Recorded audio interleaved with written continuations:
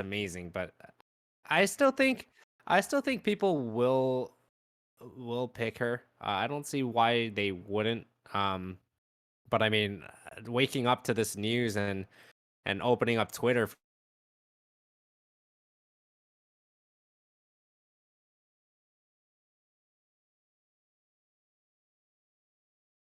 Okay, I mean, Viper. If people are picking Viper instead of Reyna now, I mean that's a huge change in scenario. Yeah, it is, and Viper is interesting. Like I've had a soft spot for Viper. I always thought Viper had huge viability across the board endless. Like for me, Viper has always been a unique creature to say. Like you had almost like an everlasting omen smoke in the sense of like one ways or like things you can place with that and like almost like an everlasting cipher cage, albeit the sound isn't there. You had a great dividing wall, which is kind of like a little bit of a baby phoenix in that sense, where it can go up and down and it's always available. But the predictability of a Viper wall is it's pretty obvious, right? You're sitting there at freeze time, and all of a sudden this wall comes flying down the center, and it's like, okay, well, they're going to be splitting apart, guys. So be aware. Um, it's interesting, but I still think Reina's going to be viable. I don't see that changing anytime soon. Like Reina's so strong all across the board, and we know that. Like we've seen that show up here day in and day out. But one thing I forgot to point out, which I'm actually super excited about, we saw some pretty good Marshall plays, and this patch 2.03 has some Marshall changes too, which is pretty cool. So, guys, if you didn't know, movement speed now is now at 90%. Of the unzoom speed. So if you're a Marshall user and you're just scoped in, you're basically like you're running. You're practically unscoped at that point, which is really cool. Price went down too, so $100 more affordability. I mean, maybe this will be the second round buy. Maybe we're going to see way more Marshalls, and magnification got increased too, which was kind of annoying. You know, you're an operator player and you're looking down long, and seeing a different FOV or perspective was kind of tricky sometimes to get used to. And I know, unless you love the reloadability and the accuracy of the Marshall, it's a great gun to use. It definitely is, and with the no scope possibility of that, I mean, I was playing around with it in the range, and that's where you really discover. I mean, at a certain range, the no scope is 100% accurate, and when that's the case, and I don't know if they fixed the glitch of the reload as you're shooting, but there was that glitch as you're reloading and shooting. It would just basically keep reloading the gun, and you would never have to actually physically sit there and reload. So, Yeah. I don't know if that's been fixed. Maybe it has, but I mean, the map's gonna be bind. I think I think the fluffy hamsters are gonna be playing defense first against attack mode. I mean, no pun intended there. Attack mode is definitely gonna start on the attack side, but with it being bind, I mean, we've seen this yesterday as well. I want to see who's getting that control, who's getting that hookah and shower control early on. And, we've seen teams have a tremendous amount of success yesterday. I mean, getting that hookah control early on and Yeah. being on that fast flank, it just does wonders, right? And I'm just curious. I mean, will Fluffy Hamsters get a little bit more aggressive on the defensive side? Will attack mode just counteract that aggression and just take full control of hookah or showers early on and just dictate the round? I'm not sure yet. I mean, that last game that we got to see yesterday, the full barrage of that comp that we saw, which was so heavily duelist based and so much, aggression heavy a comp that it was tough to handle in the beginning. Like it was a little bit overwhelming, but I think we're back in a bit of a different situation here, guys. The vibe has changed. We're now in a more competitive, I guess, scene. We're not just playing for fun. We're not playing because we all made it into the bracket or whatever it may be. So I think we're gonna see a traditional comp, you know, being bind, the cipher, almost inevitable. Like I'll sign my name on it. I'm expecting that 100%. We're going to see potentially a strong Phoenix play, which is shown to be amazing, especially like an octagon holding long B. That Phoenix has been pivotal. We saw great raise plays, awesome for getting out of hookah fast and getting into back sight. The satchel potential is huge for that. I mean, if you guys have been watching the likes of flights and those guys, the plays that they pull with those, it's just bar none some of the raise plays. So everything considered, bind for me makes it unique, guys. Teleporters, as you know, we're gonna have hamsters and teleporters now. What a day to be alive! Let's go, 2021. Getting into the agent select. Let's see if what these hamsters decide to be, what they choose to dress up as today, and if attack mode keeps in suit with their naming and goes heavy here. And there's that Cypher Endless, like you pointed out, or like I was saying earlier. Brimstone, still viable indeed. Wow, I'm actually surprised to see the Brimstone come out on Bind. We kind of had that conversation yesterday. A lot of teams are actually switching completely to Omen, especially on a map like Bind. And I mean, the rest of the comp looking relatively even. Um, you got the Rays on both ends, the Sova and the Phoenix, but now I wonder if Rax is going to be picking Killjoy or Cypher. That's really the factor we kind of been looking at. I wanted to see the differences between the two. Yes, there's pros and cons for each agent, but I feel like Killjoy's lockdown just does quite a bit, but it doesn't look like Rax cares. Now, Rax is about that Cypher all day in, day out. So we get hopefully a Cypher pick here on both teams, which is going to be nice to watch. And the diff is going to be yet again the Brimstone Omen, which is great. My favorite Rays. So we're going to see some nice slippery plays there out of Hookah, hopefully, and short potential as well. But hey, even on the defensive side, unless we've talked about the aggression panning out, right? Early shower control has proven to be very good for the teams that choose to take it on, getting that early information and at least ruling out one choke point. And we're going to see what they end up doing here. Is it going to be shower as the focus? Is it going to be getting early Hookah presence?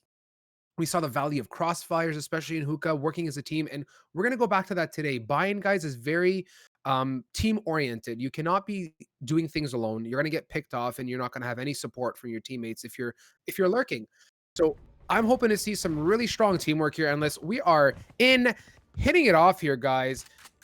The hamsters versus the attack mode. Let's get her on. Hamsters versus attack mode, or attack mode trying to take out the hamsters. I mean, either or. Don't I think take this out is going to be an hamsters. exciting, exciting match going on. I mean, it looks as if they're going to be grouping more towards the A side. I'm expecting some heavy presence or maybe a fast take, actually, especially with the Cypher tripwires already set up. So this might be something that would catch the hamsters off guard. It looks like they're playing 3 people towards that B site, and they're getting that aggressive push early on. I wonder if they're going to hit the teleporter, and they are exactly 3 people. Rax able to take out 2 to start the round, but now Bad Slime comes in, evens it out, and it's a 2v3 situation, still in the favor of attack mode, but now they know everyone has teleported. B site is completely open, so they're going to be able to get this bomb down and play this post plant. The rotate was a great decision, Endless. I'm very happy that they're aware. They were listening. They heard the teleporters go off, and there was a calls from the teammates, so they slapped that teleporter right back. And now we see a situation where they're planted in a great spot, holding. No need to panic just yet, right? They're posted up in Hookah. They're doing their thing. Octagon, rather, sorry, and about to be in Hookah as well. So they're positioned very well for this hold. Let's see if they can string it together. 3 versus 2.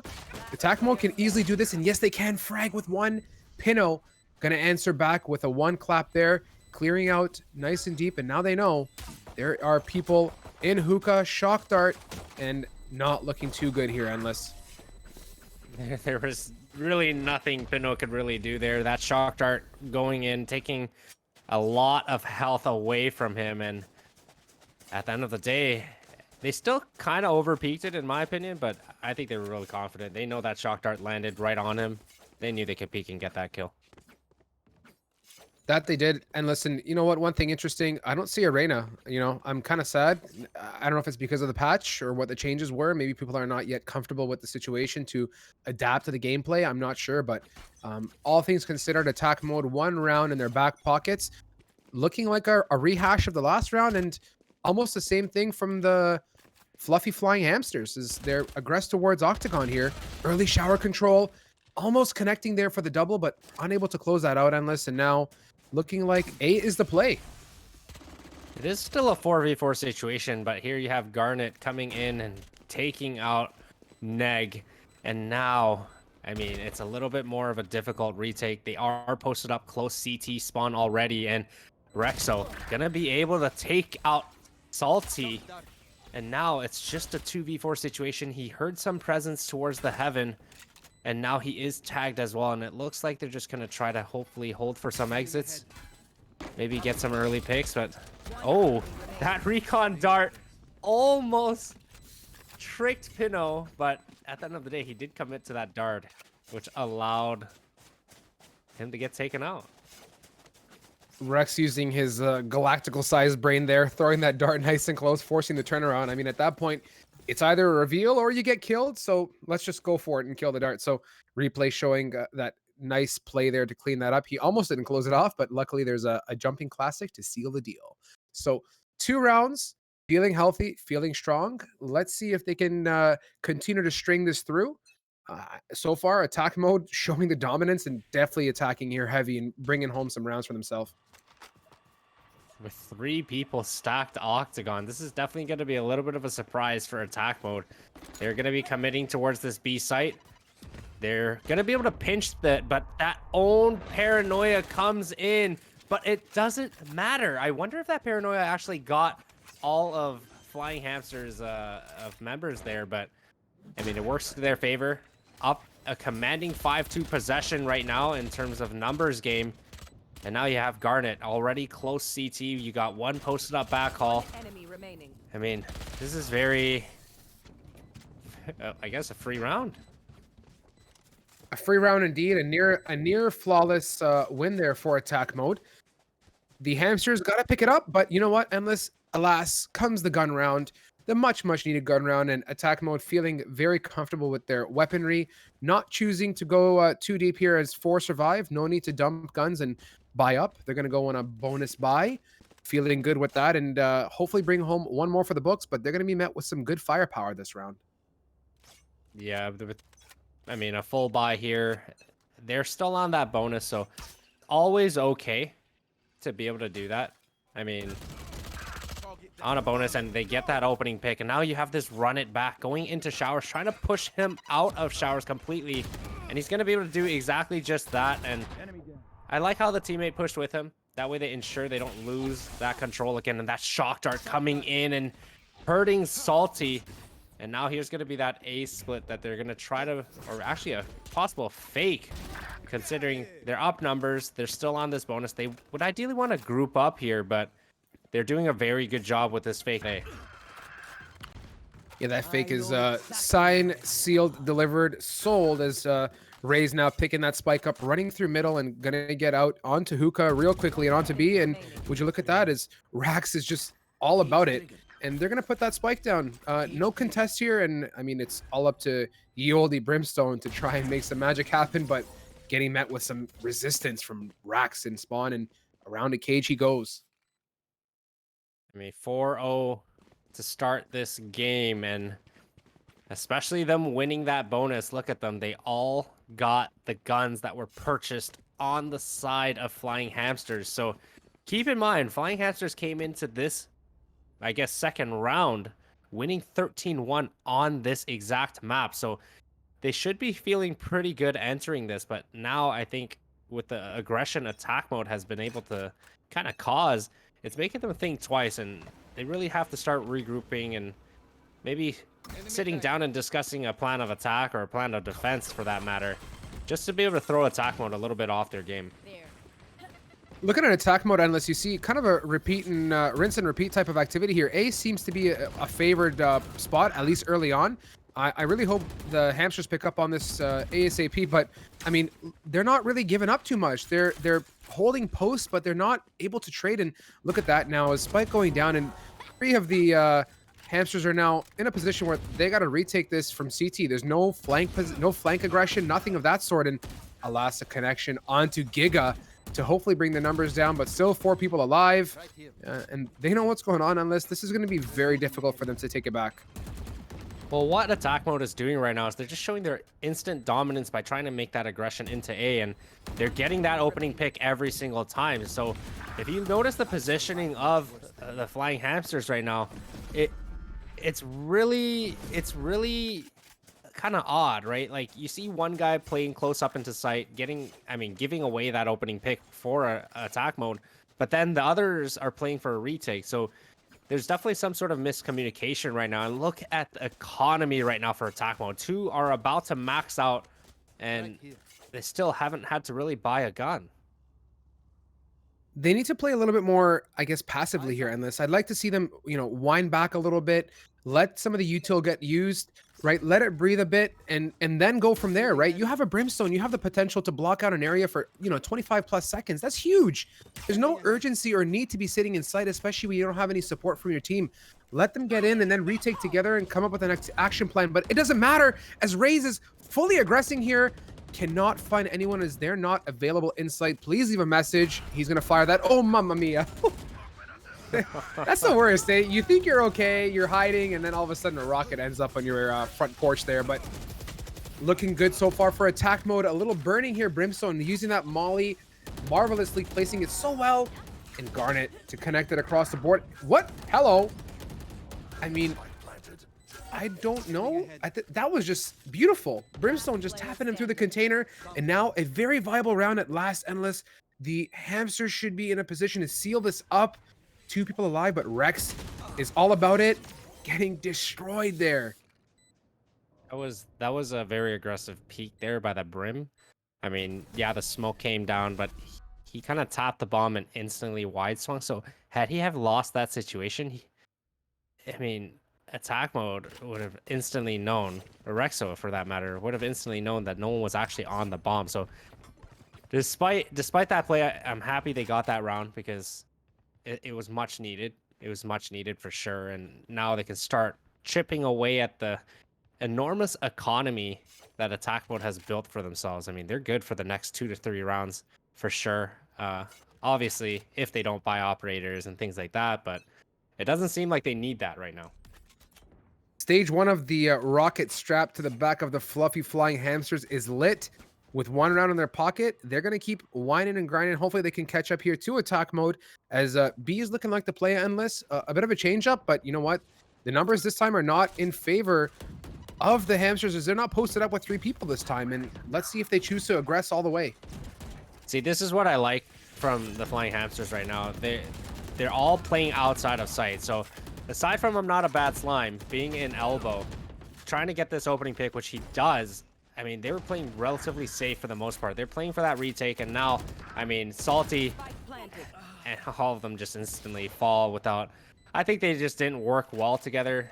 The bomb wasn't even fully planted by the time they were peeking, and now it brings them down to a 4v2 situation, which is going to be extremely difficult because they have full control, close-up spawn, they have full back calls, and all you can really come out of is that CT door or hookah. Yeah, and I also have full control with using code GLG10. Guys, don't forget about that. That's just A1. And so far, feeling so good about this, guys. Attack mode, 6 rounds up, 5-round deficit there for the fluffy flying hamsters. And they're in a position now where they are gonna have to scrape some rounds together. It's gonna be very difficult for them to proceed upwards into the second half feeling good. And like you said, we talk about economy, which is critical. Look at the situation here right now where there's hardly anything there for the hamsters to deal with as attack mode is so well equipped. They're very well equipped, and they're going to be equipped basically for the rest of this half at this point. And, you know, flying hamsters, they just really need to get on the same page. Yes, they got that opening pick, which is great. However, at that point, retaking the site, just wait for each other, you know, have some sort of communication going into the site instead of going in one by one, different directions, unsure of what each teammate is going to be watching on that retake. I mean, everything has to be communicated, and we kind of discussed this yesterday as well. It really is what separates the top teams and some, you know, high-level teams, but it separates them from the top because of the communication that they're lacking. And look at Salty. You talk about communication. Like, why would he just run in there by himself without any backup from his teammates who are sitting so far back? I get it. Slime is lit, but attack mode is all over sight, and it's just so much passivity. Like, you have to make a play at some point, Endless. You have to put your foot down. You have to get aggressive in the beginning and double up hookah, and then hold from hookah, right? At least trade out 1 kill and wait there for your team to rotate because they're going to have to swing you in hookah and just live. You know, let them take it if they're going long or vice versa. Something's got to give at this point. Whatever the recipe has been so far has been making a whole bunch of bad brownies, and that's not what we're about here. It's got to be changed up. So otherwise, the fluffy flying hamsters are not going to be flying. They're going to be grounded for the second half here.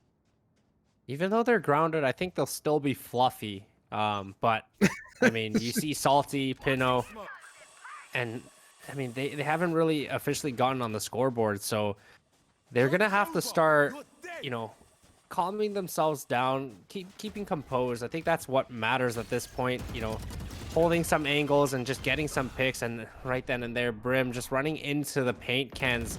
Maybe he wanted to redecorate the room or something, and that those paint cans helped him. A little Bob Ross action to seal the deal. And this is a viable round for the Fluffy Flying Hamsters. They can definitely close this out, but they have to retake as a team. So far, Rays, like, this is what I'm talking about, Endless. There's no reason for Phoenix there to be swinging when Rays is still rotating. Like, let's all get in position. Let's get some elbow control. Let's double swing out of CT or elbow together. But Salty choosing to aggress, getting traded out by Rax there on Pinot as well. And sorry, Frag now trading that on to Salty. And these retakes are just lackluster, Endless. They're not able to work as a team, and they're choosing to swing when it's not the right time. That's exactly the flaw that's kind of allowing the game to be taken away completely by attack mode right now. They're understanding that they're playing on a full retake, and on top of that, when they are trying to retake, they're not doing it as a team or together. And quite frankly, I haven't really seen any skills or utilities actually used on the retake. It's just been running through smokes and having their gun out, trying to, you know, hope for the best, and it hasn't been working. So they have to really start changing some stuff up. I mean, you see Nebulous here peeking showers alone, no one to trade, instantly gets that one-man disadvantage. But oh, Brimstone, I believe, has just lurked behind them through the smoke. But that ult has him discovered, has him revealed. He still has to be careful here. He's got to play this smart and does so rightfully. Great patience and discipline there on short. Now 30 HP. Vandal available as well. But you know what? 3 versus 3 with a Miley Lip Brimstone. But I'm just watching here. What happened? Giga! That was heartbreaking. Point blank cannot connect it as he gets spectered out here. The Molly is available, and Rax choosing to come wide through that trap in the cage, rather, and sealing it up. It's all up to Frag now.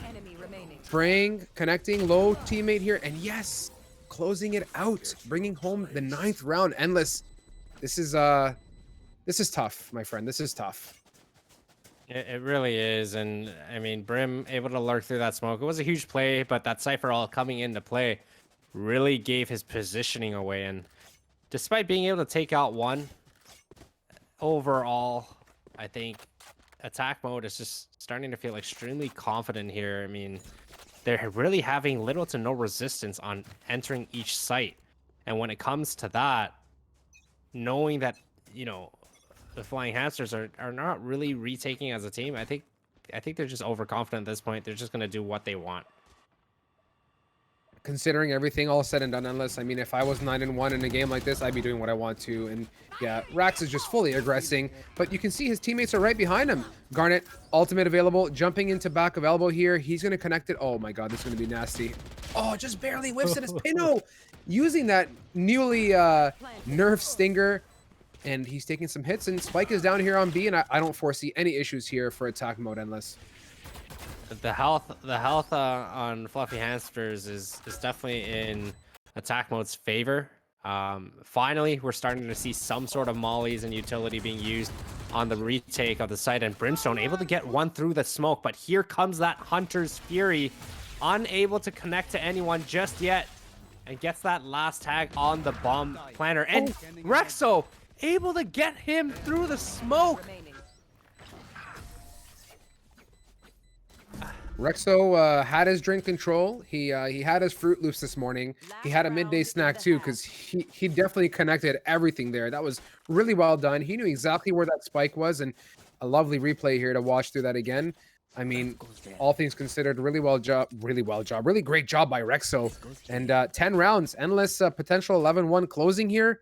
It's going to be tough. I don't see how the Fluffy Flying Hamsters are going to be able to battle this back, but you know what? Riot is your oyster. The world is your oyster, and maybe we're going to see some nice gameplay in the second half of this. It's definitely not going to be easy in the slightest. I mean, coming in with the showstopper, Salty, getting the opening pick, and I like his decision to fall off, not getting too aggressive after that initial pick. And now, I mean, because there's no other attack mode member there, they're not 100% sure. Are they going to be pushed short? Are they going to be pushed up? But now they have finally been able to clear it. I mean, kind of going back to last round, Rexo with that crosshair placement right after that Hunter's Fury tags the bomb diffuser. That was really well done. He tagged him. He knows exactly where he was if he was were to stick it, and he did stick it. Unfortunately, Rexo outbrained that and was able to take him out. Outbrained as Rax just walk peeking here onto Nebulous, who's unfortunately in a bad position. An Octagon there. Giga aggressing heavily there. Gonna get caught up by the trap, but nothing he can't shoot and run away from. Spike going down yet again. Uncontested Endless. This is turning out to be a trend. No different, but last round, let's hope they can string it together. But this uncontested plant situation is kind of tricky. It is a 4v3 advantage here on the Hamster's side, so I mean, as long as they're able to peek together, and now it just seems like they're all over site in the general area. One being elbow, but there is still Rexo. Rexo is still alive. He still has shock darts.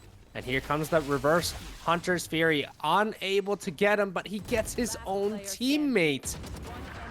2v1 situation, now a 1v1. And he's sticking the bomb. Oh.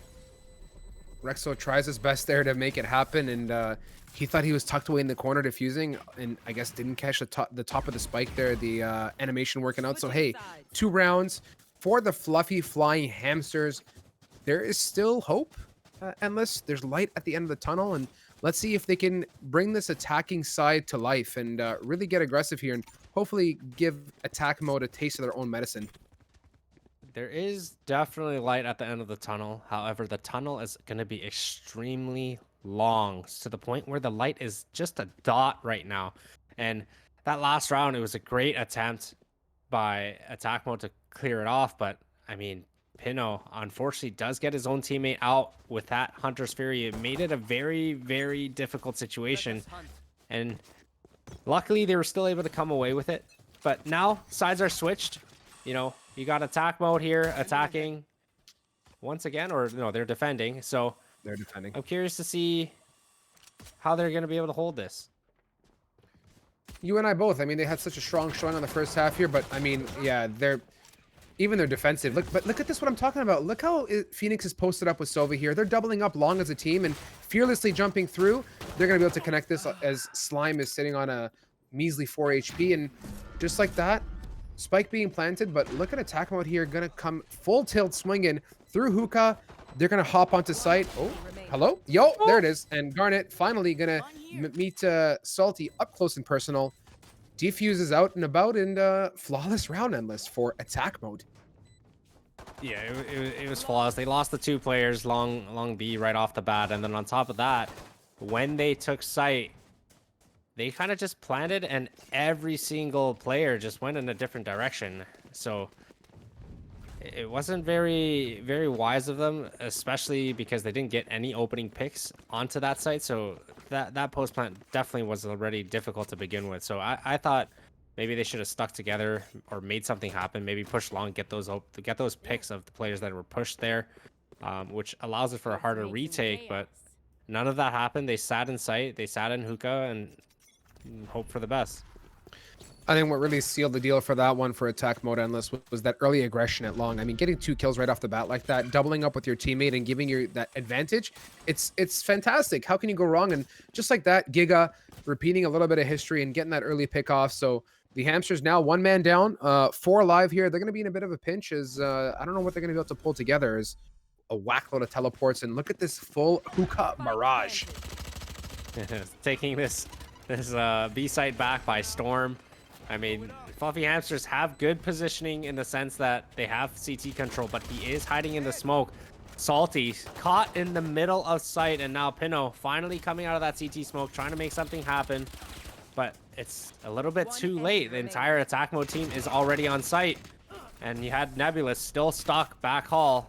Really hurt. So, I mean, 12-2, commanding lead right now by attack mode. I think they're going to be able to finish this off here. I think so as well. I mean, the momentum has been speaking for itself. It's been very hard for the Fluffy Flying Hamsters to string rounds together. They're just getting out-aggressed, out-attacked by attack mode, and just they can't keep up. They just can't keep up, unfortunately. And looking at everything, the shots and the level of teamwork, you can see the difference. And it's tough in this case, but you know what? I'm happy that we're having this type of gameplay, and I can say without a doubt, the hamsters are going to walk away from this just that much better and with that much more knowledge out of this game. And I really hope teams start looking at VODs and stuff like that. I mean, I don't know how serious this team is or if they're looking to improve, but even then, you always want to try to better yourself, right? And improve as you play the game. So, watching over VODs and just understanding what went wrong, I think that would help wonders. And I mean, I'm liking this aggression here at the same time, but I mean, they have sight, they planted the bomb. But now you got attack mode already on this retake, and two people are still long. Look at the difference, Endless, on the retakes, right? You saw previously the hamsters are just coming out from traditional retakes, coming in through CT, particularly as Pino 1 and 2, Alas getting traded out, but you can see the difference. Attack mode is really doing a great job at coming from the flank, using the advantage of the teleporter as Brimstone, mollying away. Amazing job there, taking out Rex, putting him on a skewer and cooking him live there, and Frag to answer back. But this is going to be very difficult for Frag as Alas Slime. That molly, Endless, was just beautiful. That Molly definitely won them the round there, and I'm not sure what Slime was doing there. Bomb was not planted for Hookah in any way, and had it not been that Molly, the entire team for Fluffy Hamsters were along the side of Long B or even Hookah. So because it was planted for CT spawn, if that Molly wasn't there, they would have easily been able to defuse that. If I was the hamsters on this round, I'd be doing the same, right? You're starting to pick up maybe on some nuances. These guys love to flank, and look at it. The teleport immediately is out, and these guys are ready. They're already flanking. So if I was the hamsters here, get on a site and choose to plan it for something that's CT oriented. But Giga, right away out of the gate, just swinging there, taking out Salty, who's just kind of chilling. You know, the fluffy flying hamsters need to get on site. I mean, it took a little bit longer than I like, but finally Spike going down here. Let's see if they can hold it off. They were able to get into sight, but right away they drop, just like the hamsters without wings. And now, I mean, 5v3 situation. Nebulous and Slime able to even that up, make it into a 3v3. Here comes that Molly again. Able to Molly and delay that defuse, but will that be enough? Shock darts going in. Garnet close by, holding this smoke. They're spamming, and he's gonna be able to get one through the smoke. And now it's all down to one, and they know he's short. Attack mode, able to clean up this round, end this game with a scoreline of 13-3. I don't want to say it was a very close game. It wasn't, but I mean, I hope the Flying Hamsters are able to watch this back and kind of understand, okay, what went wrong, what they have to change, and come back strong next week. Yeah, I hope so too, Endless. That's really that was tough. That was, as a team coming into a tournament situation, it's kind of heartbreaking sometimes to have those losses. But I've said it again, and being in that situation myself, it's often these types of situations that teach us the most. And as a team, it's about adaptation and striving to improve. Yes, I got a strive pun in. Thank you. I've been working so hard for that one. But you know, let's we'll give him a round of applause all aboard, guys. Attack mode is definitely showing up here and yet again cleaned it up. So we'll see how they advance as we're chugging along here. We're gonna vibe for a little bit, guys. Let everything breathe. But a couple things, of course. Endless. I had my control when I got home because I rush home to get to you guys. You guys are the world for us, and then you mean the world to us. And yeah, even production's talking like, yo, get your control because he's having his control right now. He sent a picture of his bags there. He's like, listen, this is good stuff, and it's true. Guys, so don't forget, we're going to continue on with the Val Am series. That's going to continue on next week. The fun does not end, so be sure to tune in for that.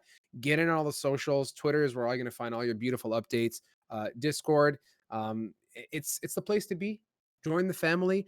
And unless did I miss anything? Is there anything you want to touch on before we cut to a quick break here and come back?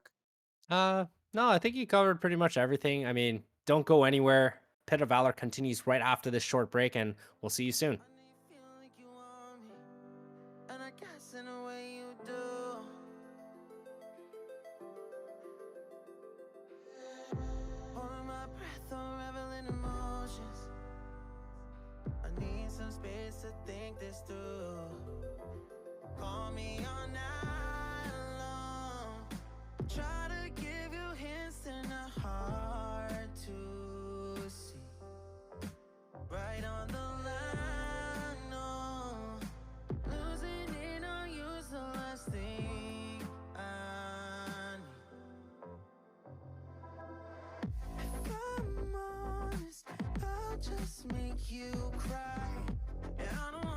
with you.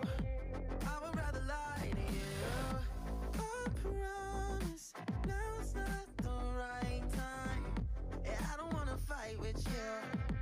I would rather lie to you. Look away so you won't see, 'cause the pain is in my eyes.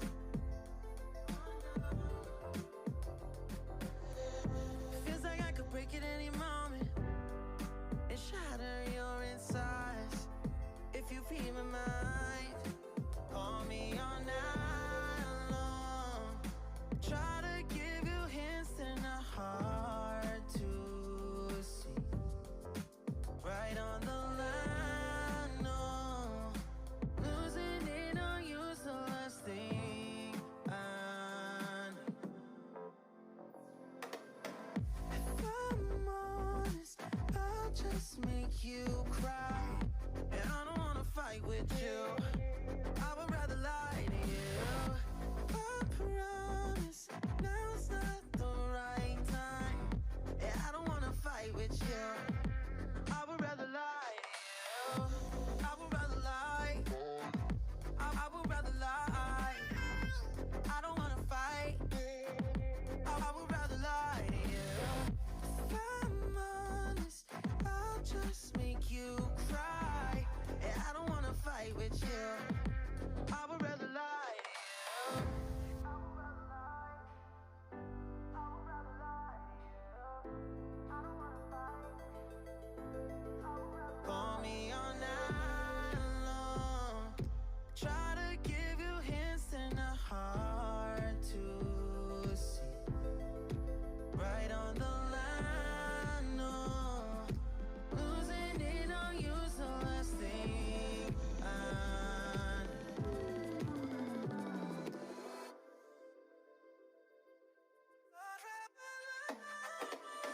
If I'm honest, I'll just make you cry. And I don't wanna fight with you. I would rather lie to you. I promise now's not the right time. Yeah, I don't wanna fight with you. I would rather lie to you. I would rather lie. I would rather lie. I don't wanna fight. I would rather lie to you. If I'm honest, I'll just make you cry. Yeah, I don't wanna fight with you. I would rather lie.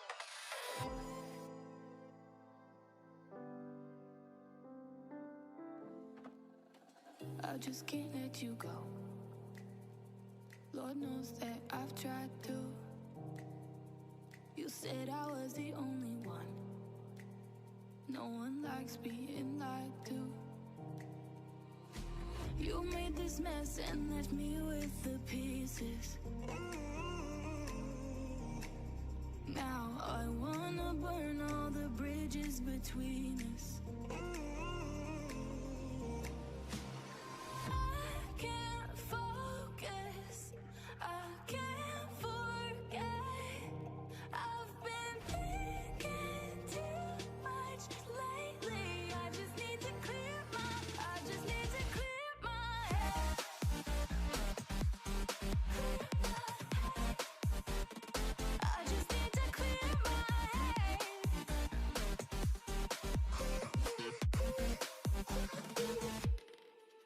I've been stuck on memory, but it's not like I need it. And we may have some history. Welcome back to the Pit of Valor. Back on the desk is myself, Seymour, alongside Kaglanuk, and we're hopping in with Team Dire and Hyperspace Dark. It's going to be a good match, I hope, because we've seen Hyperspace Dark before, and the past two matches, they've been blowouts. So I'm really looking forward to this one. I'm hoping. I got my hopes up here, Kag. I don't want it to drop. Every single map we've also streamed today has been on Bind as well, and the streak is going to keep on going. We're seeing these two teams go to Bind, and I really hope it's a closer matchup than what we've seen in the past, but the way it goes is the way it goes. Hyperspace has been in GLG for so long at this point, Seymour, and they have been fantastic through and through. I think just about every single time I've casted them, they have always won. But we're not going to wait around, guys. We're going to go straight into the matchup here and see what exactly Dire can bring up against Hyperspace Dark, and of course, vice versa. Right away, though, we do see some agents being selected right off the rip, and look at that on Dire's side. The Cypher, Sova, Phoenix, and Omen again. Very reminiscent of the Team Nautic that we just saw 2 maps ago. Well, you know what's different though for this game, Keg, is we don't see a Reyna on the board. So I Oh, love the good. Raze pick from both sides. And we were talking about that on the break, is that, you know, Reyna, her nerfs, not too terrible. I think she just fits more of a lurker role than an entry role now. So I don't not want to see her. It's just when it comes to bind, I think it was a big mistake bringing Reyna, because I think Raze is just so much better for holding down lanes and locking down certain points, entering with the showstopper and shutting down attacks with it as well. Yeah, I like the physical utility that comes out from the Rays. It's just something we need to see much more often. Bind is probably Reyna's weakest map, and we need to see more of her and her physical utility to really push a site. Reyna on this map is really good at lurking, and at this level of play, we're just not seeing those kinds of lurkers. Well, right now, right away, you know, the pistol round for this is going to show a lot to the aggression at the start. Now, what are we going to see for the first 3 rounds, Keg? Is it going to be utmost just head-on-head, pound-for-pound action, or is it slow Well, play? Let's determine here. if you asked me yesterday, Seymour, it would be Frenzies, Stingers, and then maybe Spectres as a bonus round for Yeah. that third one. But no, things have changed today. We're not really seeing as many Frenzies as before, and I think we also talked during the break, some teams haven't really caught up on their homework too much about that either. But right now we're seeing the classics coming back in full force along with those ghosts, and an early entry coming out from the defense.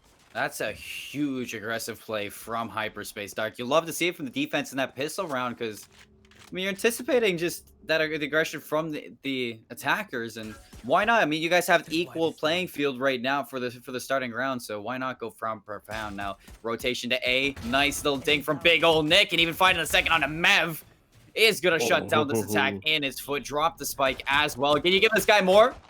He's got to reload first, but he's not gonna find the other one that should give up a plant even, unless the reinforcements come. So they do. Deej, good for 1, makes it a 1v3, but very low on health. I imagine he's going to be cleaned up shortly. The shock dart just barely missing, preemptively pushing through it as well. Surrounding this Raze. It's eventually, you're going to see this. Whiffs a few shots, but Knave is the one to put it in. Very close round at that for Hyperspace Dark here. I love the rotates that we saw coming out from Dire. Hyperspace Dark at the beginning of that round put themselves in a very precarious situation by going down B long and then still being able to get away from that whole skirmish relatively untouched. From there, all they really had to do was rotate to A side, and they had a pretty good job at doing that, Seymour.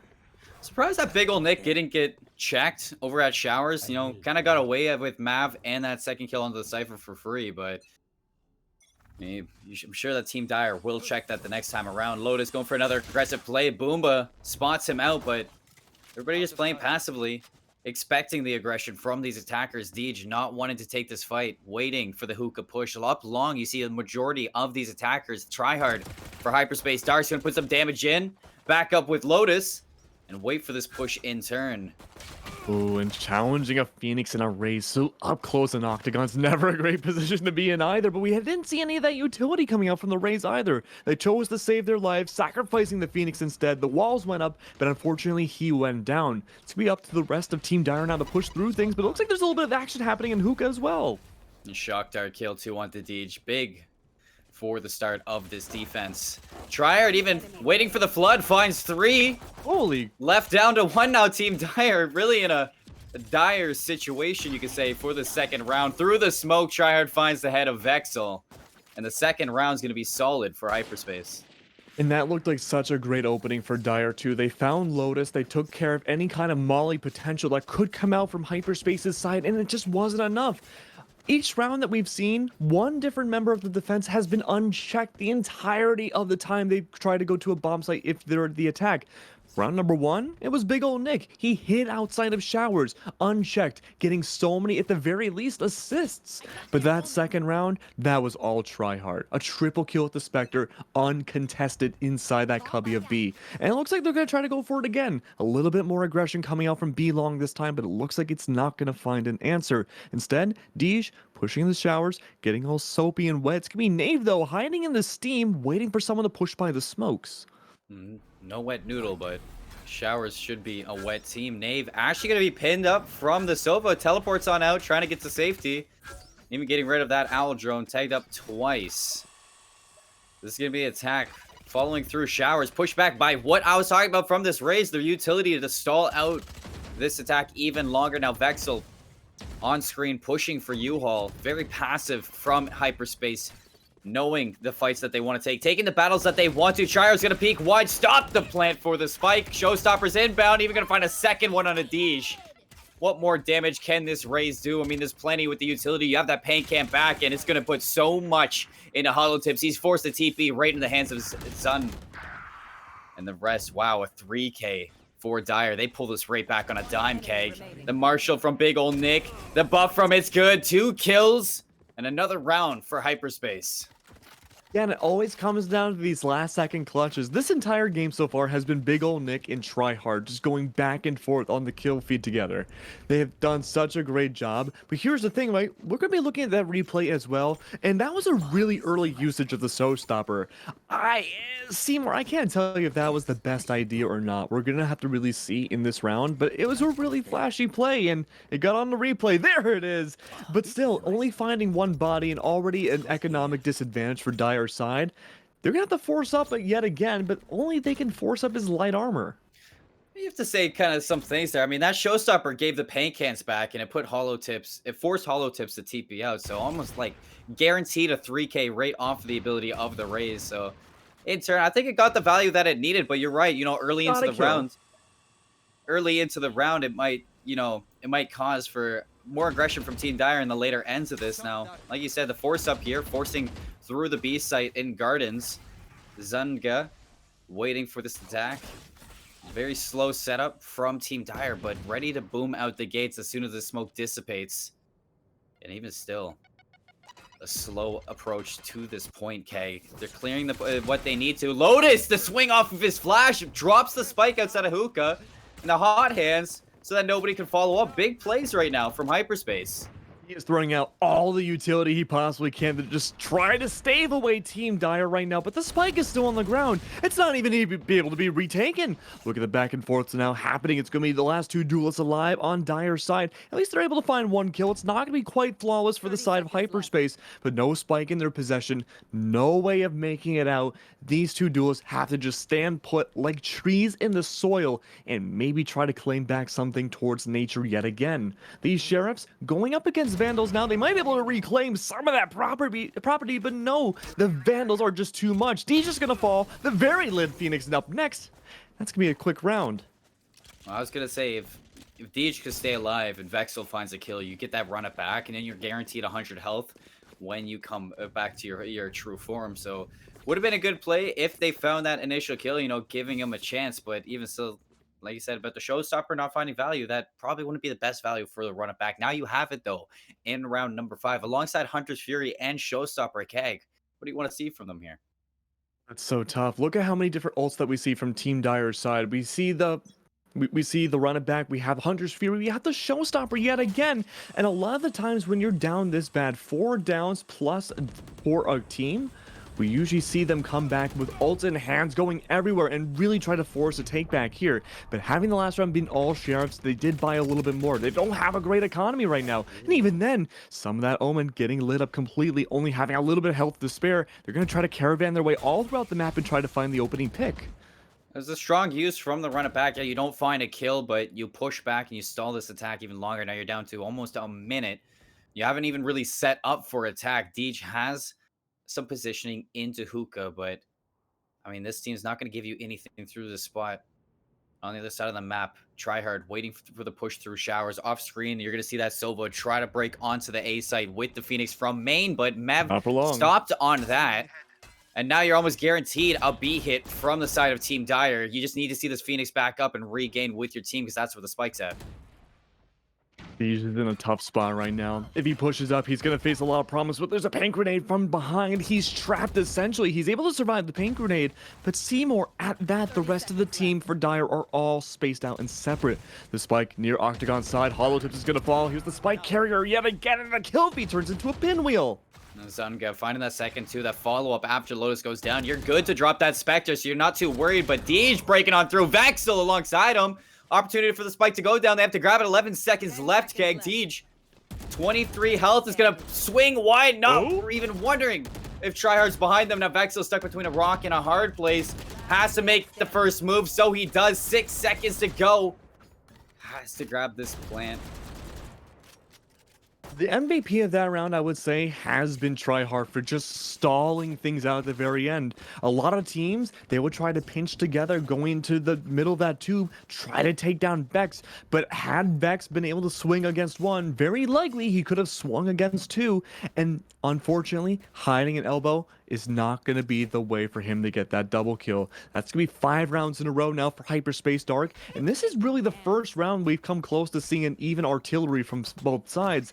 Lotus, 4 and 3 now, having to get only the Spectre, still has some economy to buy up, but he wants to play it safe. It's up to the rest of Team Dire, though, to really play with the light shields here and not try to take so many bullets if they can hold on to their Vandals. Rifle round. Vexel fast push through showers, gonna be good for 1, not the second, so the run it back gonna have some value here. And the follow-up too, Mev giving the site to Team Dire. They're gonna have to plant in the retake off the back of Lotus. What can he do with this Spectre? The neural theft, this is huge. It's gonna give away his position, and Deej is gonna lock this down even farther. Team Dire in a very good situation now, shutting down Tryhard, leaving Zudga all alone. What a catch from Dire. What an important round for Team Dire to get now. If they weren't able to get this round, all hope would have been lost for the first half. They had inferior economy, they had inferior weaponry, and they had worse shields. But what all broke the dam of this gigantic play was Vex coming through with the run it back, being able to get one on the left, coming out of showers, one on the right, almost trying to get it, but able to get some damage, but not enough. It does take down the run it back, but it allowed a huge headway to push everyone's forward onto A site and just take down the numbers. But here we go, Lotus. Really comes out to decisiveness, Keg, on that. I mean, you see Team Dire finally put their heads to the ground, the groundstone, and they find a round win off of it. Now they've slowed down completely. This is going to be a big change. It's going to be a big change indeed, Seymour. It's a bit of a slower beginning here. The spike's not on the ground, but instead the Op is going to meet the Hunter's Fury on the other side. And they're able to catch out Tryhard. With that, it would have been huge, but unfortunately they backed out just in time. The Hunter's Fury's not even going to take any damage. I'm Tryhard with this Op. Nobody down A main. I mean, the closest you have is the Silvo, but you have to be worried about Vexel back in that showers position on the other side of the map for B, where the spike is on these attackers. Deej pushed up heavily into Hookah. Let's see if he can find this opening. He has a paint can, 2 satchel charges. Lotus, though, who's been so strong for these defenders, there to stop this attack. Now, you have the sonar, gonna check gardens. Nobody home. Not even the spike here. There, Deej, what a swing onto Lotus. A big strike for Team Dire to get this spike down. Oh, but Deej isn't done just yet. Hiding around, working inside of Elbow, possibly able to find yet another one. But look at this Hunter's Fury number 2 coming out this time on Sunshine. He's able to find one, but it's not going to be enough. Him and the rest of the crew have to push their way through CT, but everyone's hiding in corners onto the attack, slowly pushing things up Seymour. But no, the pinch is coming through. Nate has Hookah. You got to give it to Hollow Tips. He gets checked with that Shock Dart, but staying in Cubby. Good for 1. Glock on sight.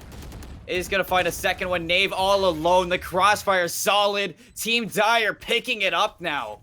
And they are starting to find their tempo in the Pit of Valor. This is the part I really like about a comeback story, Seymour. We see Team Dire now able to get a flawless win last round on A site and now bringing back almost similarly on B. They found their groove, like you mentioned. They're able to get the proper Vandals that they really need to shine, and, well, on the other side of things, Hyperspace, they had an op in their possession and now it's no longer lost. That alone damaged their economy severely, and they're going to be going into this round with only hundreds of credits each per person. If they can't even get any rounds, if they get flawless again on A, they're going to have to say goodbye to possibly a lead. That was a solid sonar dart. Okay. That was pretty nice. That was, I mean, too bad Sexy Wet Noodle didn't throw that one because that was a sexy wet sonar dart. Mmm. Yum. Look here, though. Look at the rotates, Seymour. We're seeing something we haven't really seen too much in the other games that we did consider blowouts. They started their way on the B, and now they're going to be going towards A side instead and mostly focusing on short. This is really smart, and we see the double smokes coming on through, denying as much visibility as they humanly can. But one thing they haven't considered just yet is Knave inside of lamps. Pancrate might be able to stall things out a little bit more, but even then, he's hiding away and managed to survive the ordeal. Even the paranoia stopping them from pushing into it. Not going to be good in the end as Holotips does clear out that U-Haul. Now, the post-plant positions have to be on board for this spike plant. You have the advantage once again, only by one player here. Lotus taking his stance for Hyperspace through Heaven. U-Haul occupied by Holo. Zunga's going to check it. Two players there. Deej is going to find the first. Now, Zunga has to make his move if the Owl Jones checks it. But instead, he walks into Vexel, does the damage. Spike is ticking very low. Time not in Hyperspace's favor. Zunga gonna make it down by one. Holotip's gonna be out of this round, but he's gonna escape with this Phantom. Save it for the next round, and you're giving Dire your third. Something is slipping away on Hyperspace's side. They're going too aggressive at the beginning of each round. They're trying too hard to find these opening picks. Team Dire, they're taking advantage of that. They're waiting a little bit longer, and then they just rotate after the fact. They rub salt in the wounds, and the game hasn't even ended just yet. We talked about the beginning of that last round, that was a critical one for Hyperspace to win. And because they weren't able to, because only one could survive on Hyper side, they have to play with Phantoms. They have to, well, one Phantom. Otherwise, it's Stingers and Sheriffs galore across the board. Do you know which team was in a similar situation as this not even 2 rounds ago, Seymour? I'm guessing Team Dire? Team Dire. But here we are again, the aggression coming out, the failed showstopper, having nobody around except a single tripwire to detect that single raise, and it's not going to be enough. No, and doing so, look at the space you've given to Vexel up showers. The full push, the rotate through this, not going to be checked. The Vandal's good for 2. Tryhard puts him down with this classic, going to go recover that assault rifle, but damage has been done from Vexel and a free plant to the B site. Oh, but look at this, because of all the aggression that we saw, it was so much dedication to A. Almost no bodies are on B side at all. The Spike's going to go down, of course, and the only one that can test things is going to be the Cypher rotating on elbow. He has to play it slow, though. He only has his cowboy shooter in his hand. Is it going to be a pea shooter, Seymour, or is it going to be a 6-bullet rocket launcher? Well, let's see. It's high noon somewhere in the world, but it doesn't seem like it in Valorant right now. Tryhard going to find an opening for Hyperspace with this recovered Vandal. The rest of Team Dire has backed up through Gardens and long shock dart used by Team Dire. Tryhard goes down. Zunga with the Phantom. That was held from the last round. Going to make it a one-on-one. Mev super low. Time is down, and Mev wins another one. A big one-on-one from Team Dire. On the bright side, though, that was a really good economic round from Hyperspace. Yeah. Sheriffs in hand, we talked about it. They were able to put down so many different bodies. That left only one with Team Dire left alive, and so they're kind of bouncing back and forth now. No one really has that huge advantage going into this next round here. And I'm wondering now still, because it hasn't worked for the last almost 5 rounds, if Hyperspace wants to opt to go for the aggressive beginning here. And given how everyone's grouped up outside of a little bit of B and a little bit of A, in showers especially, that still seems to be the same lesson they have to learn. Sexy sonar dart destroyed, so not going to find anything. Hyperspace burnt their run it back, and I don't even know if they found any info because nobody's at the B side. I mean, I guess if you checked it and nobody's there, that's info enough. Now, you do see the run it back on the opposite side alongside the showstopper, but Deej going to be shut down. And it's a solid hold right now from Hyperspace Dark. Lotus hits the TP. Vexel going to find one for the side of Team Dire, but Knave runs in, shuts it down. Now you have a 2-on-2 because Holo tips. What? is definitely shooting some hollow points out here. What is Glock doing? No, go back! In the confusion of it all, Glock was able to escape, bring the spike through the teleport, and possibly gonna go to B site, but no, he's gonna go back to A. Now, instead to add to the confusion mix, it's gonna be the other Sova the teleport, the Omen to teleport to B. But because of all of that, so many different kills are going down, and yet unchecked, it's gonna lead him right into a trap. The smoke goes down. It's only one defender left alive. These two attackers played the ultimate mind game here, and that's gonna be big ol' Nick trying to find one, but he is just as confused as the rest of us. The neural theft is gonna be the icing on the cake here. Look at Team Dire now hiding away, waiting for those audio cues. It's the Omen to push up, but they're trying to bait each other out. Little do they know, Omen's right around the corner inside of showers, but it's gonna be big ol' Nick able to find at least the one spy. It's gonna be the imposter to fall. But what about that Omen? He's yet to be checked. He has to go for the defuse. This could tie the game right now, but he's gonna go for it. He gets it to happen. Is it enough? No, it's not. Hollow Tips finds a 3K. You gotta give Hollow Tips everything in that round. I mean, he pushed up A main while Showers was being occupied by 2 players from Hyperspace Dark. And through the flank from the A site, taking control of that space, the information that nobody is on there, they're just backed into that Showers, finds 2, equalizing the game into Team Dire's favor, allowing them to get that spike down. And like you said, that rotation from the Cypher, ballsy and very much a gamble, but you find the kill in the Nave, and then you force a 1v2 with your spike planted. Now, Seymour, I'm not a patternologist. I don't even know what a pattern really is, but one thing I've noticed is that Dire has a very specific strategy for things. The first round that they won was on A, then the round they won after was B, then, and stay with me here, they won the next round on A, then on B, then that last round happened to be on A, and look where they're trying to attack now. Patterns forming up right here for Team Dire. Can Hyperspace catch on to that, though? Deej has been so good at entering, does it again. Zunga gonna be out of this round. Now Lotus as well. Deej, what did you eat when you were down by 5 rounds? Because this is a different race than we've been seeing. Maybe it was wet, sexy noodles. Maybe. Very salty. Very buttery, I would hope. Very angel hair-like. But look at Deej now. He is going to be stalled out by the molly a little bit more, but chops the push on forwards. Takes down Tryhard, who's been very quiet these last few rounds. And I wonder why. It's this group coordination happening through the attacking side. The trades are going on through, but is it going to be enough? No, not when you just have stingers. Even still leaving Nave all alone with that stinger, not what you want. Team Dire breakthrough once again, and Deej waking up a lot here, Keg. Up to 6 rounds gives Dire a chance for a future 7-6 at the half. Not only that, it has been 6 rounds in a row now, Seymour. That is... I'm going to take a guess here that they might try to go for A this round. Ooh, it's just a hunch. And last time they did so, it was mostly through showers and through the confusion of everything. Remember, we did see, I believe it was the Cypher, yes, Glock, who went through the teleporter with the spike and almost brought things to B, but he rotated back to A. Look at this, though. Opening pick from Lotus, already finding one. It's going to be Deej, who has been a monster going to go down. That's a monster kill right there for Hyperspace Dark. If you're Team Dire, that's your main entry fragger off the table. So now you're looking at Vexel, your Phoenix, to maybe burst open one of these sites. And Vexel's all the way over at the A site, so...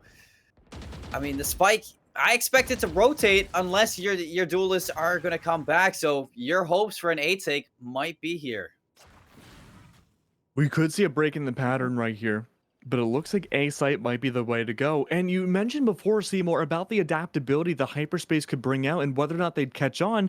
But seeing 2 different bodies on B, I'm wondering if they have. They have one of their best duelists on B side still, having more bodies, the majority on A, sure. But even then, they have been shown to lose these gunfights, especially when there's a lack of visibility. Nave has to wait here for this plant to come down. Lotus is going to be good for a second in this round, but he's going to be taking off the board to the spike. Now really on the back foot here, teasing Hyperspace Dark. You just see trades in the feed. 3-on-2. The teleport's going to come out, and the race is on for a B plant now. So 2-on-3. The spike's going to go down at B. Ample time now for Team Dire to set up a post plant. You have to see the collapse for these attackers here. Tryhard Showstopper, what can you do? You have 2 satchel charges, now evened up 2 apiece.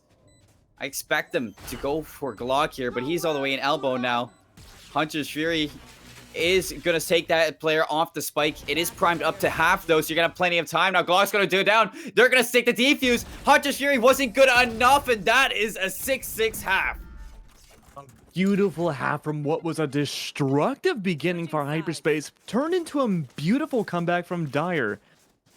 But here's the thing, though. We don't see a lot of attacking teams go for AB, AB, AB, AB plants styles at the very least. And I'm going to gander a guess that maybe Hyperspace doesn't want to go for such a linear approach. If now Team Dire can reorient themselves a little bit more, realize now they have to play much more reactively, they might be having a really good time here. But if they can't catch on to that reactiveness, especially in the pistols, this could really give tell very early on how this next half will go. I really want to see how Tryhard or how Team Dire kind of opt on their defense, because you saw them going for AB, AB, AB takes. And now Hyperspace Dark on their attack. A team that we both know is a really practiced team for their attack. So I don't think it's going to be as back and forth for them. I'm really looking for some solid, decisive plays. Yeah, and Tryhard here. Gonna be taking a very slow time pushing forwards into Hookah's site, but it's all a gigantic distraction. That paint grenade wasn't meant to hit anybody, because if you look on the minimap, look where the spike is. It's with a huge group of people outside of showers, slowly trying to bait out the rotates for Team Dire to go over to B site. They're trying to play mind games right now. They're trying to mess with our heads and trying to mess with the defenders' heads as well, but nobody's budging. Everyone's stoic like a statue, having an inkling of an idea that's gonna be a rotate on to A site, but only now. That's Sova playing a bit of a decisive game here. If he's going to stick to A, this could be a round in their favor. You know this attack's going to burst through eventually. The smokes are on site from this Omen. Paranoia from Hollow Tips. It's going to blind Zunga and the Phoenix of Lotus. And the Frenzy not going to even have a chance to shoot, because Hollow's going to open up with first blood. Now Lotus does even it up, but look how low your raise is on site. Look how low Lotus is as well in that corner. Spike's going to go down. You have a 4-on-4, but 2 players evened out on the health pool should make for pretty subtle attack. Now forced out from the hot hands. Vexel burns Lotus at the crisp. And now the retake going to be on board. Yeah, I bet if you're wishing you had those paint grenades now, huh? Yeah? Yeah, I bet you do try hard, but no, not going to be the case anymore. Able to get the classic shot instead. This pistol round's turning into a 2v2. It's only Tryhard left alive now. But it's not for long, though. They're going to fall as well. I love that take from Team Dire.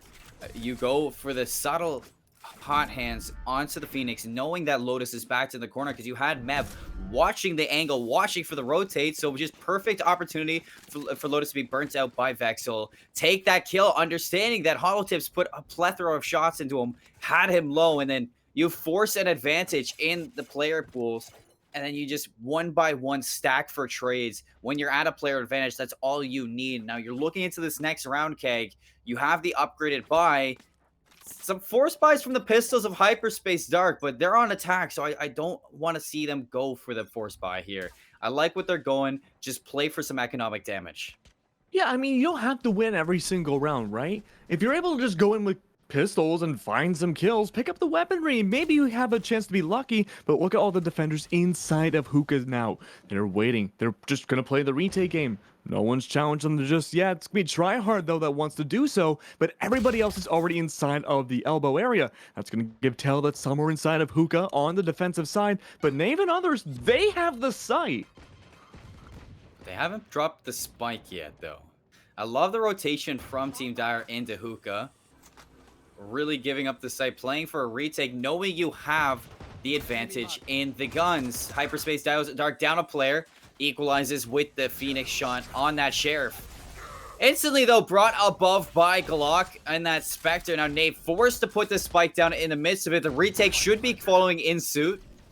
Another off the Paranoia, forcing out more utility.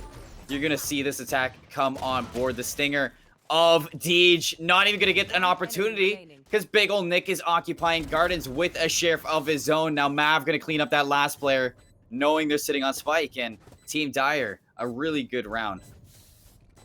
Fantastic round from them. They played it so interestingly inside of Hookah, and I really want to know what the overall strategy they tried to employ was.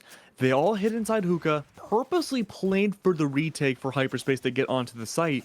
Now, keep in mind too, when you go for a typical retake for the defensive side on B site, it's really tough because you're forced into a small little corridor from CT going into elbow, and maybe you have a chance of getting onto the actual B site from your left. That really constricts your options, especially this early on where you don't necessarily have all of your teleports or even ultimates to clear out the site. You can't do that. It gives hyperspace a chance to bring things over, but they had bad positioning. Now we see Lotus going in for the aggressive, already trying to go for the pop flash, but misses the shots. And welcome back, Lotus, and your aggressive plays. Run it back, gonna be procced. And you're gonna catch that TP. Now the hunt is on for the Omens to run it back, gonna do the deed and break open this B site for a plant keg. That's right. Things are looking great now. Seymour already having 2 bodies gone on Dre's dire side. Things are looking very on top. You're down to just the duelist again. We've been in this position before, and we'll see it again. One's been detected. Zunga, though, is going to run away because that Phoenix is out for blood right now. Right around the corner. It's the last 2. They're playing special forces, hiding around each other, playing off each other, but it's only a Bucky in hand. There's only a whole lot you can do in this situation. Maybe play for some exits. Take some kills. Right now looking solid for a flawless round on hyperspace. You have a Bucky and a Stinger. You don't have to save this stuff, so maybe try to do anything. Even if you drop it, it's not the end of the world. So they're going to walk out onto the site. But nobody really challenging him, playing very off-site. Waiting for a Trier. Is going to find them first. Lotus to close it out. A brilliant round from hyperspace to take it a little bit closer. And carrying their rifles into the next. See, that's the problem with adaptability sometimes. Dire had such a great strategy for B site last round, but I think they were anticipating a lot of the attack was going to go to A. And because of that, we saw those last 2. We saw the Phoenix, we saw the Rays trying to push through CT. They had no choice but to go through elbow. And while they had a good chance, or at least they had a solid strategy, not only were they outnumbered, but they were outgunned completely. And they weren't able to win the round. That's going to put hyperspace now 1 point away from bringing things back to a tie here. But already the aggression from Lotus that we saw the last rounds coming into play. Even through long here, you have to worry about the Cyber Cage because you can't just easily push through. You have a little bit of a blockage. That's an unfortunate shock dart. So, it's gonna take some armor as well as 1 damage off of Lotus. So not like the biggest deal, but I mean, I'm sure you hate that. I think I've gotten 1 shock dart kill in my life. It's hard. I don't know how people do it. I was just about to say, I don't know how they like. Honestly, it's like you know, in the army, snipers, they have to go to school and they have to take math courses and be basically mathematicians to be a sniper in the army, so that they can calculate angles and the trajectory of their shots. And you know, I think that's what Silva players are. They're basically the exact same mathematicians out here with the geometry of their darts. Now Vex still opening up with the first blood, instantly traded by Zunga. The plant's going to come out for the attackers, and the retake should follow up soon. So many mathematicians in this game right now. They're getting these oh my god, calculated moves all over the place. But even then, hyperspace, they're cleaning up the kill feed. Only 2 of these defenders left alive, spread out apart. They're trying to go for the biggest pinch they can. They're trying to make a sandwich out of all these attackers. Glock is doing pretty good at that too. He's able to find some. He's able to clear his way on the A short, but hiding away in lamps and 1 inside showers. Everyone's separated out. This is back to your classic red versus blue here. Everyone trying to go for their own TDM kills, but it's going to be a back and forth down to the duel Silva. Only 1 Russian's going to live. Might try to get it to half. That's going to make or break it. Can the shock dart find it? No, it's actually a recon, but even then he's stalling for time. And time, does he have it? No, it's going to be in the favor of hyperspace. That was brilliant from Zunga. That sonar dart forcing the fight from the enemy Silva on Team Dire. And you're going to equalize it basically on that 1 play. Now, you had a 2-on-2. You really had to kind of put the pedal down and really stick it to Team Dire in that situation. That shot onto Glock, even into a 1-on-1, I wouldn't really agree with that peak from Glock. I mean, you should have seen him there. You should have understood and played for the 2-on-1, but really giving Zunga it all, playing the time, big plays from the Silva of hyperspace. I mean, when the pressure's going down, you're already down a body. You just have to do whatever they can. I'm surprised Gluck was able to find a 2K there.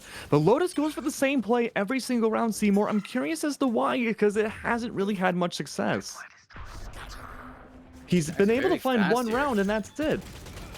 Attack from Lotus actually stopped there. The frenzy still taking him down. I don't know what Lotus was thinking there.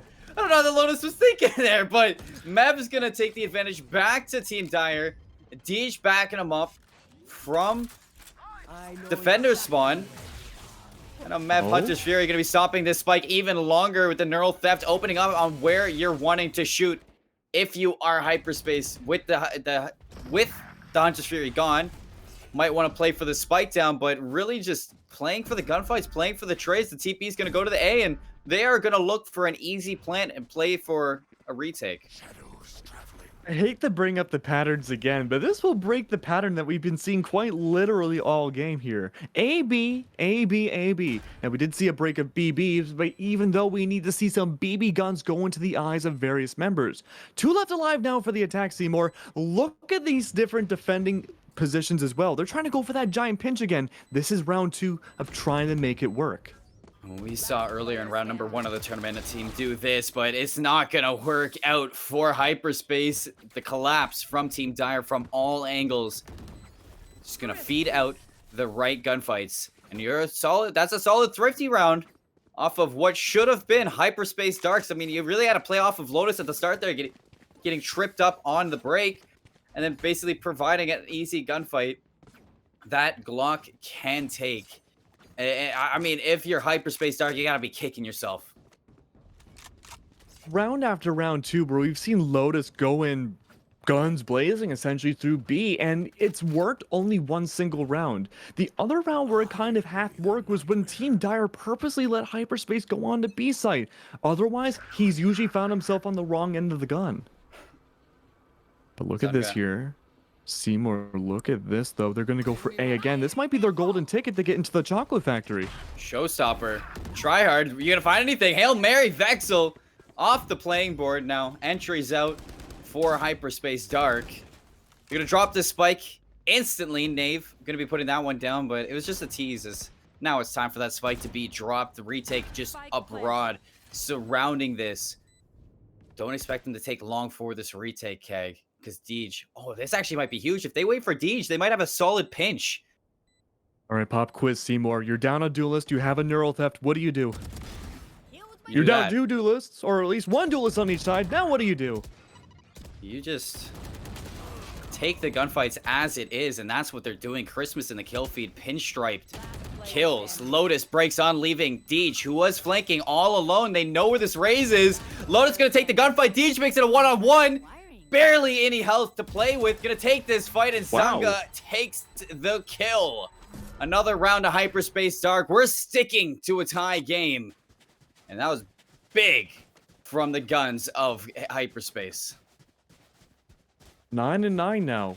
And even back and forth between both teams. This second half has been so much more even compared to what we saw in the first half. Look at the score line here. At first, it was a huge line of Hyperspace wins. Then it went back to Team Dire. And now this is a complete back and forth. Not a single team has been able to find their golden leverage, but it seems like Hyperspace has been finding much more luck on A site. I'm honestly surprised they're not trying to go for A again this time. They try not to be too predictable, but they have to keep in mind too, the showstopper on the other side is going to almost find Lotus, but it's not going to be enough. No, it was just a run it back, and Zanga following up off of that run it back. You know, you don't have to worry about the showstopper because the showstopper was burned instantly. So Hyperspace Dark, very well communicated entry, forcing a kill. Now Glogski, wow, Stinger's guns blazing. Finding 2, now the trade's a miss. It's going to even it up. Hunter's Fury from Zunga looking for some Hail Mary shots and a little bit of damage to your teammate.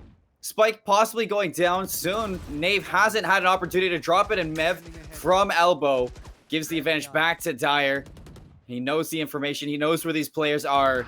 The collapse is bound. Knave trying to keep it in favor of Hyperspace Dark. And Knave, wow, what a swing headshot on a Mev.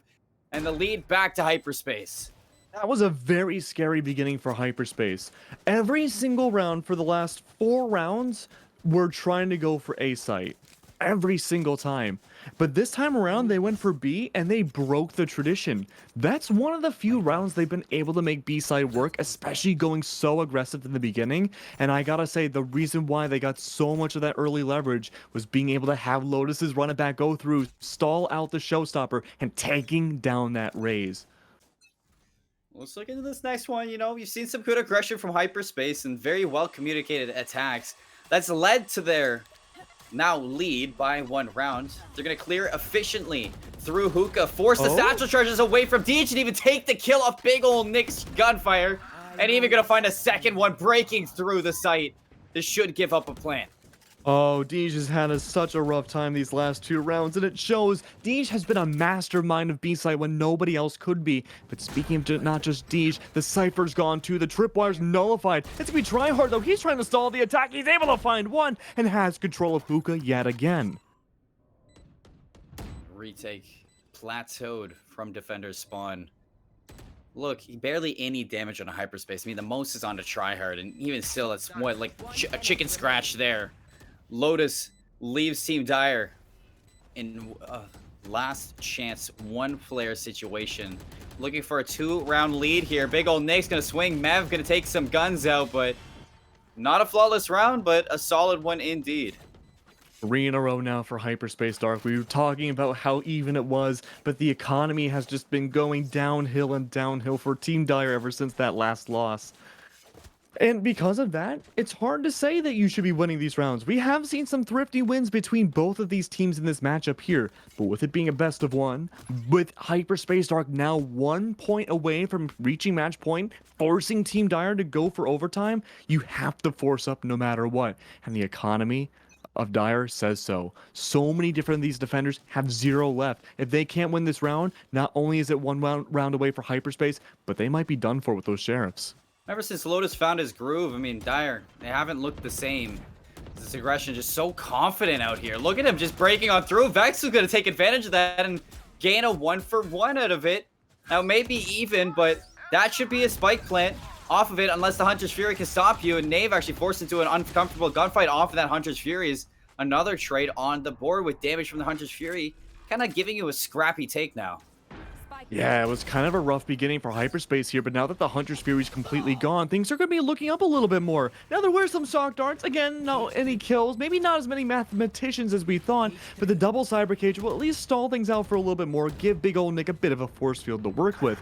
Luckily for him, though, it's going to stall out Hollow Tips. He has to push through a whole different avenue that he wasn't familiar with. That's going to force everybody on the defense to push through the main site, unless they want to branch off and split up a little bit. That might be what they're opting to do. The issue with that is that they're going to be pinched within themselves. It's pinchception. Hollow Tips is able to find one. It's going to leave this one raise last left behind. And this could put Dire in that 10-point margin. But a double kill comes through. Tryhard with 3. The crossfire setup from Elbow was solid setup from Hyperspace Dark, as we've been seeing, countless round after round.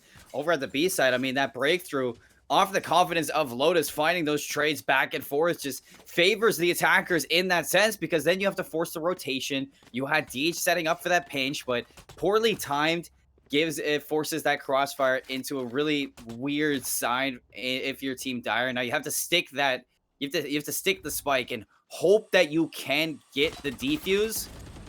But when you have Tryhard just doing Tryhard things like that, you can't really plan for that. So and now I really like the way they push too on Dire's side. It's just so unfortunate. But now, 3 points behind, they have to force overtime for Team Dire. They don't have a choice anymore.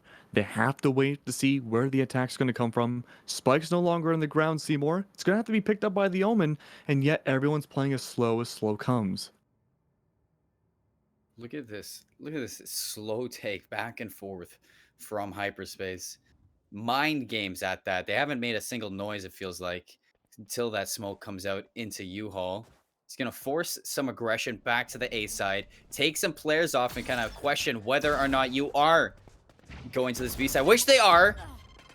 Now, late-ended rotation from A is going to leave a possible 5-on-2 for the site with the smoke blocking off the defenders. You'd have to run it back on site 2 from Lotus to see what he can do with this. Glock going to push through the smoke, find one, but Trey's just so much better. If you're Hyperspace, they have site control. You're down to 2 if you're Dire.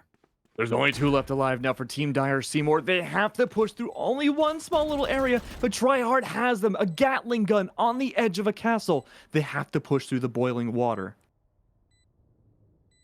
Boiling water indeed. Disrupted from the defender's spawn. Tej, can he break this? Can he be that hero that they need? Nave says no. Holotip says maybe. But you still have a mountain to climb if you're this Omen. You have to keep him in. This Holotip, some late-ended shots, but it's just not favoring you in that you have to force the defuse, which gives Hyperspace Dark the game. You saw it was a ping pong. It was back and forth the whole time, Keg. But when Hyperspace came alive, they were smelling the roses, and those roses were beautiful.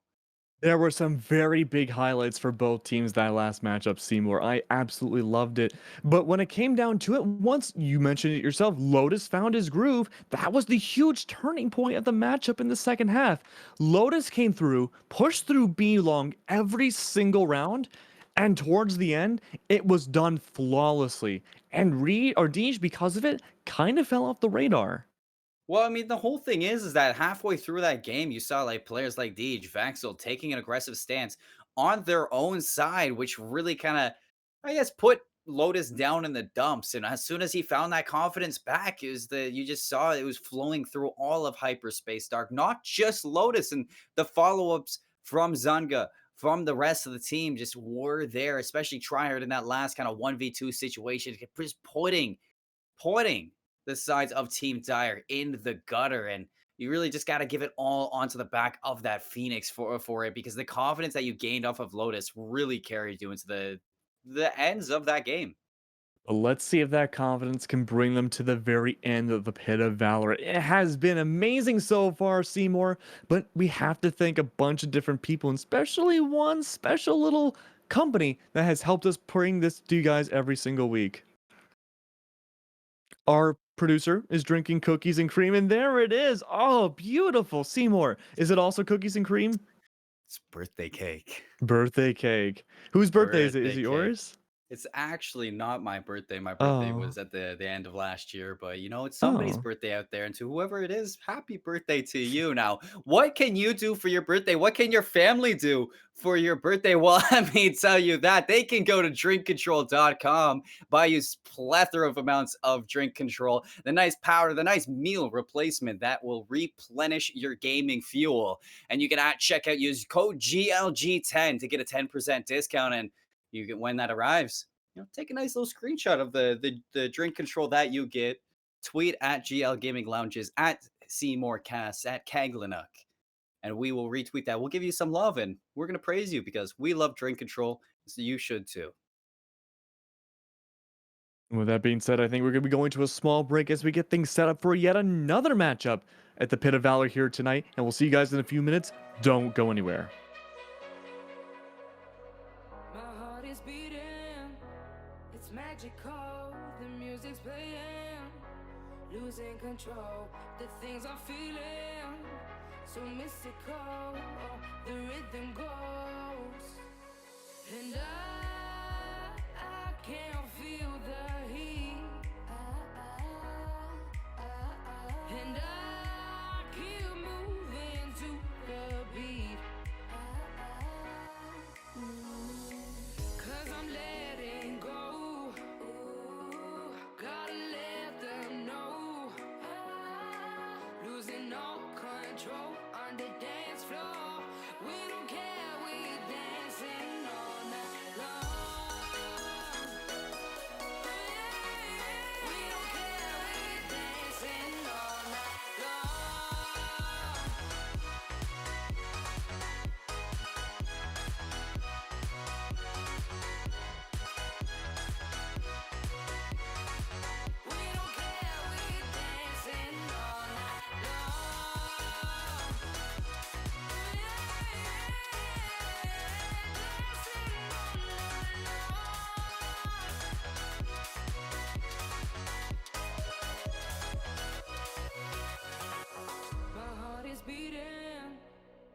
magical. The music's playing, losing control. The things I'm feeling, so mystical. Oh, the rhythm goes, and I can't feel the heat, and I keep moving to the beat. 'Cause I'm letting go. Ooh, gotta let them know. Losing all control on the dance floor. We don't care, we're dancing all night long. We don't care, we're dancing all night long.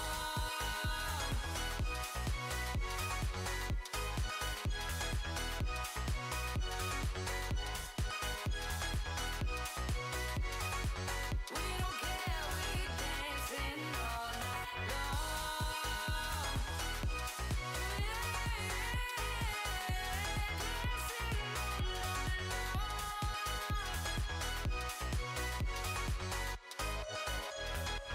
Dancing all night long. 'Cause I'm letting go.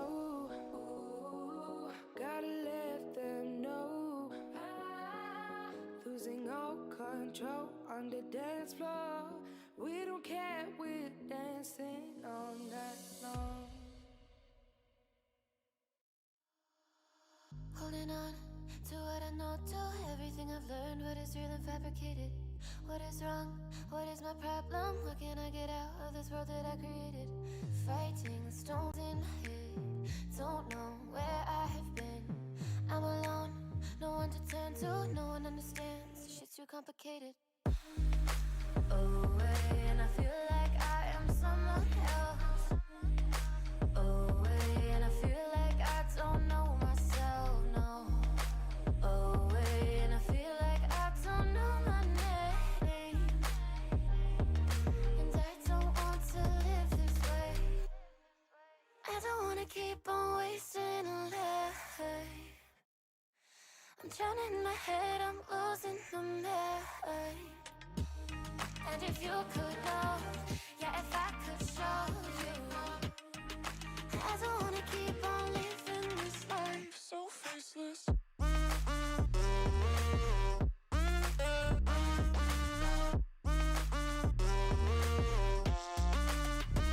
faceless.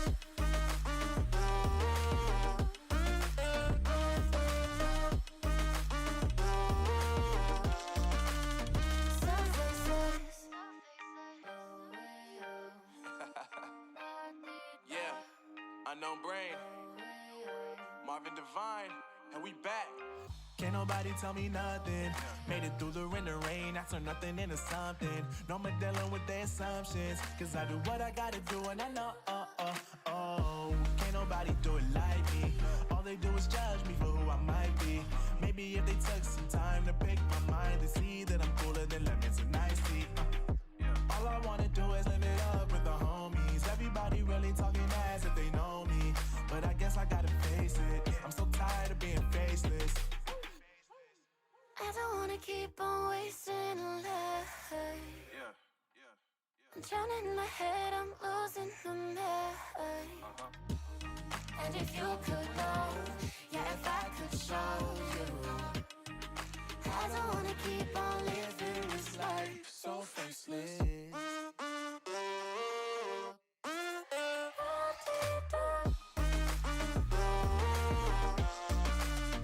So faceless.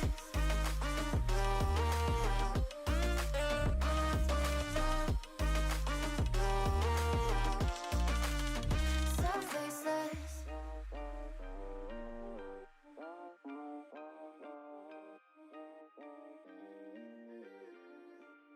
So faceless. She burns the bridges in my head by lighting up a fire. Bury my old thoughts instead so you could feel the same. I lay alone with you inside my mind. We would dance the night away to the morning light.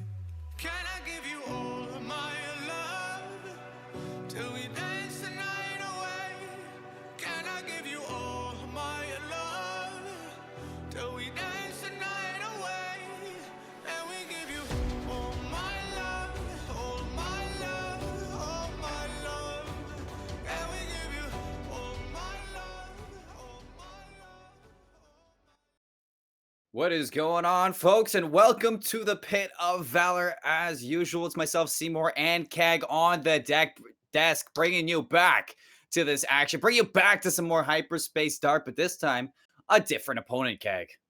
That's right. We've seen them a little bit earlier in the broadcast here, and they're back again. It was Nautic. Now, if you remember, Nautic was absolutely frivolous on Buy not too long ago with a stomp matchup here. But Hyperspace Dark, they went through the same exact trials and tribulations, and here they are again. One of these teams might be able to stomp the other one, but given what we've seen from both of them, I think we're going to see another close matchup. I mean, we gotta kind of take it as it is, as like the first round matchups. Sometimes they're stompy. Sometimes it's just Yeah. how the cookie crumbles. And even the second round matchup wasn't the most exciting thing in the world. It was, what was it, 13-3 when Strive and Endless were on here, and that's just, it's not the gas that you need from these teams. It's not that you're looking like down at them and you're just like, that is what makes this team them. I mean, stomps happen, and usually it doesn't tell the tale of what that team has to offer. So now you see Nautic going up against Hyperspace Dark, who just came off of what, a 13-9 win against Team Dire, and this is going to be a tougher opponent. So Nautic, they have to bring their A game. They really do, and especially on Bind again, we just saw Hyperspace Dark get hot off the heels of that, what turned out to be a very close victory towards the very end there. But that means they are already warmed up, they're prepared to face anything now, and I think a lot of what we saw in that last match at Seymour, I think it's very likely that we're going to see again. And a lot of that had to do with the early aggression from Lotus going through B-Long, pop flashing and finding, at times, two different bodies inside Octagon and Garden. But if he's going to be countered very, very quickly, they have to come up with a new strategy that isn't B-side. And now, going back to Bind, back to what we've seen again and again, Keg. When's it gonna end? When will we get something different tonight? I mean, I guess we're forced to get something different in the grand finals. So the grand finals is a best of 3. These best of ones, it's a little bit harder to get out of the ruts of the same map situations when, I mean, Bind is such a solid map. I mean, you can't really blame them for going to Bind, as it's just, it's what fits more so the meta of this game, and more so what fits the tactics of these players. I mean, it's probably the most equal on defenders and attacker side. And when you're playing with the new kind of nerfs and buffs, and you're getting rid of those frenzies, you're really going for those pistol rounds one-on-one. You give up the Reyna for the Raze. It's really playing around the normal tactics that you have outside of the new nerf. So I'm not too afraid of these people going to Bind, and I'm not too opposed to these people going to Bind, because it's probably best fits the situation for today after a patch. Absolutely. For the players, Bind is, a great thing for them. But for us, call us Dante Seymour, because this is the 7th layer. But don't worry, though, we are going to be going to the game relatively shortly. Here we go. And if I had to guess again, we're going to probably see the same exact lineup from both teams again. The only difference, though, Seabass was on the Jet before. But if you remember from Hyperspace's side, we did see your usual suspects, the Phoenix, Raze, Omen, Cypher, and what will probably be last from Schmuckles, the Sova. Is he gonna pick the Sova though? I mean, it's basically a telltale, with a map like Bind. And Schmuckles earlier on the Sova. Actually, Schmuckles wasn't playing last game, was he? Yeah, I was going to ask that. I don't think he was. Who was it? Slipped I'm sure my chat will mind. tell us. Slipped my mind, Keg, but Schmuckles Yeah. in Oh, hello. for this game. What's going on, guys? We're back. My hair is a mess. Dude, tell me about Holy. it. Tell me about it. But Schmuckles in.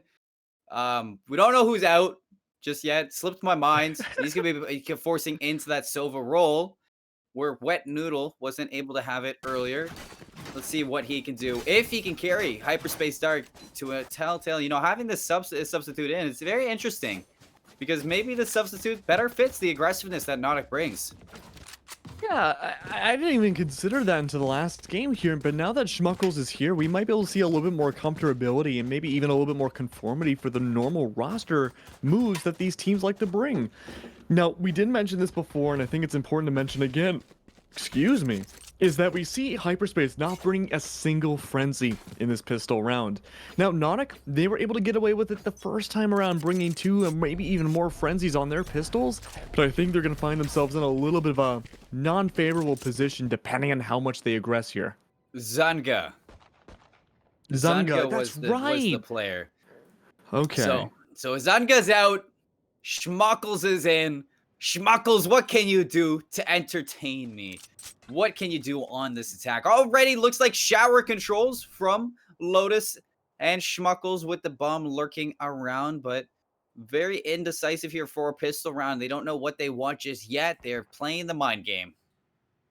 And these mind games have been really effective against previous opponents as well. When Hyperspace was doing this on their own attacks, it was Dire that really couldn't keep up at times.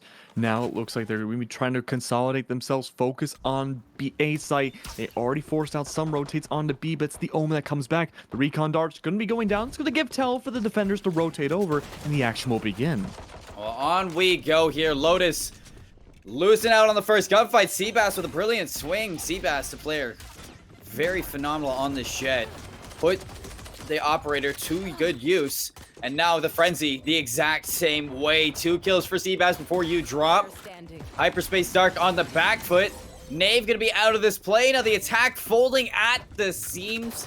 Nautic with a brilliant retake.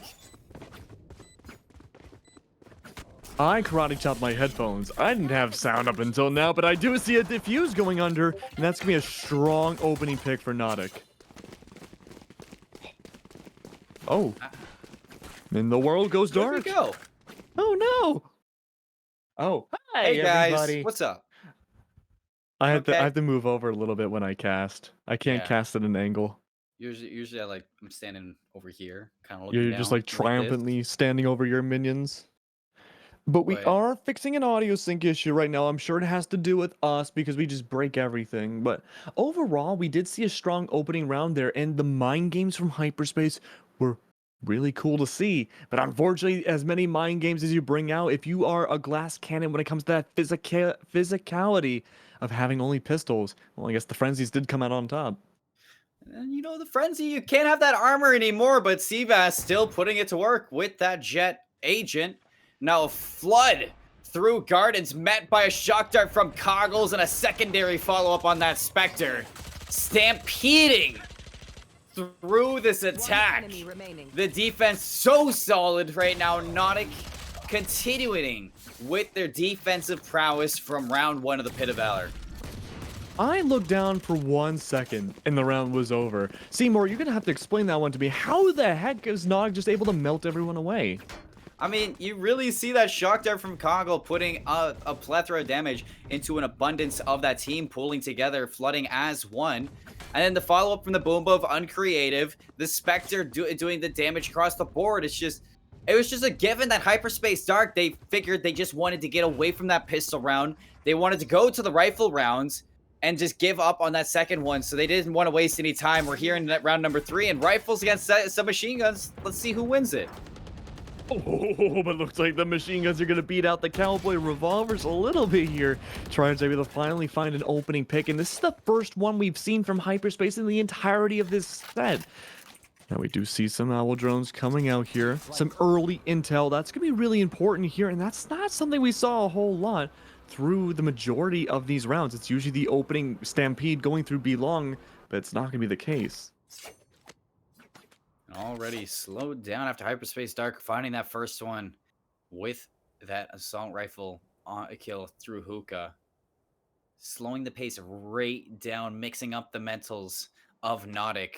Where are we going to see this attack? We don't know. With smokes on board, should be an A hit here, and so it is the follow-up. 2 players occupying U-Haul. You're going to go for that check tryhard with another kill here. Even Paranoid doesn't even care.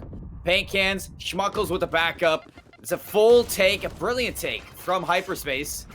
And they are going to have a free plant here for a 2-player retake. What can Seabass do with your Cypher? It's already hard just to break through this door.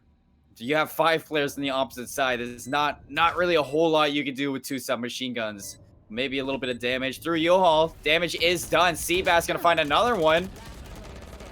And now 3-on-1 with the last one. They know where Seabass is. It's only a matter of time before they clean it up. Yeah, cleaning up like a wet mop and a broom here. Seabass isn't using the Marshall, and I'm a little surprised about that.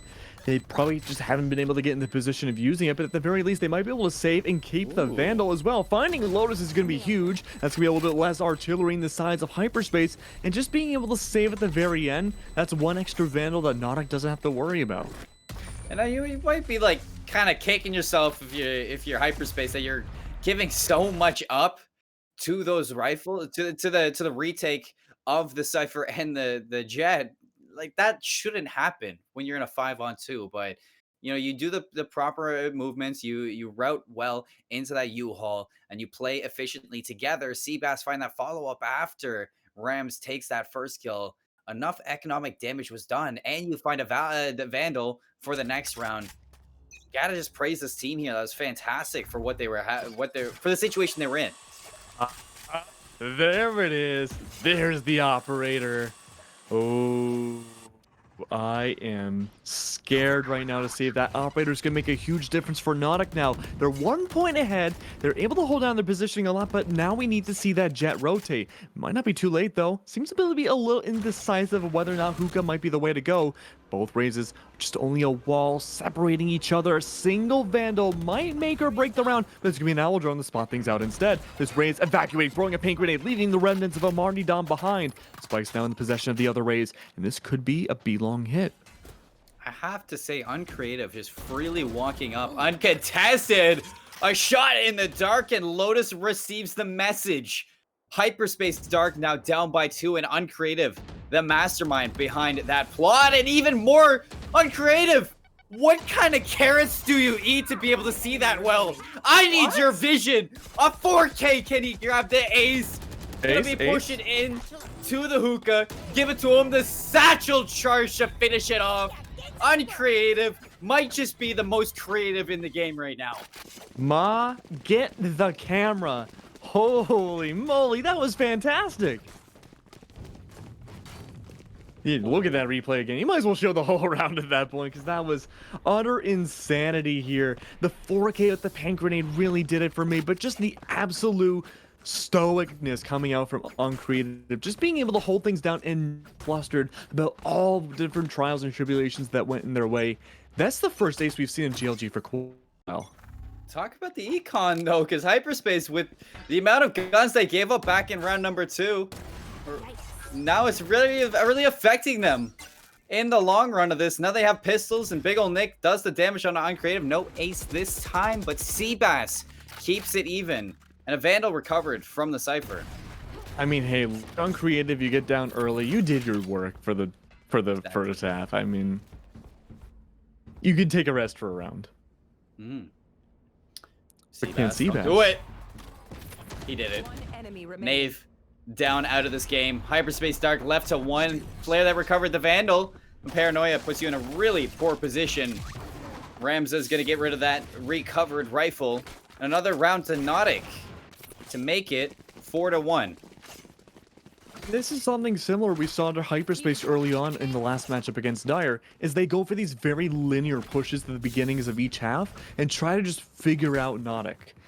But the thing is, unlike Dire went very aggressive at the beginning of each round. They pushed out Octagon. They pushed out Ace Short at times, and maybe once or twice they pushed through Showers.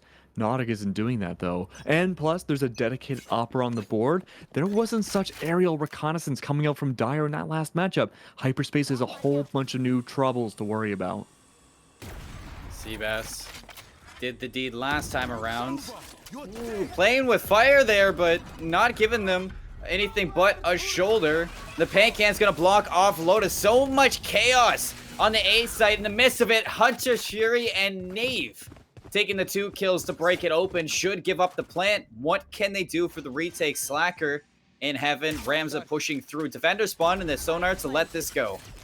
You got rid of all the ult potential. You got rid of the op. Things are looking really good for Hyperspace right now, but the bodies are starting to fall on both sides. Nautic only has 2 left alive, and they have to push on forwards. It's not even a 2-to-1 scenario. Here's Seymour, and they have to hide in corners. What a crossfire there from Schmuckles and Nick. Really giving it all there to the Omen on the other side. Now, even still, the crossfire set to head on either side. Nautic just weren't ready for what Hyperspace had to offer, and you're dropping the operator. Why are you going to buy up? So they do. So Seabass spending another heavy amount of credits just to get this operator back. And yeah, there's a sunk cost factor when you buy something as expensive as the op. If Seabass can find 1 or 2 kills per round with it, then you make up the money. The issue is, when Seabass is the opening pick against a Hunter's Fury, you do expel the Hunter's Fury. That's not an ult that Hyperspace has in their arsenal anymore. But more importantly, you do lose that operator. That's so much more impactful for the rest of the game than a single ult the Sova can get back in no time. Try hard, you're in a bad position here, and they know it too, but still finding Savelio. I mean, if you're tryhard, just satchel charge out of there. You should know that the operator's watching, trying to bait the shot. Seabass, brilliant patience, is going to take the shot nonetheless. That gives tryhard the ability to back up and even doing some lurking damage onto the Sova. I mean, the push through now, a huge rotate going into A side. Everyone on the defense hiding inside showers. The neural death goes down as a final act of defiance against that Sova. But is it going to be enough? They're able to spawn off the rotates. These defenders have to make their way through, but look at this, already having Lamps control. None of the attackers are able to make on by, and Seymour, a Hunter's Fury to boot. Look at the shoulder-to-shoulder play that Hyperspace Dark has, you know, playing efficiently in their trades, and in doing so, you're able to make rotations like this. Now, Coggle's playing offside with that Hunter Fury. You're given the opportunity to rotate, but Hot Hands gonna stall it out. Shock Dart not gonna land. Sonar Dart looking for some info, but nothing gained just yet. Elbow. Hookah and no. Elbow occupied for the crossfire of Hyperspace Dark. Who's going to take this first initial fight? It looks like it's going to be Elbow. Lotus is going to be there. Schmuckles with the backup. Coggles does some damage. 2-on-2 now. You have Bladestorm as well from Nautic primed. Are they going to find anything from this? Because Seabass, you have to find something now that you've used this ultimate. Primes the spike. Goes for the kill. Lotus on the flank. Rotated all the way around. Finds the head of both. And locks down another round for Hyperspace Dark. When Lotus finds that groove, he finds that groove, and the king is back, baby, it seems, because he was able to get a 3 hit at the very end there, clearing out all the defenders at once there. Now, we have to be looking at that replay again, but it tells us what we already know. Lotus with the 3K clearing everybody out here. And now the positioning for Nautic wasn't terrible, but there was no way they were going to get that defuse down. I have to say, though, I mean, something that I highlighted in that round keg, the shoulder-to-shoulder trades that we see from Hyperspace, so efficient in these solo plays that Nautic are trying to go for. You're going to gain Alt Orb for the Raze and the Jet down A showers. Gain a little bit of progression to your ultimate, but that's not where the attack is. The attack with a Lurker back to the A side, that's your Cypher. Mostly going to be to the B side, and Uncreative taking down that Cypher should be the go-ahead for the B site, in fact. There's only been 1 round so far where Hyperspace has been able to win on B site. Of course, they're not going to try to go for that immediately. The intel does come out from the Omen ult, but it's not going to be enough. I don't think they're able to detect that the rotate happens. Some loud audio cues, some very loud footsteps happening on short side, on creative, in a prime position to maybe find so many different bodies with their showstopper, but they have to bring it out. All they need is a single peek, telling the tale of one, but there we go, the paint grenade to start. Is it going to be the showstopper to come out next? It's a prime position right now. They could cut everyone down like a butcher, but no, they choose to move away. He doesn't even want it, but the showstopper eventually going to be showing it all. Tryhard goes down. Are you going to be ready for Lotus, who's very pushed up in this U-Haul, still going to go down now. Lotus, good for that kill. You've only lost 1, though. If you're not too worried about that. Gaining the spike, going for the plant. What can they do with this? Hyperspace Dark has the spike left. Phoenix going to flash his way out and even take down the operator. Goes for more. Shuckles with the backup. A 1-on-2. Shuckles tagged up a ton. Pretty much 1 health left. Coggles was there. They were playing elbow to elbow for that trade. Nautic gonna stop the reign of Hyperspace Dark and bring them back to a 2-round lead. Oh, that could have been such a huge round for Uncreative, but the showstopper came out too late. It was a 3v1 there inside of Lamps, and even then, once the post plant went down, it seemed like Hyperspace just could not find their footing. They couldn't hide in any proper ways, and Nautic were able to rotate in time to pick each member of the attack off one by one. That's what led them to go for the defuse there in what otherwise should have been a very attacker-favored round. Rifle round here, Keg. Try hard, light armor. You have 3 ultimates for the side of Hyperspace. No ultimates for Nautic. I want to see the burn some here to kind of bring this back. I'm really curious to see if those rifles are going to help out a lot. If they lose them now on Hyperspace's side, they're forced to go back to an economic back and forth here. They do have ults that maybe stave things off a little bit more. The run it back, especially from Lotus, has been paramount for intel and finding opening picks in previous matches. But this has been a prime spot for them to activate it before. Going up, pop flashing, run it back in hand too. They've been able to clear out B side like it's nobody's business. The issue here is that 3 important bodies are going to be on Nautic's side on B, especially Seabass, especially Coggles, hiding not too far away. But it's going to be the run it back coming through Hookah, clearing the way as much as they can. They have site control, but what about Coggles? So much in your way there for the run it back that it's just feeding into the blender that is Nautic. Now Lotus does answer back with 2. But left alone, dodging the owl drone. They're gonna walk away from this, but Seabass still paying attention, takes them down. And that's gonna be a 6th round off of what was that 1 ultimate, the run it back burn from Hyperspace. So you don't expect too much, but that was a rifle round as well. So yeah, that's not the best way to take about it. And Hyperspace read to a T by Nautic.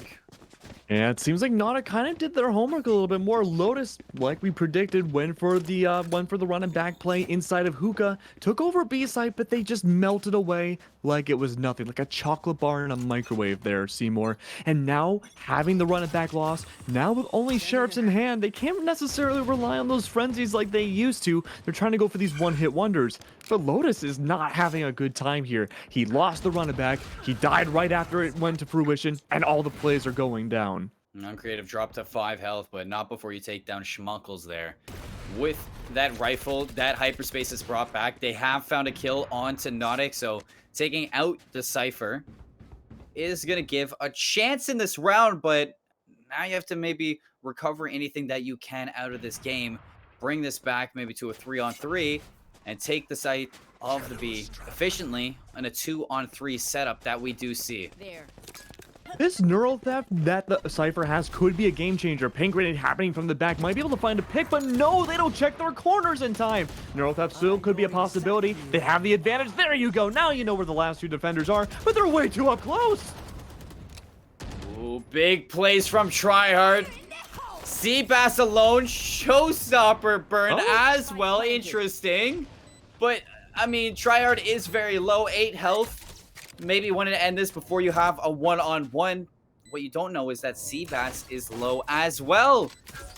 Pinged from the Cypher camp, has to back up. Take this at a different approach. You're setting up a crossfire from Hookah and Octagon if you are the Cypher tryhard setup, but looks like Seabass is giving it up here. Doesn't want to take this fight, gonna save the operator. Yeah, and we talked about that op before. Seabass has been a little too audacious with it at times, and more often than not, we see Seabass being able to find those picks, still loses the operator, and it just kind of drags out the whole Nautic team, and their economy just falls to the gutter because of that alone at times. Sure, it's going to be another round in the favor for Hyperspace, but you have to keep in mind the way of how it was brought about. Tryhard had to use a showstopper for seemingly no reason that round, and Seabass was able to waste it away, and that's a personal victory in their book.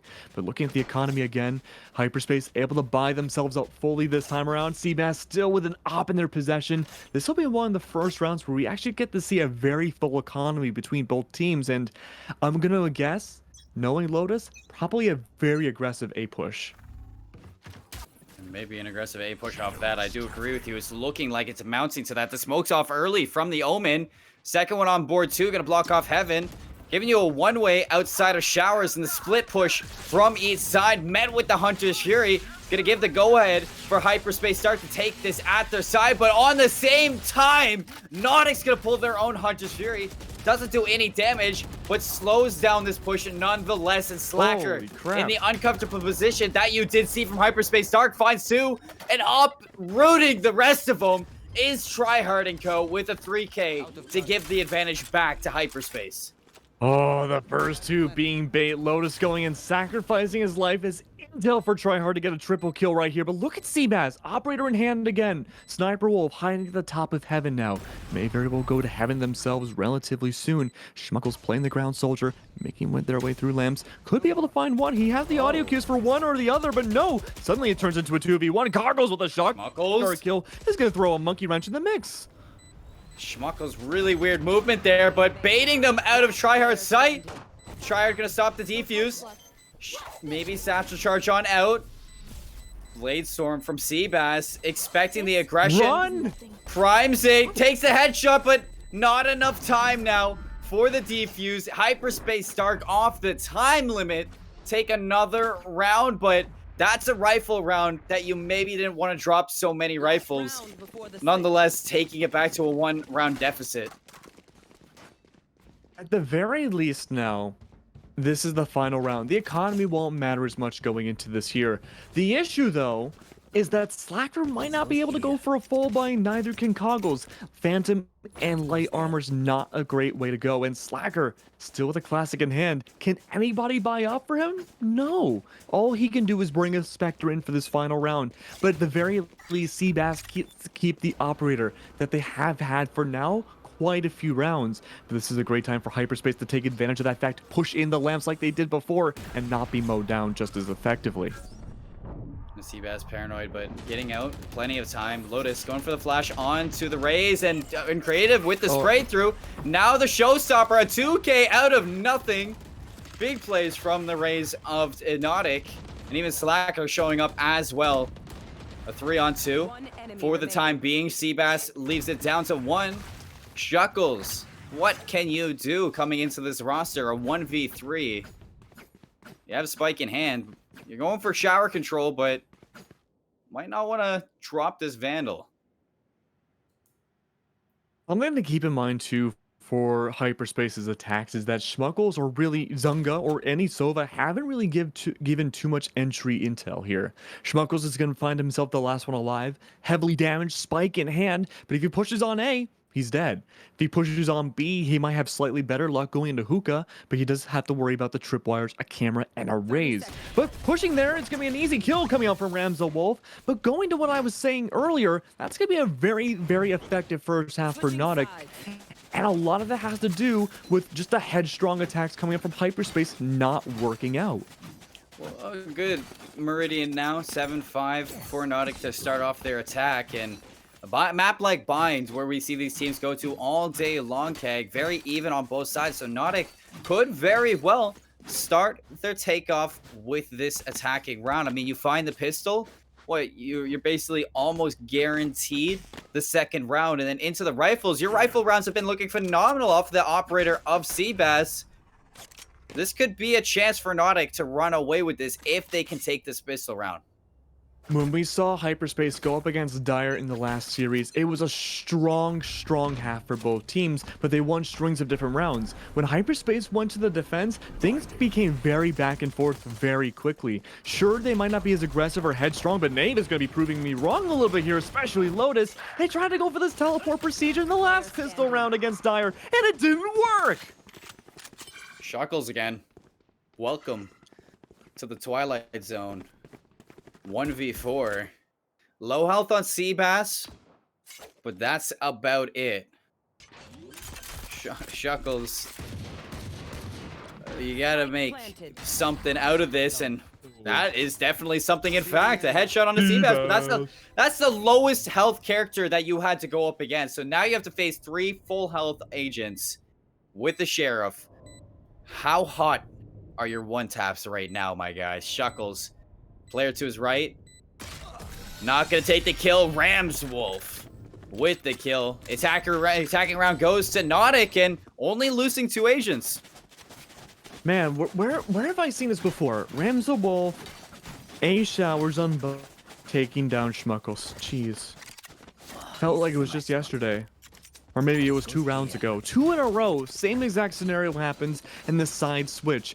The aggression that came out from Lotus and everyone inside showers. We saw them do that on the pistol round. It didn't work. And it's not going to work here. Every team can hear the audio cues. And they're not going to fall for that same exact attack. The pinch never works. But now we're going to be seeing a little bit of a slower take here. Look at Coggles, though, getting some recon here. It's not going to quite work out. Lotus, again, playing overly aggressive. Going to be taken down as well. But on creative, might be able to take some hookah control. Hookah control is the size, but Tryhard forcing them off.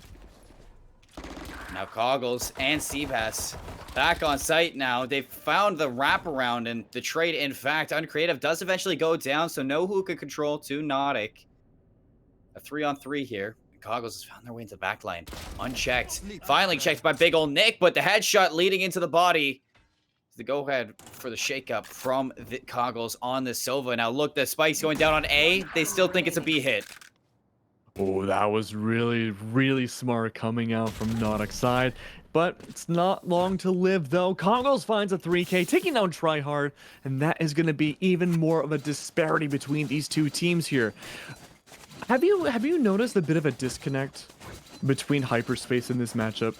It seems like they're not coordinating as well as they did before when they were going up against Dire, and I really think that's the key for Nautic's success. They're able to play together as a team, a lot more entry initiation coming out from the Sova's recon bolts, and that's what they're playing off of. They're not just playing off their entry, sacrificing themselves for intel. They're playing as a team and playing for their lives.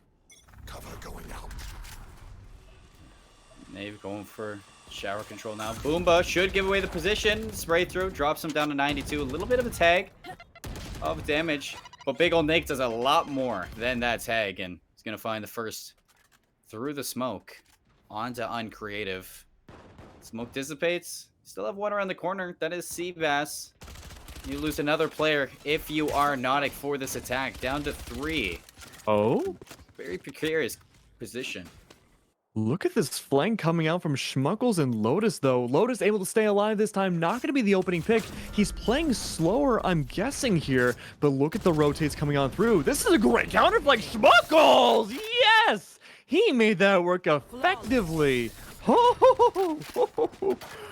Wow, Seymour, that was brilliant coming out from Hyperspace's side. They didn't quite go for the flank, and the reason why they didn't was because Ramzawolf had put tripwires right on the far side of B going to A, as well as Marketplace. That forced Schmuckles and Lotus to play off the tripwires, waiting for either a rotate going back onto B from non-teleporter, or just waiting for the plant to go down through the chaos, destroying either the tripwires or waiting for the Cypher to die. Luckily for them, though, they didn't have to worry about any of that. Just wait for the TP and mow them all down into a flawless. And that is brilliant from Hyperspace, because you're not just taking a round off of them, off their attack for Nautic, but you're also slowing down what had been a very good start to this half.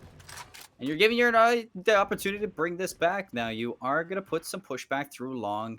The sniper of Seabass was spotted out. Take this one step at a time here, as Nautic not yet deciding where they want to go. And this is a really safe opportunity. Maybe they're trying to bait out one of the duelists from pushing very aggressively, and that's what we saw from Schmuckles and Lotus last round. If someone like Seabass can catch them in the act this time, they don't have to worry about that attempted flank again. But going into a little bit more consolidation here onto A site, they're trying to find some pop shots going into showers, but Nave isn't having any success. The tripwires are going to go down. I'm sorry, the cyber cages are going to go down, but even then, it's just not enough. In fact, it's going to give Ramsawolf time to push up himself. Blocks off the one way with his own cyber cage. Spike's going to be dropped. Nave putting the first initial shot into it with the follow-up from the team. Nautic at the disadvantage, but Spike is down, setting up for post plant. Spike isn't even down. And Hyperspace Dark taking control of this in the midst of the whole thing. Seabass left last alive. Operator in hand. Are we going to see the hunt to take the operator out? It looks like they just want to hold hands in U-Haul right now. Yeah, I mean, you know, if you want to share a kiss or something, it's fine. We're not going to judge too much, but getting that up off the board would be gigantic. And yet again, Seabass able to escape with this. Saving for the op itself is going to be economically great for the team. And if it were to go down, that would have been a great opportunity to bring out the knives. But I think, and I have a great feeling on this, the Blade Storm is going to have to wait for the next eco round.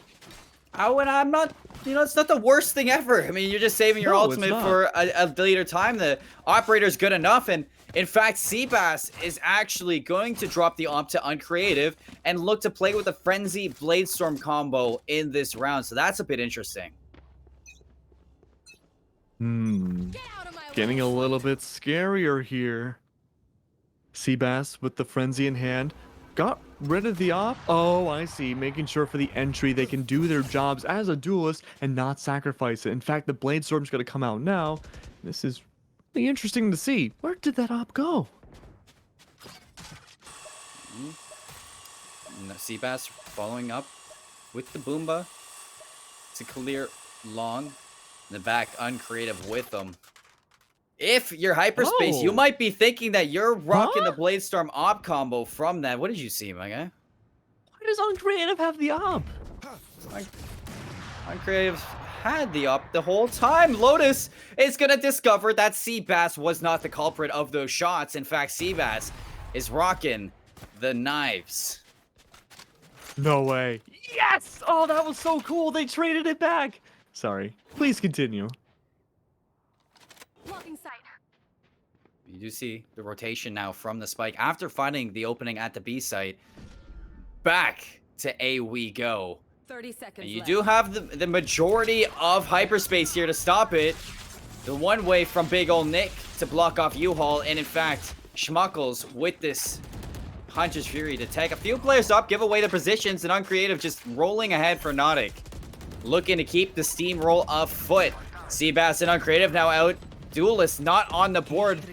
Big chaotic battle on the site.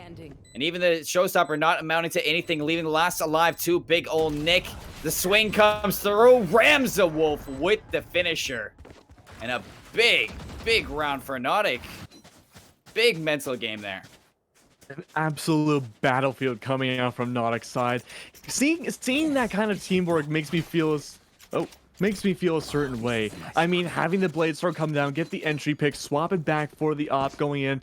It has that mind game mentality, like you said, Seymour. That was so cool to see, and that is something even at the T1 level, very rarely do we get to experience here. And I think that was a huge reason why we saw the round go in Nautic's favor.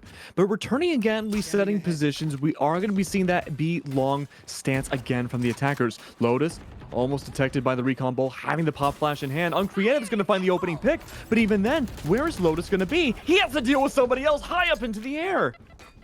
Uncreative's feeling himself right now. Look at the confidence. Pushing right into Smeckle's death sights.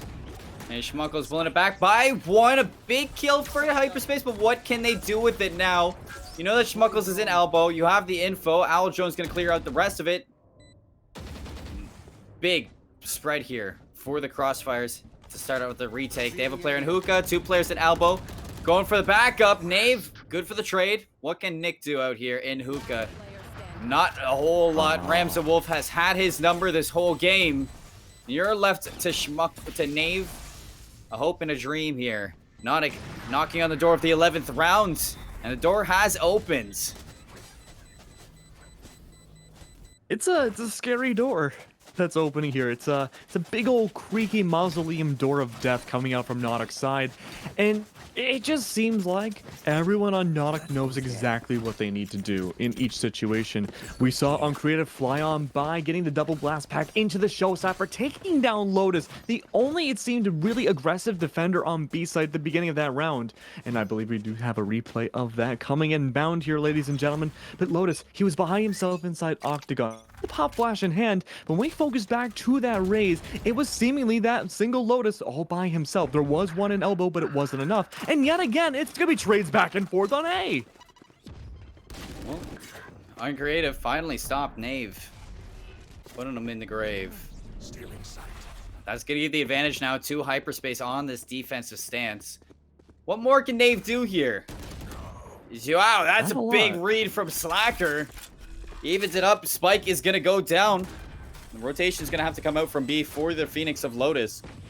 Retake's going to have to be an even 3-on-3, but Ultimates for Nautic to work with. To stall out this retake even longer. Big shock dart on to Tryhard, down to 33 here, Keg. Ooh, complete ult in hand for the favor of Nautic's side. They're 1 point away from getting to match point here for this best of one yet again. And Tryhard, he might be able to bring things back a little bit. Double quick draw McGraw. He has Iron Eyes here, and he's able to make it work. But the Pink Grenade might be able to stall up positioning just a little bit more. A 4K coming out from Tryhard. Can we see both raises get aces? The answer is no, but it's at least a defensive win. Tryhard, you good? You good, bud? Like, What I is it mean, with raises and getting so many kills? well, he was, what, down to 33 health, a Sheriff in hand, 2 players outside of U-Haul, still coming out with those 2 big kills. Scavenging the rifle at that, Satchel charges over to Showers, and Ego chows that full health player inside Showers to win it out. Tryhard, I don't know what came over you, but feeling himself right now. Tryhard is like a Lucario. The more damage you get, the more powerful it becomes. But Uncreative was in a similar boat. Having the ace from earlier in the game was pretty dang nice. But now it's going to be a challenge between the 2 races. But one's going to come out on top. It's Uncreative, maybe starting a streak again. Big spray through the wall, and Neural Theft's going to let them know the rest is bullying onto the B side's the name of the game, and the task is to clear it for the spike down, which is what they're going to get here. Knave in a corner. They read this last time, and the flank coming out from Uncreative. He's going to find that kill. Big ol' Nick, good for 1 through Hookah. Now that they know the position, they're going to set up for their post plants and just bait the Cypher into the play. Neural Theft is in the possession, though, of this final Cypher. I'm not saying it's a great idea to use it, but it's certainly one to put on the table. But right across the corner is going to be one Uncreative with another 4K. Back to back for these different raises, just being able to lock on to Deadeye mode for each of them. Something about raises, you're right. I don't know what to say. I mean, Reyna gets quote unquote nerfed for 1 day. And every raise is like, okay, it's my time to shine. They got like, you know that Kaiba gif, and he's like, he's pushing his glasses up, they're shining, they're like, it's my time to shine. And that's what we're seeing here. It's Raise Central apparently on Bind. Free Raise in competitive Valorant is now an anime protagonist. Absolutely. They have plot armor. They do. Oh, but look at that. The Owl Drone lands into the tripwire, and that could be a great way to make their way onto A site. They don't have to worry about the tripwire and showers anymore. And with that being said, there's not much for the Cypher to stop it. He's going to fall anyway, so it doesn't matter. But it's just absolute chaos. You jump in there, you find a kill. Schmuckles luckily with the Hunter's Fury to shut that down, but Uncreative should not even have that first kill. A 4-on-4. Spike not yet tested. You have really good control of the A site if you are Nautic, and it's really showing in the duels. Last round for Hyperspace to keep in the tournament. Tryhard, I mean, you're playing Raze. Let's see what that plot armor has to offer. It's good for the first. Down to 70 though. Showstopper. Hail Mary into the backline. Coggles two players left for Nautic. You have the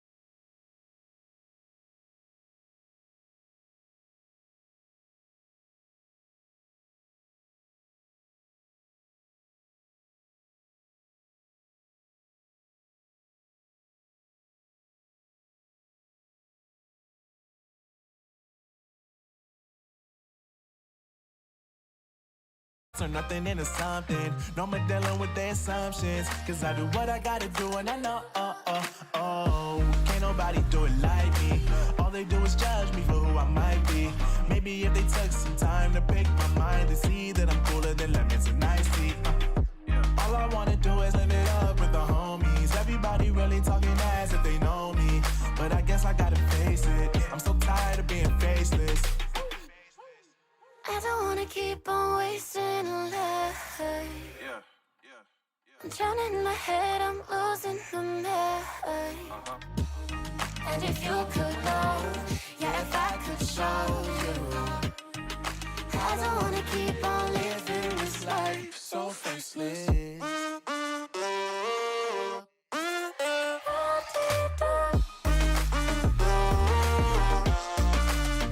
So faceless.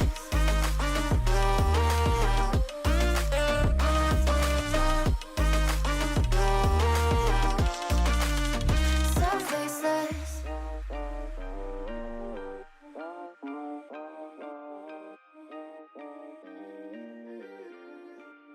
So faceless. She burns the bridges in my head by lighting up a fire. Bury my old thoughts instead so you could feel the same. I lay alone with you inside my mind. We would dance the night away to the morning light. Can I give you all of my love till we dance the night away? Can I give you all of my love till we dance the night away? And we give you all my love, all my love, all my love. And we give you all my love, all my love, all my love.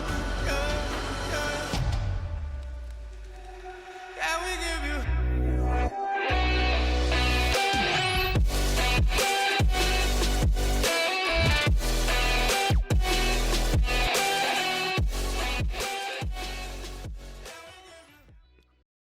We are back with more Pit of Valor Wednesday. I mean, I don't know if you guys missed us or not, but me and Strive are back and our names are still wrong, but it's okay. We are joined with our semis, and right next, I mean, we have Nautic here. We just saw them and they're going to go up against Exxon, but unfortunately, it's still going to be Bind. Yo, who does these map picks, man? Like, okay, we should do like one Pit of Valor where it's only the casters that can pick the maps. Like, and we're just gonna pick Icebox. I'm gonna get Icebox tattooed across my forehead and put a sticky note on it that says only Icebox. I'm kidding, but in all honesty, guys, I love it. Bind is cool. Production's like, just staple it to your forehead. Yeah, no, that would hurt. Don't staple stuff to your forehead, kids. Getting into some Bind here, I'm okay with this. Bind is a great map, guys, and we're watching two fantastic teams here. Nautic and Exxon. So Nautic won Endless 13-8 on this exact map here. With production tells me, and Seymour and Keg there, we're watching this, and we saw Uncreative on Raze drop a minty 26 bomb. Now, the name is deceiving. Obviously, you have to be creative on Raze if you're going to make some nice plays happen. So that's really cool. And Exxon, of course, coming off a win from their matchup. They won 13-2 on Ascent. So no, it is not Bind, but they have a great gap there to win their game. And I'm sure they're feeling pretty confident. And they had Cooney, I think, on Jet there, who dropped a beautiful 20. So both two competent teams. For me, eyes on Uncreative, Endless on Raze. And you know I love my Raze, and you love your Reyna. We talked about this before, guys. We're on the new patch here. Some slight changes. We touched on it earlier, so I don't want to get back into that jazz again. But before we get into this, guys, I want to have a huge shout out. Drink Control for sponsoring us, keeping things live. GLG10 is your code. Be sure to use that. Means the world to us. And you guys get your hands on some good stuff, right? Keep you fueled, keep you energized, keep you feeling great. And let's Bind again. What are your thoughts? What are you expecting here as we wind ourselves up for the finals? Tell me what's on that coach mind of yours. I'm still expecting that early aggression, and Nautic seems to be one of those teams that likes to get that early aggression as well. So Exxon's going to have to do a really good job, and making sure that they make Nautic kind of pay for their mistakes. And maybe play a little bit passive just to start, just to kind of understand the play style of Nautic on their defensive side. I mean, Exxon will be starting on the attacker side. Maybe off the bat, they're going to get even more aggressive than, Nautic can expect and maybe try to take sites by storm. But overall, I would say, if they're getting into that issue of seeing the Nautic players kind of push really aggressively, try to fall off a little bit and try to kind of counter that, right? And right in this character selection here, we see the typical setup. I mean, we got the Rays on uncreative again, so that's going to be super exciting to see. And then you got that difference with that Cypher and Killjoy once again. But I mean, Minecraft is cool. We've casted him in the past, and now it looks like he's going to be locking that Reyna, maybe. I believe in the Reyna pick endless. Patch and all. I mean, Reyna is still super strong, and it's nice to see it being played despite this patch coming in more or less last minute, about 10, whatever, 12 hours ago when this dropped, and I saw the patch notes. So things looking pretty good all around. Uncreative yet again on that Raze Coggles with a Sova. Great choice here on buying for information. We see that Sentinel diff. Cypher and Killjoy between Aloha and Ramza Wolf now, and there's the lock endless. You're getting your Reyna today. Finally, I think it's about time. I mean, I'm happy to see how they're able to utilize the new Reyna. And realistically, the entire setup is exactly the same, aside from those Sentinels and the Raze / Reyna difference. So, Right. I'm not sure if Reyna is going to be completely, I guess, buffed. Well, nerfed in that sense, but I don't know. I'm curious to see it in a competitive nature. See if the nerf was enough, or if Reyna is still capable to essentially take over rounds. You know what you can't nerf? Your right or left hand that you used to use your mouse, because at the end of the day, if you can land your shots, that's all that matters here. And Reyna, of course, utility-wise, very strong, but at the end of the day, it relies heavily on getting the frags, getting the orbs. But now with the update, you get an orb, do a little bit of damage, and if 3 seconds later, someone picks up the kill that you were unable to close out, that orb is available for the Devour or the Dismiss. So still high frag out potential here. Getting into it, guys, looking like a aggressive B, but with the Killjoy turret in hand, I think they're going to put that sucker down and then bail ship. Let's see if they choose to aggress on it. I think they're going to get that aggression early on. I mean, they're splitting it through Hookah as well, and Minecraft able to get that opening pick, but Uncreative with that boom bot able to get that trade out. But now it seems like Nautic has to play a retake. Exxon has fully submerged throughout the site, have post-plant positions, and now Ramza able to get James trying to lurk through that smoke to kind of even up the round, but it did not work in their favor. Now a 4v2 situation. Seabass able to make that a scenario, and this should be a good retake for Nautic. Player standing. Looking healthy thus far as Exxon down to Yue on Omen, and he gets slapped there by Ramza, taking him out. So first round, healthy gap, almost flawless endless. Going to Nautic here. Gonna give it to Sova. Get that Hunter's Fury nicely primed up and ready to go. And there's your defuse. Great start for Nautic. Good retake. And hey, despite what we saw, showing that viability on the B retake from CT is there. It's about working as a team and fragging out. We didn't see that work out too well in the first map we casted, but hey, teams rely on each other, and if you're able to work together, then you can string it together too. So let's get it on into round numero dos, people. That was a good take by Exxon to start, but I think they got a little bit too cheeky, trying to get a little bit too much map control there. And Nautic, they did well. They doubled up, and they played that retake to a T, and that gave them that opportunity to win that round over. It most certainly did, Endless, and look at that dart. I think it stuck to him. He's like, oh man, those are the best. Especially on those Omens. They're just standing still and the dart gets stuck to his forehead. So good. I think they're defaulting towards what looks like a B take here. And yet again, let's see if they can execute and make it happen. With two people kind of playing close octagon, Minecraft able to get that opening pick, but Coggles able to take him out, but falls to Minecraft as well. So now, I mean, 4v3 situation, they're going to fake some teleporters. I think Minecraft's just going to hang out for a little bit, see if anyone's going to push long, maybe teleport behind. But do they expect Uncreative? Being creative already with that rotation and going to come flanking from short. I wonder if anyone's going to be noticing that. I think they know something is cooking here because I mean, at the same time, Omen's available coming through. Slacker is posted up in heaven here, about to execute there. Let's see if they can pinch with those pincers and get on site. As Slacker picking up one. Can on creative connect? Yes, he can. Spectre in hand, and they're aware of the showers. Minecraft tagging him. No orb there to connect on, and just like that, Uncreative sealing the deal, bringing it home for his team. 2 rounds to Nautic, Endless. Nodix has done a really good job. Exxon, despite the force, they're still able to get 4 out of 5 members down. So economy-wise, doing pretty good. And you know, now they're just gonna force for the last round just to be able to buy next. But they should be feeling good. They should be feeling good. Nautic playing a good retake once again, just working together as a team to regain that site control. It really has been working wonders for them. So I want to see how it unfolds here. You and I both, Endless, so far. Nautic feeling superb here. Round number 3, looking like Short's the play. Let's see what they decide to do. Is a 5-man Fandango about to go down here. They're aggressing. Fingers pasted to the W key as Ramza Wolf answering onto Cooney, picking up one. Seabass, one in the books as well. And Spike is still going down. No stopping for these guys as the smokes are protecting them. And let's see if they can close it out. With only 1 member left on Exxon, and now he is spotted short. Doesn't have much he can work with. He's going to have to save this gun, let them defuse, and pray for the best next round.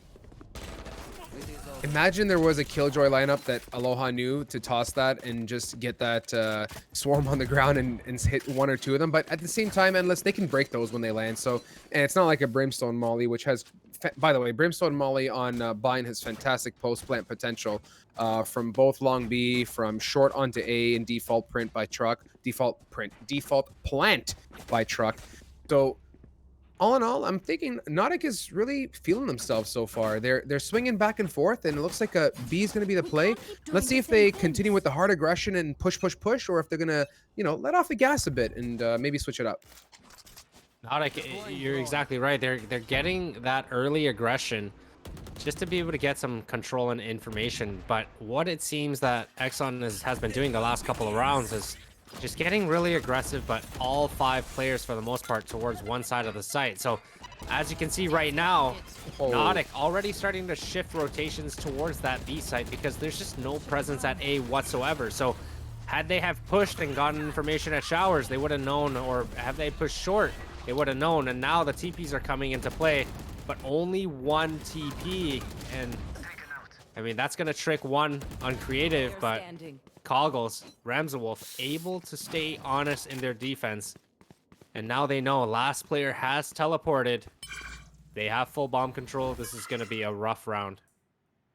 Super rough. I mean, Exxon kind of just walked into that 1-by-1. The lockdown was the play, but Uncreative got creative with the ultimate, jumped out, and actually fired that right at the lockdown outside of Octagon there and destroyed that right away. And he went for the full swing, but was met with 4 friendly enemies saying, hey, hi, hello, and they absolutely killed him. But doesn't matter at this point with 4 people up here for Nautic.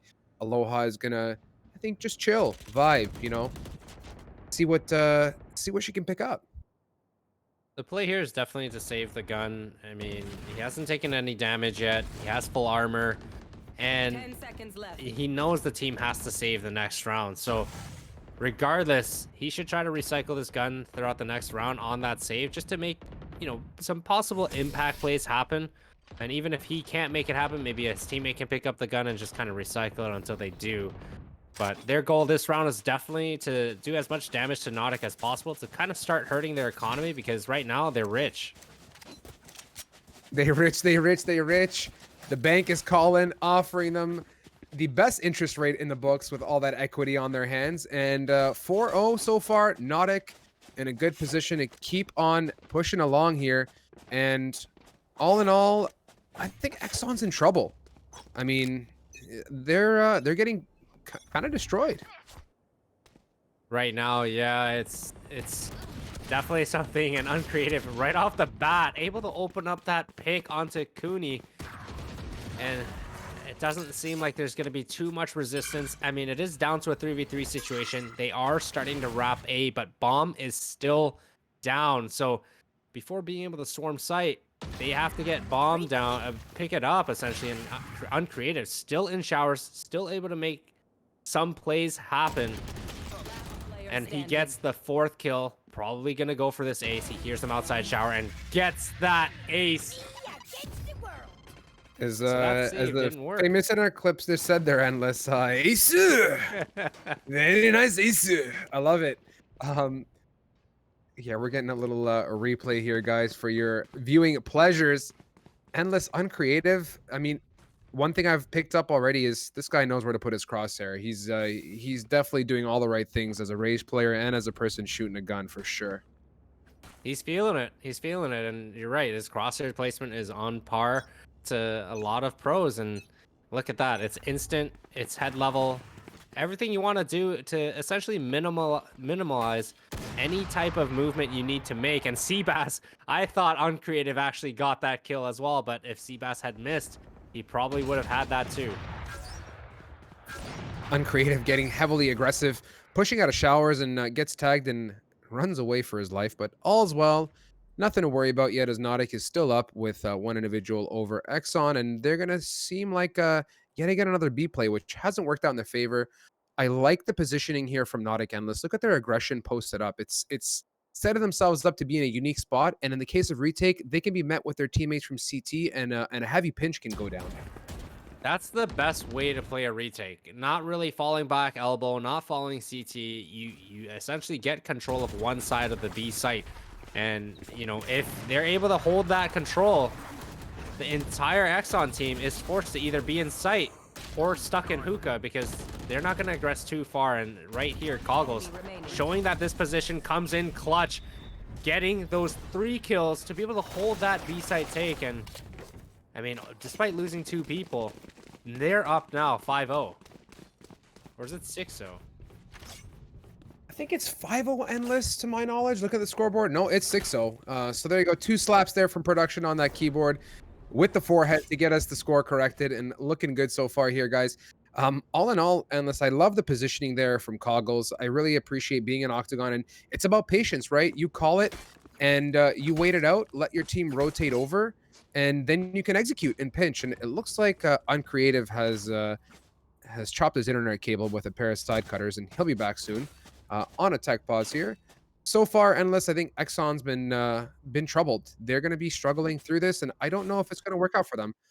What do you think Exxon needs to do here to change it up? And is just Nautic out shooting them, or is there something strategically that this team can do to mix it up a bit?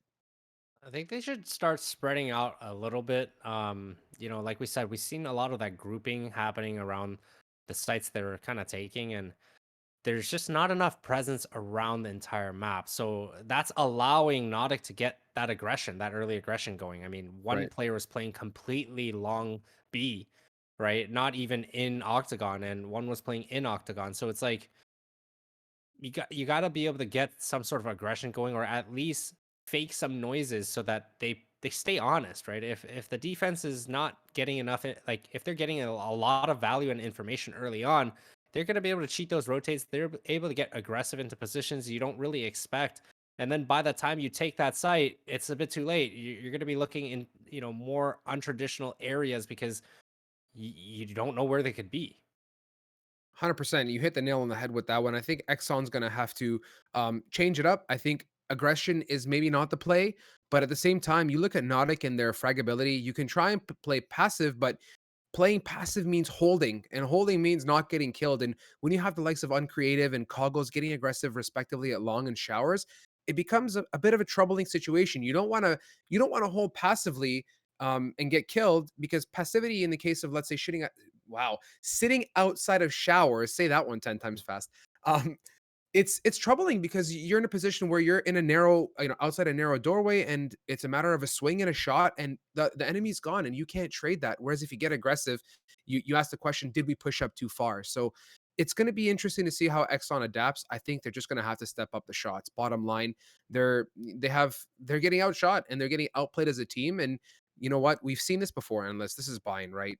Attacking side is difficult when you're not united as one. So maybe they're a defensive side team, and let's see if they can clean up maybe 4 rounds, 5 rounds, and walk into it confidently. I don't know if you feel the same way, but this just might be a sided situation given the team and their skill sets. It could definitely be a sided situation. However, it doesn't matter what team you're playing. You want to be able to get a couple of rounds at the least on that attacker side. I mean, it is a little bit more difficult if you're not, as coordinated as other teams might be, but you still need to find some ways, and there's definitely some loopholes of ways and directions and things that you have to do to kind of get those rounds secured. And Definitely. right now, I feel like they're just too grouped up, and they haven't really faked a site until it's way too late. The full commitment. I mean, again, if everyone's towards B and they hit that teleporter, there's always usually one person that sits back because there's no need to rotate just yet, right? And especially without them getting those necessary entries onto that site, there is absolutely no reason the defense has to rotate, right? There's always that teleporter. There's always that thing in the back of their head where, okay, they could still fake this, they could still teleport, they could still get into A site or B site, whichever. So why rotate if no one has been taken out yet? No, 100% endless. You hit the nail on the head, and I agree with you. Without a doubt, they got to smarten up. I think all around the board, all the things that you mentioned is just smartening up and thinking every action through before they execute and understanding the repercussions. So, looking like Bees yet again the play. Omen ready with the paranoia in hand, sending that out to clear out Octagon for the team, and they're swinging with him. So good coordination there to get that control, but we see a change up here as Nautic is playing passive, and look at that. Jet is already over. So 4 bodies endless. These guys, their rotates are on point. And like we were saying earlier, look, Omen is still lurking around A, and now that the full commitment is coming, now this is where he starts rotating because, yeah, they're not backing off of site. They're actually trying to aggress more and more into site. So, I mean, they're able to even it out to a 2v2 situation, but the health is not looking too good on the side of Exxon. And just like that, I mean, the retake comes into play, and they're able to secure that round. It's 7-0. Round secured, put it in the bank. Not too much breathing room. I think the noose is definitely tightening up here on the next of Exxon. They're in trouble. Given the way this is going and the momentum being carried, all things aside in terms of changing it up, and you can call it what you want. When you don't have momentum endless, it's very difficult to string rounds together, and the morale takes a hit. It's time and time again we see this, but there is hope to rally. We've seen it at higher level gameplay. I just think Exxon is unable to close it out here.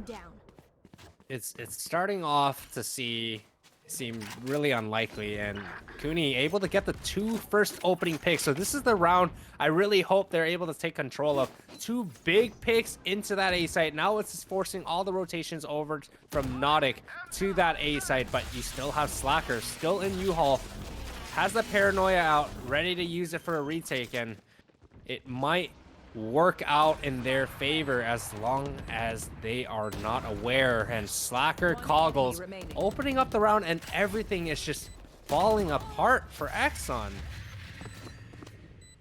Down comes crumbling the sandcastle there that they worked so hard to build with those first 2 initial frags by Cooney on Jet. And that's just brutal, man. I really appreciate the patience in U-Haul. Everything worked out so well for themselves that round, and unfortunately, they just weren't able to hold. And you look at the shots coming out here. These guys are locking heads. They're just absolutely fragging out. So, Exxon, yeah, you're going to have to really change it up here. I really do like Nautic's gameplay, though, Endless. They're really working as a team, and most importantly, they're landing their shots, and they're really connecting everything they need to connect. All the dots are falling in line, and look at that 8-0. It's just absolutely fantastic. You got a Hunter's Fury coming in right off the bat, but it's going to be a blind Hunter's Fury without any recon of any sort, but he does get 1. Seabass really hurt at this point, but Slacker able to start off the round by opening up that initial pick, and unfortunately does get traded off, and you got Seabass rotated already to heaven, getting the long range game going, especially with this operator. He can watch this full shower control, but Minecraft able to peek that out, has the ult activated.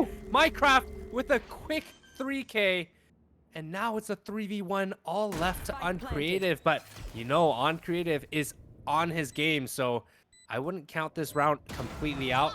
He gets Minecraft, which is the deciding factor so far for this round on the side of Exxon. But James able to finally get that first round for their team. And 8-1, I would like to see an 8-4 half, Sam. I would love to see an 8-4 half as well. It would be fantastic for Exxon. They definitely need that. They need some padding room.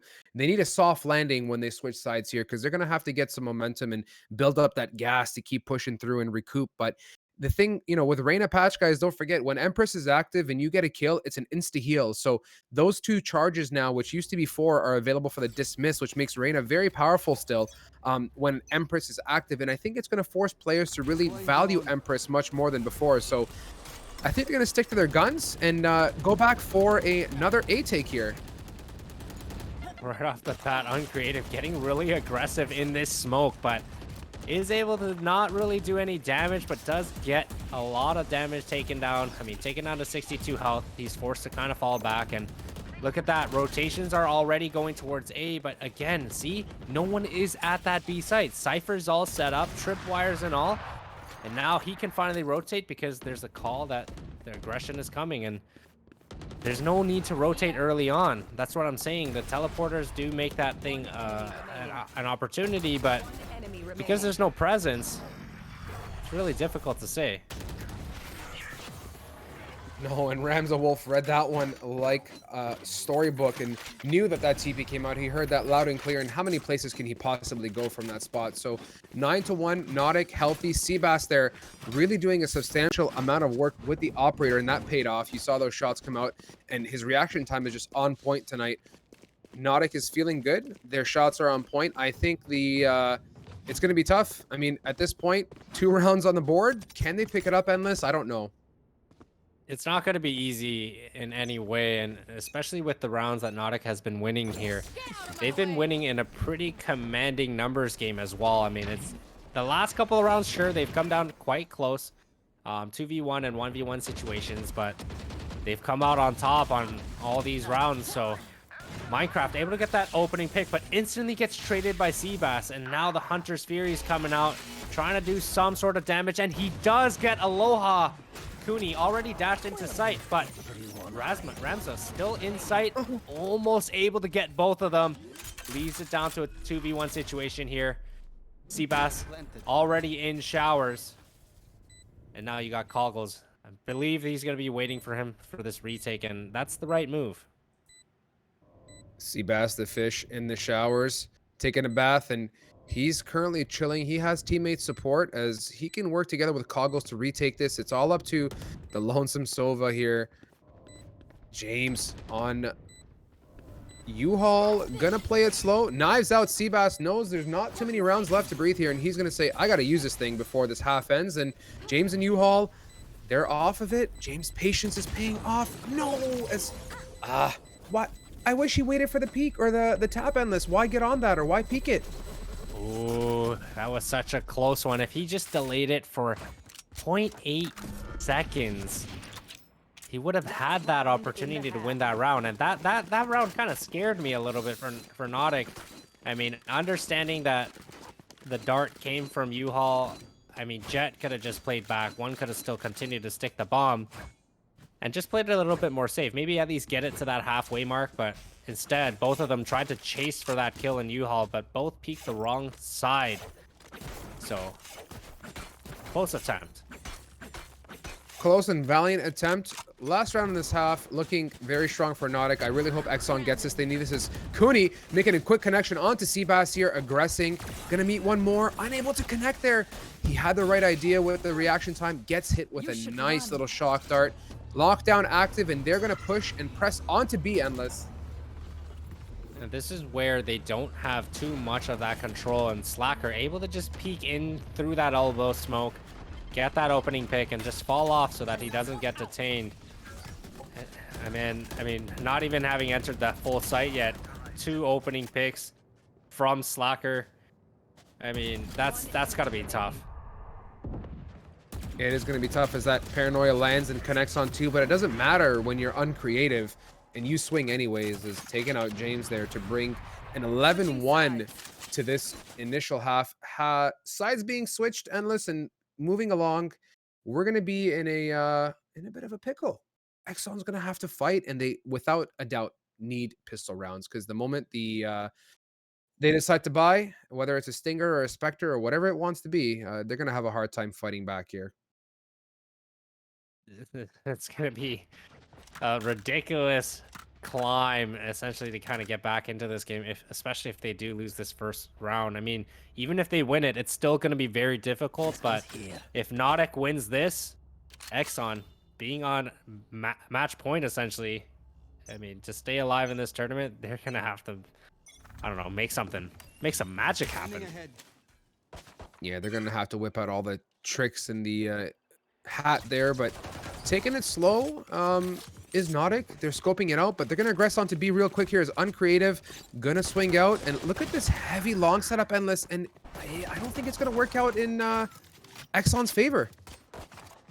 It doesn't seem like it's gonna be the case, and both of them still in Octagon. They're not expecting the peek from sight, which is a little bit weird. And just like that, Nautic puts themselves in a 4v2 situation, but Yahweh has something to say about that. Wants to try to keep their team in this, but you got Seabass still. He's got that frenzy, and he's gonna be able to do some damage. The frenzies in Coggles and Seabass able to secure that round, and it is 12-1. This is going to be extremely difficult here, and I mean, Exxon has no choice but to force here. They have to force. It's the last round, the last potential push to stay in this one. And, you know, Exxon took a book or a ticket out of the Nautic playbook and played a long Octagon hold. And unfortunately, the aggression was just, you know, that much better for Nautic. They swung right around and said, we're taking control of the site and clean house real quick. So final round endless. Let's see if Exxon can bring it home and hold on. The last round indeed, and here comes the paranoia. They're gonna get a heavy A control. Seabass able to dash into sight and get Cooney, and that starts off their barrage into A. 4v3 situation in favor of Nautic with bomb down. Post plants are a thing. They have full control of sight, and Seabass already pushed the CT, and now it's only down to Aloha. In a 1v3 situation, they know exactly where he is. On top of that, they all have Spectres. Attackers win. Commanding win. Nautic is going to advance to the grand finals. 13-1 victory, Strive. What are your thoughts? Well, you see here, Coach Endless. My thoughts are that was a pickle. That was sicky, man. I mean, looking at Nautic, that's heavy. Going into a final situation with a 13-1 win, feels good. Ain't nobody complaining. I mean, they played everything really well. Uncreative had fantastic crosshair placement. The teamwork was, everything was there. I mean, the utility, the usage of the ultimates, the usage of utility where it was needed to be, the correct aggression and passivity, all the dots connected for Nautic, and you know the score shows that. And tough round or tough game for Exxon. I feel for them, but yeah, I don't know what they could have done differently here. They lacked that early on aggression, and they just kept getting picked off before actually getting that site control. So I think it was their hesitation on that entry of each site, and the hesitation caused the ability for Nautic to get those picks as they're trying to get into site. And before Nautic is forced to even fall off to play retake, they're already winning the numbers game, right? And on top of that, just holding those angles, making sure that Exxon doesn't try to get more aggressive to push through a little and get a little bit more map control. Yes. It worked out quite a bit. I mean, we've seen Nautic being able to hold the back hall of B site quite a few times. And we see Exxon players trying to walk through that smoke, and they just get taken out. So, you know, I mean, Nautic, very well played, 13-1 commanding lead. They're going to head to the grand finals, which is going to be a best of 3. And they're going to be playing against Too Spicy, which actually just beat Itchbin 13-9 on Haven. So we'll be right back after the break, and it's going to be an exciting finals. I know you feel like you want me, and I guess in a way you do.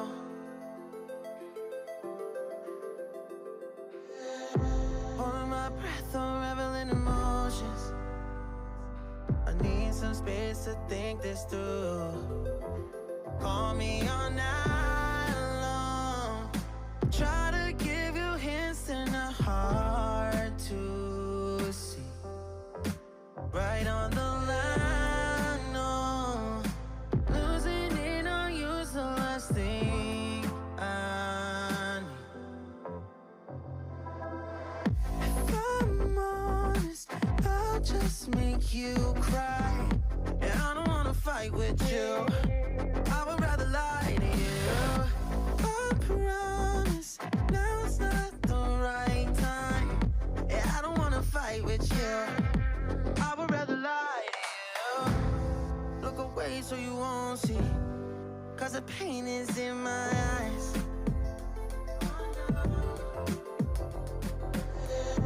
Feels like I could break at any moment and shatter your insides. If you feel my mind, call me all night long. Try to give you hints and a hard to see. Right on the line, no. Losing it on you's the last thing I need. If I'm honest, I'll just make you cry. And I don't wanna fight with you. I would rather lie to you. I promise, now's not the right time. Yeah, I don't wanna fight with you. I would rather lie to you. I would rather lie. I would rather lie. I don't wanna fight. I would rather lie to you. If I'm honest, I'll just make you cry. Yeah, I don't wanna fight with you. I would rather lie to you.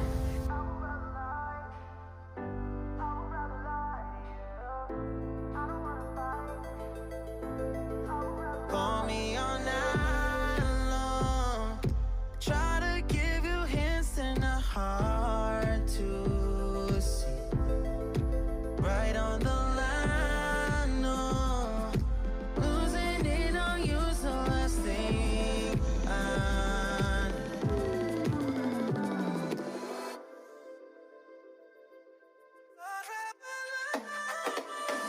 If I'm honest, I'll just make you cry.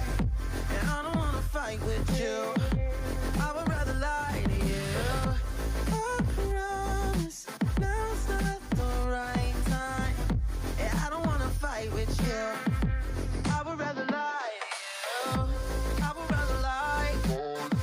I would rather lie. I don't wanna fight. I would rather lie to you. If I'm honest, I'll just make you cry. Yeah, I don't wanna fight with you. I would rather lie.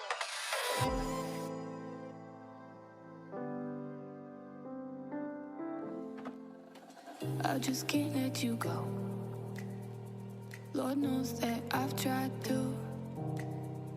You said I was the only one. No one likes being lied to. You made this mess and left me with the pieces. Now I wanna burn all the bridges between us.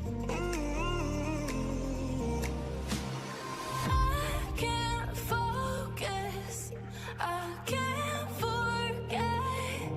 I've been thinking too much lately. I just need to clear my head. I just need to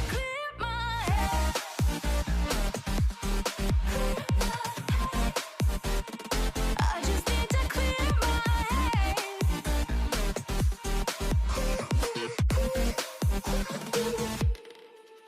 I've been stuck on your memory, but it's not like I need it. And we may have some history, but we don't have to repeat it. You made this mess and left me with the pieces. Now I'm gonna burn all the bridges between us. I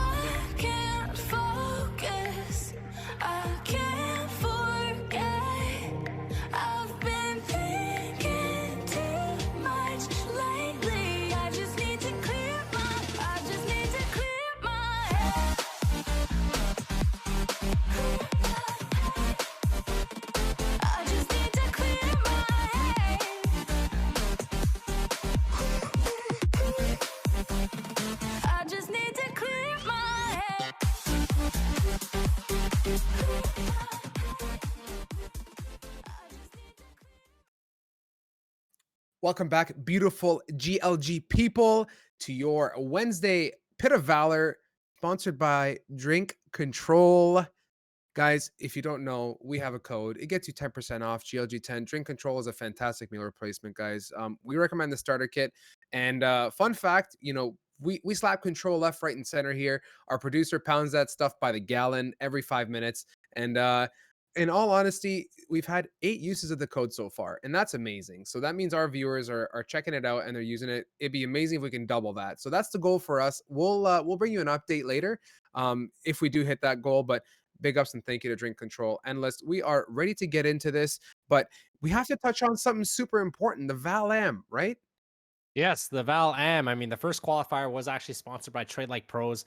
Happened back on February 8th and 9th. And I mean, completed last week. We had the Spectral Esports qualifier as well. So, I mean, Spectral and TLP securing spots in the Invitational. I mean, Spectral emerged victorious with the first $100 that we were giving away, and on top of that, they qualified. And second qualifier in Spectral, on the way, won the grand finals over Take Flight, and on the way, Take Flight, Sakura Storm, and Zero Marksman both. All four of them actually secure their spots in our invitational as well. And if you haven't already, register for our next week's Pit of Valor as well. And even next Monday and Tuesday, we have our Hyperspace Dark qualifier. So that's going to be super exciting. And there's going to be 2 other spots given away for that grand finale event, which is a $2,000 invitational. So why not set your team up for an opportunity to win 2 grand?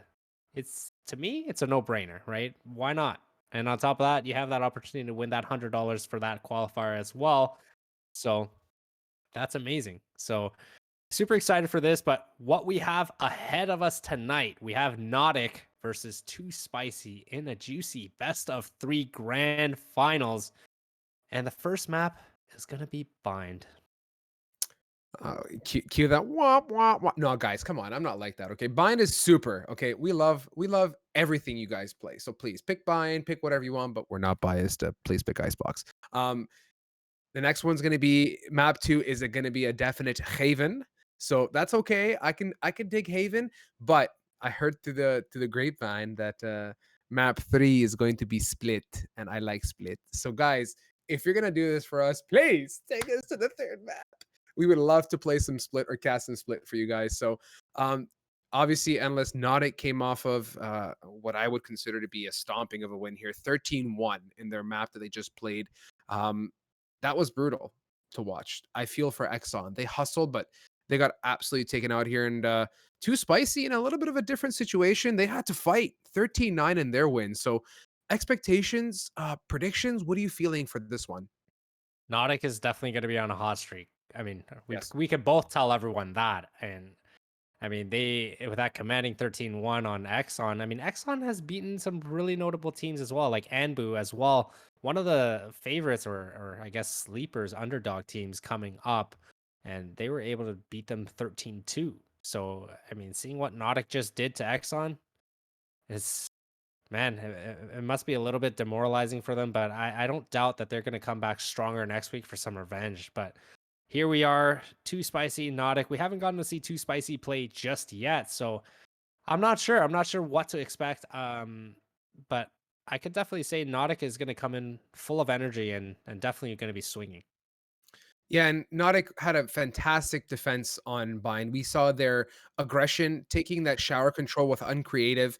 We saw Coggles pushing up on the long B as well, getting that aggression and making that statement that you cannot just walk into a site. And they held it really well.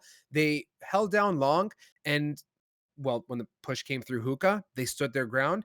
And what I really appreciate in the last game versus Exxon Endless was their rotates were so quick. I mean, there's times where at some point in that match, I was just analyzing the rotation time, and you would notice right away any hint of something happening.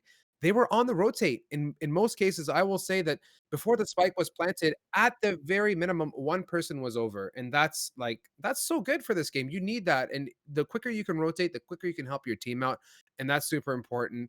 Um, Before we get into it, though, there's one thing we haven't done too much of tonight, Endless, and it's like trivia. We want to ask Chad, right? We got 53 beautiful viewers right now watching this gorgeous fellow over here and myself, who with the beard, the COVID beard situation here. But in chat, guys, I want to know.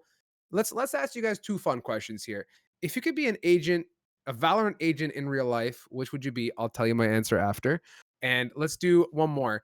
Um, let's see. Ooh, no. Okay. Which country is Killjoy from? This is a good trivia question. I was gonna ask something simple, but let's see if people know what's going on here. So those are your two questions. Drop it in chat before we get in. And yeah, production's saying the right things in my ear.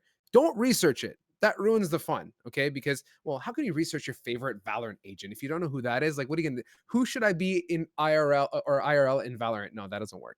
But let me see if you guys know about this Killjoy situation. And let's um for me, I think it's going to be a good match. This is a best of three, too. So there is a chance for redemption on more than one occasion, which is great, right? You lose the first map, you can tie up the second, you go to third when it's all or nothing. And I think we're going to need that here. I think we're going to be in for a good game given how tight Two Spicy's match was. I am praying for this to be sent to the third map. I mean, I've love casting Split. We simply just don't see it enough. And Split again is one of those maps. It comes down to a crazy amount of organization and communication to be able to hold that defensive side. Otherwise, the attacker side is just gonna stomp all over you. And I mean, seeing as we know these teams like Nautic, they're they're aggressive. They're aggressive, right? You know that they're aggressive. You know they've gotten some crazy amount of, map control early on, and that's that's going to be like a good thing to see. But we were just notified Too Spicy is actually going to be looking for a sub right now. So that might be a little bit of a change of scenery for that team, is despite, clawing their way to the finals already. This might be a new dynamic added to the team. Yeah, and getting a sub is I mean, if you know your sub and you play with the sub, bueno. I mean, we're playing for 50 beans here, guys. This is a big deal. You take your 50 beans, you deposit it in your account, and then you buy drink control and you use the code GLG10. Like, that's how you use your Galaxy brain to make things work in your favor and in our favor. There you go. See, take that one to the books. Um, yeah, actually, you know what? That's so true. The team just notified me. That's actually two first timer kits, basically, which is or the starter packs. Pretty good if you ask me. Not bad. Check it out. Use the code. But let me see here. Chat's popping off. What do we got? Finland. No, almost though. What do we got here? You guys look cute as hell. I would be Jet because I want to fly around. That is so sick. Imagine. Okay, now imagine your Jet and you can fly, but everything's unlimited. You can just like jump in the air unlimited, and you can just keep dashing across. That'd be amazing. Yeah, I could get to work in like 8 minutes. I don't have to like plow through Canadian snow. Right? This is awesome. What's going on here? I want Steve Blum's voice, so Brimstone for me. That is super. Yeah, Brimstone's voice is dashing. I would pay like massive dollars to sound like Brimstone. Endless, what else do we have in chat so far? I'm loving this. Isn't she I, from like Germany or something? yeah, Charisma, yeah. your brain is galactical. You better not have Googled that. Yes, she is from Germany, so that is good. Yo, Viper cuts her ribs hot as hell. Excuse me, hello? Yeah, okay. This is not that kind of chat. Could we not please? Like, Oh, I mean, guys, okay. like, come on, please. Like, this is not the type of thing I want to be talking about on stream. Um, what I got else? I got a good one to ask here. I got a good one to ask here. Go Okay. for it. This one's a little bit more for those hardcore Pit of Valor fans, okay? Who has the most Pit of Valor wins? Ooh, That's going to be a good one, okay? So, that's tough. the next one. Now, name 4 cities in Riot's home state. I don't want to give you the state, but name the 4 cities. This is Googleable. The first one is not Googleable. That's my new word, by the Googleable.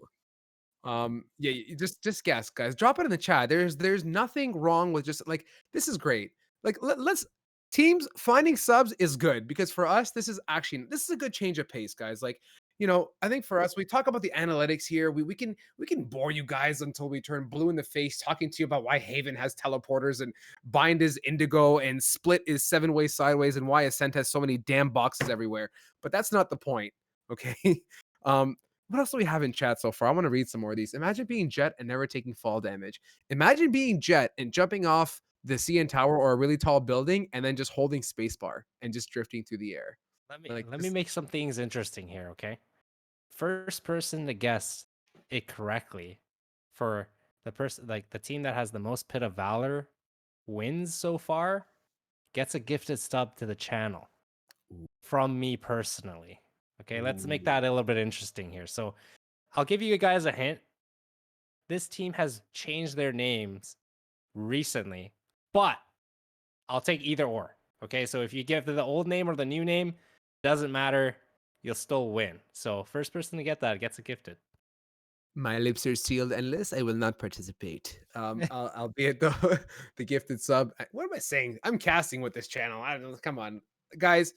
You better do this one. This is one that you got to put your tri pants on. Lace up your tri pants, your tri shoes, and everything. You can get this one. What else do we have in uh chat here so far? Let's find some more good stuff. Yeah, Germany, but for some reason my mind first went to Serbia, even though that is so wrong. LOL and caps. Terrain Rob, yeah, that is so wrong, but I'm proud of you. Germany is the right answer. If you ever have an exam question as to what country Killjoy is from, that's the answer you write in the box. Let me just tell you. Um, what else? What else do we got? Say Googleable 5 times fast as GLG gaming lounges. Okay, hold on. Googleable. No, it doesn't work. Okay, guys, Oh that's enough man. fun for me. That was good. I think production sent the word. Pigeon mail has a lot arrived. Arrived. I'm having too much fun. Pigeon mail has arrived through the interwebs, and we're about to load in. Endless. That was a lot of fun. Let's get to this beautiful champ select here on the second map. Or sorry, yeah, first map of this beautiful First stream. What map am I song. doing? Don't get too ahead of We this. I had mean, so much fun talking. It felt like I had like 2 intermissions or an intermission and a half. Like, how can you sue me for that? Like, that was so great. Okay, first map of the best of 3. Ain't nobody got time for this fandango. We got games to cast up in here. So getting I can into tell it, you I didn't something. even see the comp, man. Like, I might as well just take my headset off and go to bed. I can tell you, Strive. If that was the second map already, I guarantee you I'm forcing split on the map rotation. There's no way. If that was the second map, I would have just said, okay, the other team won the first map. We're going to the third.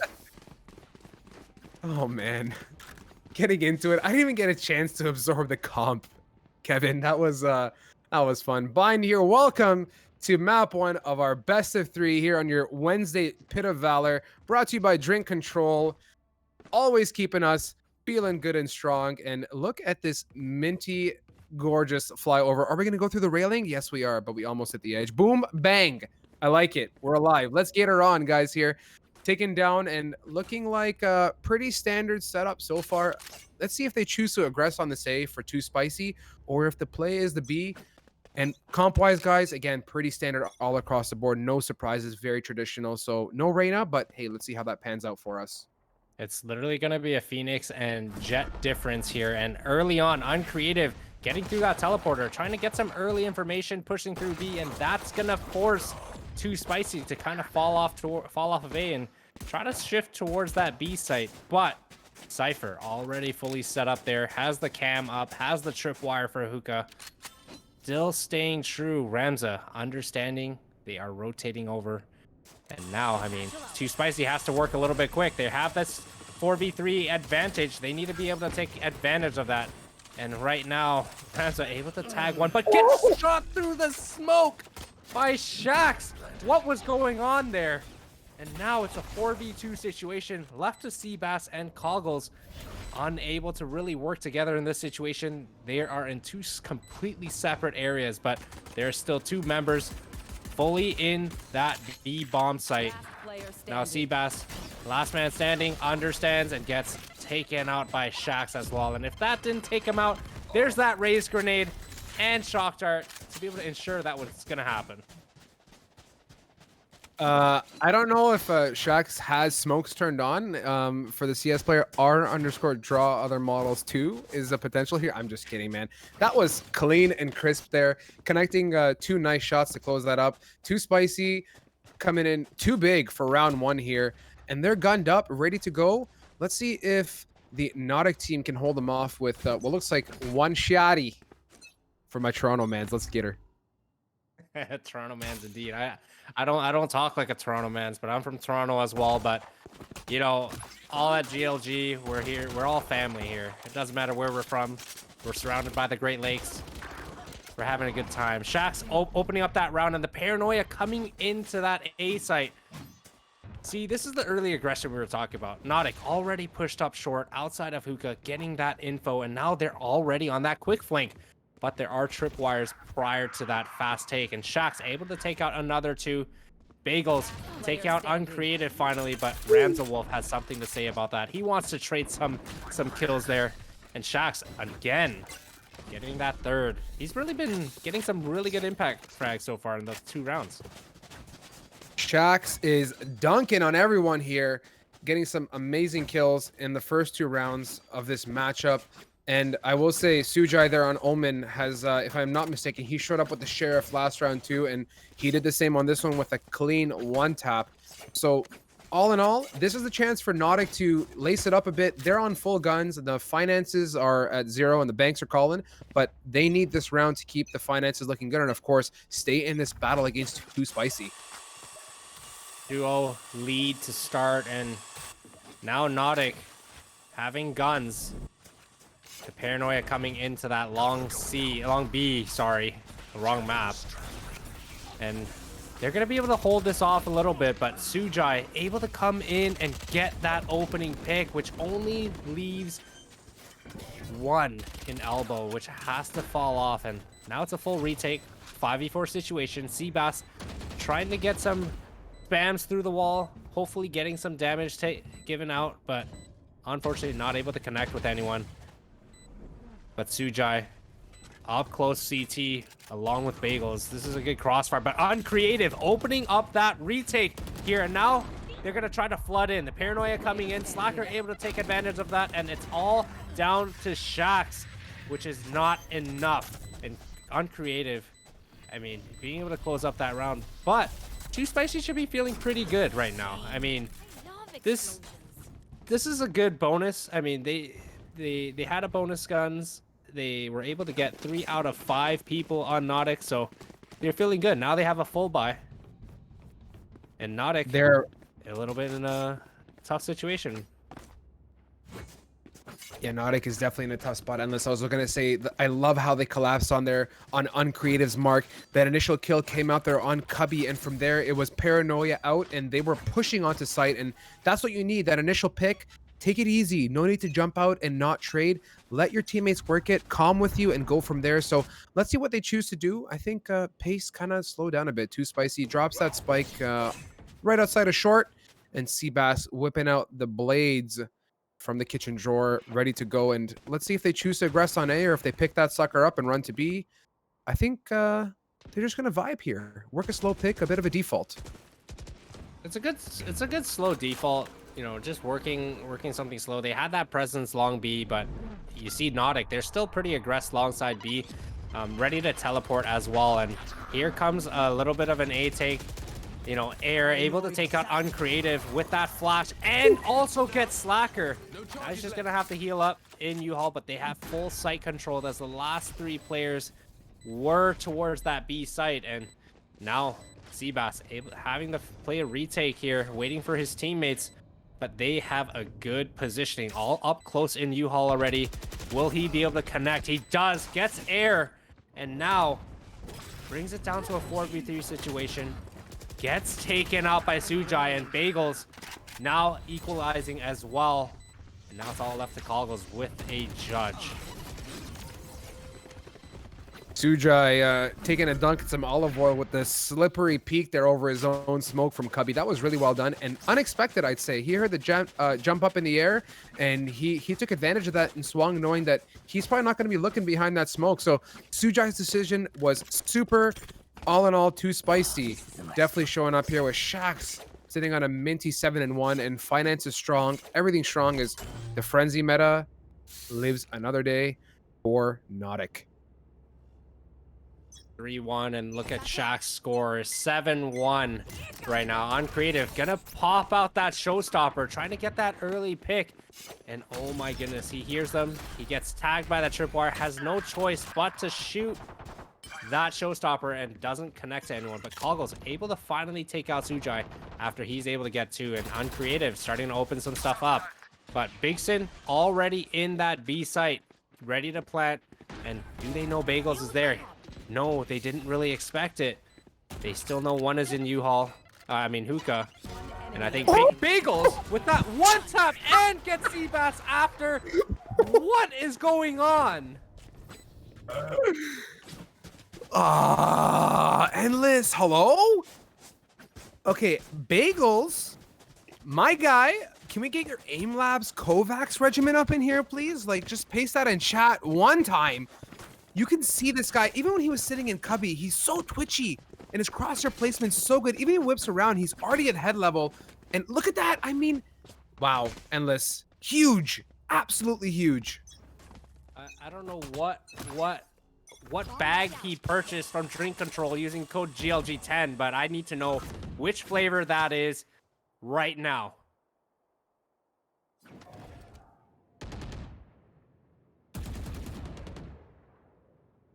Sujai trying to make something happen here, but unable to get that pick. And Bagels again opening up that round. Widening get up here. The gap looking good for Too Spicy. Endless is getting onto site B. And Sujai has his Nike's lace, and he's going to come plant that at B. I think he's going to go for a nice plant, opening it up for both Octagon and Hookah. Let's see what he chooses to do here. Bagels 3 kills already in this round following that last 3K. Unbelievable. That was just incredible. Really good job there, Too Spicy. 5-1 lead. I mean, this is turning into Nautic, except the tide's turned. So I'm feeling good. Too Spicy's feeling really good for themselves as well. And finances as well. A bit of a problem here for Nautic. They're going to be in a situation where they're going to have to save here. And if they keep on with this pattern and don't start picking up some rounds, they're going to be in trouble the moment they lose, unfortunately. And we just got that correction. It's pronounced Sujay, and I apologize. But nonetheless, that early recon dart getting sent out towards long B, and look at that. Couple seconds in the round, Bagels is already in U-Haul. So they're storming this A site by storm. And 5v2 numbers game. There's not much that Nautic can really do here to kind of regain control. Not too much can be done as Ramza Wolf connecting with the Sheriff 1 and 2. Is this the eco they needed as Koggle's fighting back with the Stinger?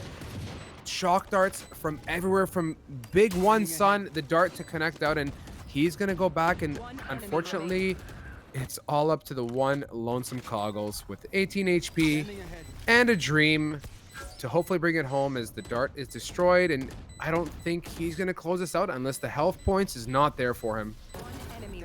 I mean, we might be speaking too soon. Koggle's able to get that opening pick, but falls to Bigson. But hey, that was a 5v2 situation on a retake, and they brought it down to a 1v1 situation, so they can't be upset about that. They're able to get a good amount of value, kind of tap into Spicy's economy a little bit, but I mean, it's still a long way. The lead is 6-1. It kind of feels like a little bit of deja vu, but not in favor of Nautic this time.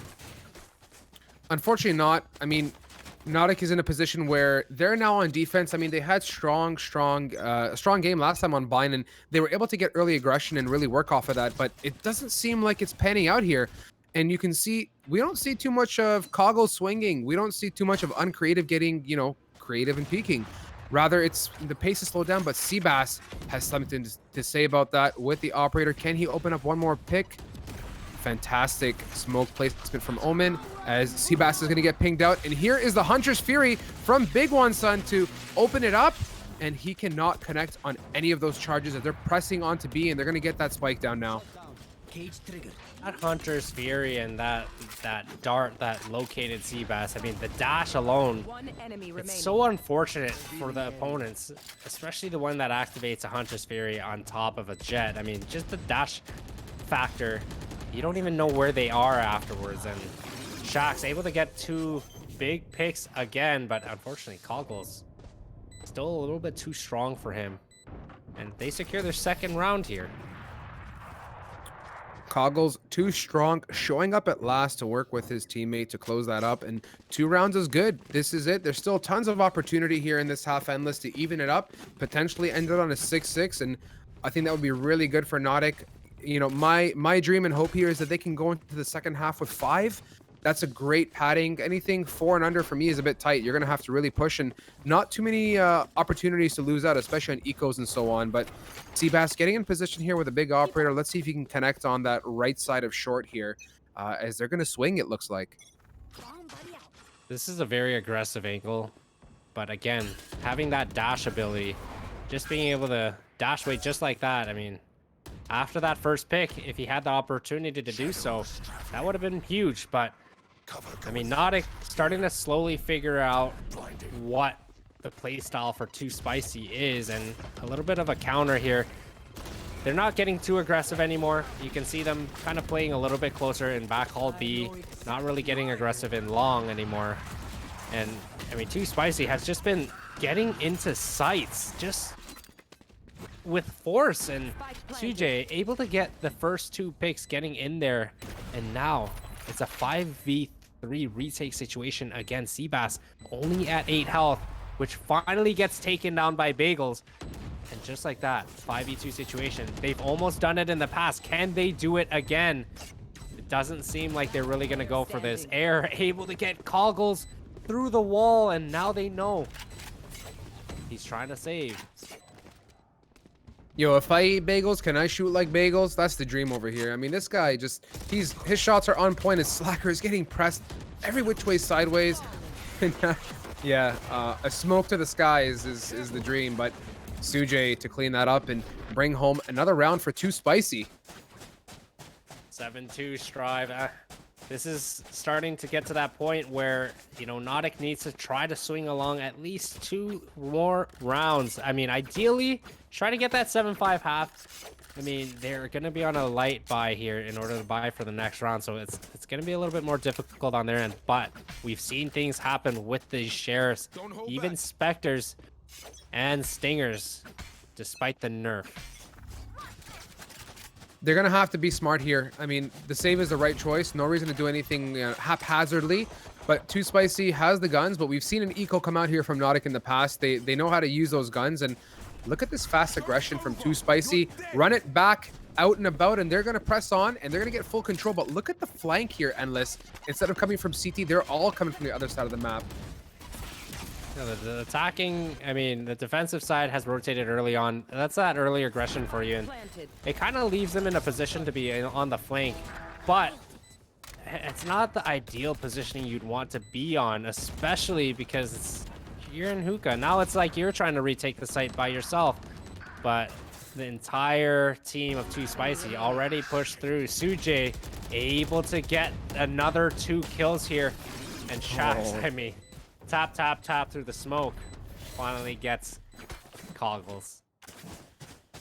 These guys have their aim on point, Endless. I mean, Sujay and Bagels, you look at them and they're whipping their mouse around, and I will say these guys are playing with a decent sensitivity, but every time they move their mouse, they're right at head level again. They're right in a position to click, and their reaction time is so fast. And you can see that 8 rounds now for Too Spicy. A great first half. If they can close it at half with 10 rounds, it'd be awesome. Let's see if Nautic can close out 2 more. They definitely need it, Endless. The momentum is definitely not on Nautic's side, and like I said, they really need to try to swing some rounds over, because if it turns out to be a 10-2, we saw what happened the previous game. Nautic was on the other end of that 10-2 run, so they wanna be able to run this and try to fight their way back, because if they can get it 8-4, just winning that pistol and winning that second round, it could really bring them back. It could, and so far you can see they're definitely smartening up a little bit. I mean, Too Spicy is still playing cautiously despite the huge gap, which I appreciate. The discipline is critical. You know, you may have a 6-round lead in the first half, but that doesn't warrant any unnecessary choices, especially, you know, aggressing without having an end game in mind. So they get some early info here in hookah. Sujay decides to teleport backwards, and I think they might smoke and leave, but you can see Cypher posted up in Octagon. They're all rotating over. I don't foresee them coming, but Here comes the nade out and teleport out for Sujay. He's deep as Bagels and Shax connecting one apiece and lowering the numbers down for Nautic, pressing onto site, and Spike being planted now is uncreative on the late rotate. Seabass trying to equalize with 1-2. Can he get the third to close it off? He's blind, dashing into the wall, throwing the smoke and cannot get away. And just like that, it is up to the lonesome uncreative in back halls to take out 3 too spicy enemies and hopefully get on that Spike defuse. That was such an unfortunate situation there by Seabass. I mean, trying to dash away from that situation, gets flashed right before, and that dash didn't get him far enough to make it through that door. And he thought he was through, started smoking on like right below him, but unfortunately it was a little bit too late. He was out in the open, and they were able to get that pick. They were, and look at the situation now, 9-2, too spicy, feeling too good with a lot of money here. I mean, not that it matters this last round, but I wish they could, you know, pass a buck or two, wire transfer some over to Nautic. But hey, it's not the best way to end out the half with Sheriffs, Spectres, and 1 Vandal. Let's see if they can string it together. This is going to be a very difficult round there by Nautic, and I mean, they still have the 2 alts. They have the Showstopper on their Raze. So that's still a possibility, and that could do a lot of damage, but it depends. Will he be able to use it? Will he be able to even bring it out? As you see Air, run it back activated, running into U-Haul already, clearing some space, and here comes the rotations on the side of Nautic. Showstopper pulled out, unfortunately not able to connect, and Big One able to take out Uncreated finally. Slacker already up close U-Haul. Gonna try to make some damage happen, but Big One still able to take them out, and it's all down to Ramza Wolf and Coggles in a 2v2 situation, which is still very possible. And Coggles actually able to take it out, make it a 2v1 situation. But Big One comes in clutch. CL_Uch1 for the round. Closing it off here, guys. Fantastic half so far. Great play, and all things considered, it's going to be tough here. I don't know what it's going to take for them to come back and you know, connect some rounds. They've been in to say the least, in a troubling position. And unless, I don't know, I'm puzzled. I think they're just getting outshot, to be quite frank with you. Bagels is on a whole different level, and so is Sujay. Just the level of mouse control, crosshair placement, and all that was just impeccable. So getting into the second half, we're going to have to see a huge step up and a definite change of pace. It's tough. It's going to be tough with the momentum shift. I mean, Nautic is gonna have to really press themselves and get out of their comfort zone, but it doesn't matter. Look at the early aggression here from Air. Gonna pick off Seabass, but gets traded off, and numbers evened out just like that. Numbers did even out. It is a 4-4, but you can kind of see the difference between Nautic this game versus the last, and you can see their confidence. It's not quite where they had it. Their aggression slowly started disappearing. Their retakes slowly started disappearing, but now they're finally back on that attacker side. But does it matter? There's still Bagels being able to take him out. And Slacker, I mean, fighting for the rest of this round, able to get the first, almost gets the second, but Sujay able to protect him.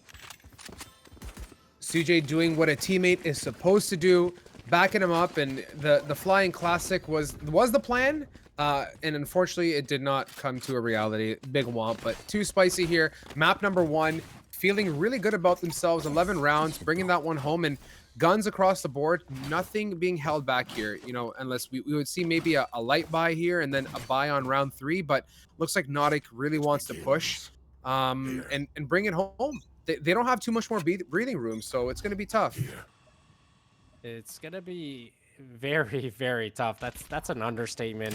And the way Too Spicy is playing right now, I mean, that's the defensive side we saw Nautic kind of play last game, right? They were getting all that aggression going. They were able to just get that early info, and Seabass able to start off the round with a good opening pick now. And this is gonna be a force round on the side of Nautic, so if they can get value here, that's going to work out in their favor. How many people are on that trampoline jumping into sight? A few. So, Rasma Wolf I mean, able to get that double. It's all down to Shax now. And hey, that's the round Nautic needed. That was a good force. They only lost 2 of their members, and now they're able to bring it back 11-3. Yeah, 11-3, a much needed round. Endless. I'm giggling at that because the way that they jumped up on that container with everyone, it was like one of those moments you see in like a TikTok or like a comp or something where they hop up and it freezes and there's just 6 people looking down at you. It was one of those moments, but hey, it doesn't matter. Unfortunately, Too Spicy was not able to hold it up. Maybe the container jump is the play. Let's all just trampoline on top of container from now on. But Nautic, 3 rounds. It's a gap. I mean, it's a gap and a half, but they can close it. And if they push, I have faith here. I mean, look at their last game. They did so well. They just got to rally as a team. This is the side. I mean, the side of aggression. Bagels getting naded out, and Uncreative gets that free opening pick, but 2 people sitting outside of teleporter, ready for that rotation.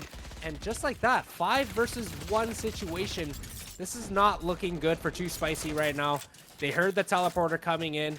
They know where he is. The shock dart coming in. Able to get Seabass, but not before Seabass kills him first.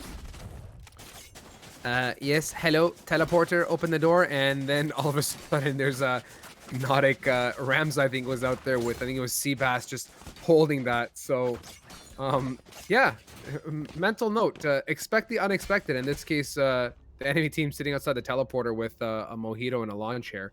So, getting into it, Nautic bringing home one more Endless in what's turning out to be a pretty, dare I say, spicy matchup so far. Rallying back, getting 2 rounds. Let's see if this momentum carries through. Guns all across the board, and I have faith. I'm rallying here. I truly believe that Nautic can bring it back. They had such a stellar performance in our last matchup, and they've shown that they're capable. They know how to frag, and hey, put everything aside. I mean, Sujay and Bagels, who have the shot, Nautic is there, man. They're there for sure. Now, again, aggressed Octagon Air here with the flash ready to go. And Coggle's going to clear out that left corner in case, because they just didn't get that early info right off the bat. And Air, I don't know if he understands that they're literally right beside each other. But there comes that flash. There comes that dart. And Air, able to get those 2 picks, now has run it back.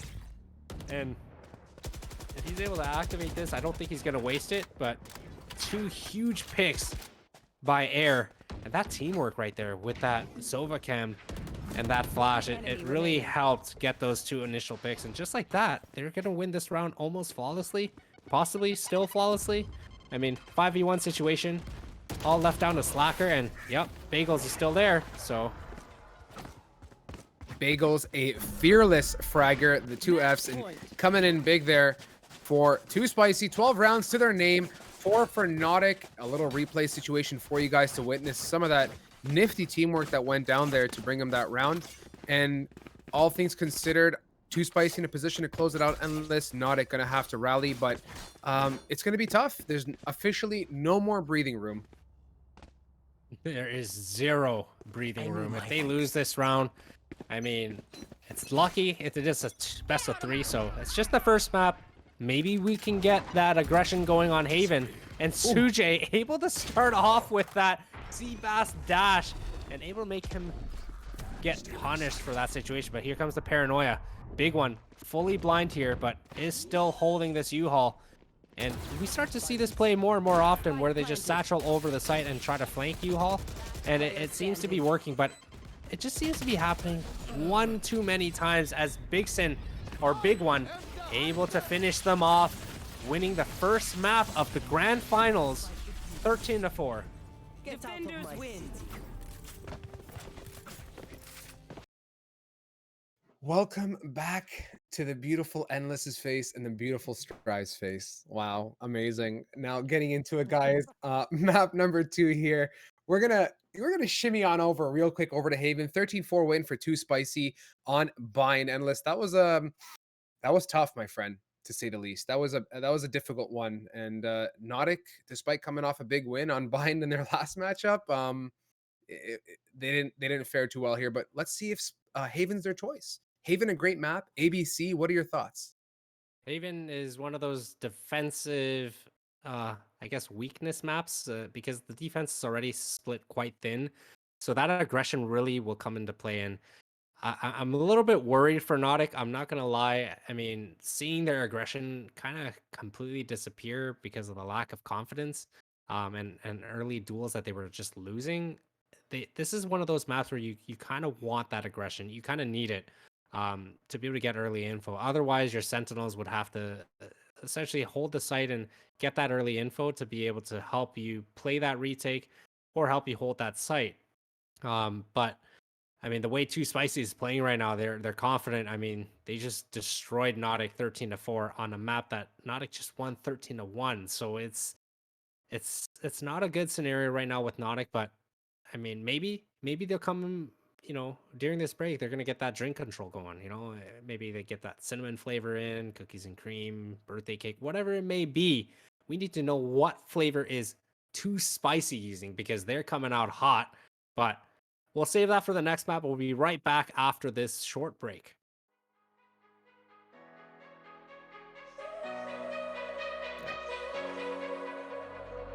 My heart is beating, it's magical, the music's playing, losing control, the things I'm feeling, so mystical, the rhythm goes, and I can't feel the heat, and I keep moving to the beat. Cause I'm letting go. Ooh, gotta let them know. Losing all control on the dance floor. We don't care, we dancing all night long. We don't care, we dancing all night long.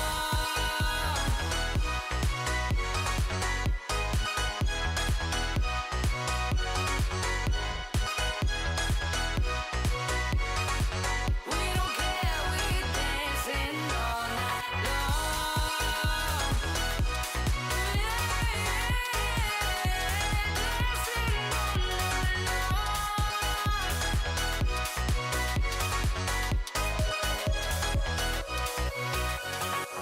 My heart is beating, it's magical, the music's playing, losing control, the things I'm feeling, so mystical, the rhythm goes, and I can't feel the heat, and I keep moving to the beat, cause I'm letting go. Ooh, gotta let them know. Losing all control on the dance floor. We don't care, we dancing all night long. We don't care, we dancing all night long.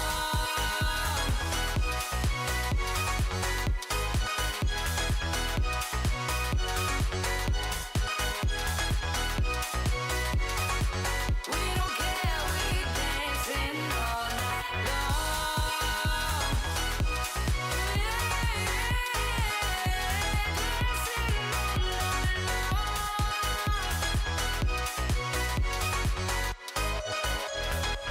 Dancing all night long. 'Cause I'm letting go. Ooh, gotta let them know. Losing all control on the dance floor. We don't care, we're dancing all night long. Holding on to what I know, to everything I've learned, what is real and fabricated, what is wrong, what is my problem, what can I get out of this world that I created, fighting the storms in my head, don't know where I have been, I'm alone, no one to turn to, no one understands, shit's too complicated, away, and I feel like I am someone else, away, and I feel like I don't know myself, no, away, and I feel like I don't know my name, and I don't want to live this way. wanna keep on wasting life. I'm drowning in my head, I'm losing my mind. And if you could know, yeah, if I could show you, I don't wanna keep on living this life so faceless.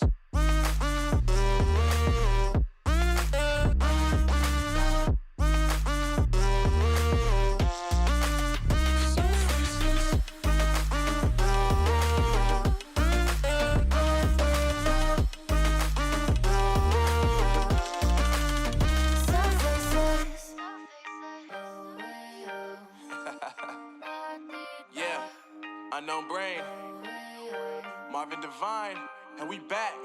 Can't nobody tell me nothing. Made it through the rain and rain. I turn nothing into something. No more dealing with their assumptions. Cause I do what I gotta do and I know, can't nobody do it like me. All they do is judge me for who I might be. Maybe if they took some time to pick my mind, they see that I'm cooler than lemons and iced tea. All I wanna do is live it up with the homies. Everybody really talking as if they know me. But I guess I gotta face it. I'm so tired of being faceless. I don't wanna keep on wasting life. Welcome back, people. We are back from a quick and snappy break. We are hydrated, and you know what? I'm gonna do something for you guys. I drank Control at half, and now I can see colors. So I'm gonna play this one. I'm gonna cast this match without my glasses on. Okay. If you can't tell, I can't see Jack Call. Let's just put these back on. I'm kidding, guys. But for real though, get yourself drink control. It won't get you your vision back if you're a glasses guy, but at least it'll make you feel good, and your stomach's gonna feel nice too. So getting into it, guys. Oh God. Map number 2. Loading in here on Haven Endless. We're not going to give you guys the same rundown fandango here. We're going to get right into the pretty stuff. Haven, an awesome map. A, B, and C sites available. A nice change up, good change of pace, and a map we don't get to see too often. It is a map we don't get to see often, and I mean it's not the bind or the ascent that we're typically used to seeing. But I'm excited. I mean, Bagels looks like he's gonna lock into Yoru, so that's gonna be a little bit of a new scene. Maybe not. He trolled us. He's gonna go to the Rays, but maybe not. He's just undecided. Okay, he's gonna lock in with that Phoenix. So overall, comps are pretty even, exactly the same, aside from once again that Sentinel difference in the Cypher or Killjoy. So I'm liking that. I'm liking that. I like the fact that, on Haven now, everyone is locking in with that Omen. Locking in with their two, I guess, duelists in Jet and Phoenix, which we tend to see quite often now. And again, always having that Sova in hand. But now it comes to that all age question. Cypher or Killjoy? I'm going to go and say on Haven, I personally absolutely adore the likes of Cypher. Cypher on C for me, since like the beta days, Endless has been a thing, right? Like everyone started off, and when Cypher was, the champ and and Haven was there, they're like, you must play a C with a Cypher. It has to happen. This is the holy Bible, the way to do it. And it's been done. I mean, they played Cypher. Cypher's great. I love the kit, especially with the wires and the cages to hold that, as the entryways are narrow. So there's opportunity for them to capitalize. And yeah, Yoru would have been fun, man. I would have loved to see some Yoru, but that's okay. Too Spicy coming off of a win and a half, to say the least, thus far. But I want Nautic to rally here, and let us see if the Killjoy is the determining factor or not. Killjoy, see, that's the thing with this map, because it's such a big map. Cypher technically has a slightly different type of advantage in the fact that he can access the cam at any point. Meanwhile, Killjoy still has to stay near all her utility. So that might just be the little bit of a difference. And we're gonna start off. They're gonna be running a little bit of a default. Not really getting a lot of presence here at the A site, but they're gonna get some quick garage control, and Suje able to get one, but gets traded off by Ramza instantly, and they're going to be splitting the C site here. Shaxx stuck in the smoke, unsure of what to do, but gets spammed through, and now a 4v3 situation for Too Spicy. Air coming in, unable to do anything, and it's all left to Big One in a 3v1 situation. Gets the shock dart and gets the second, but as he's reloading, has to fall off, and Seabass peaking at the perfect time, able to secure that first round for them.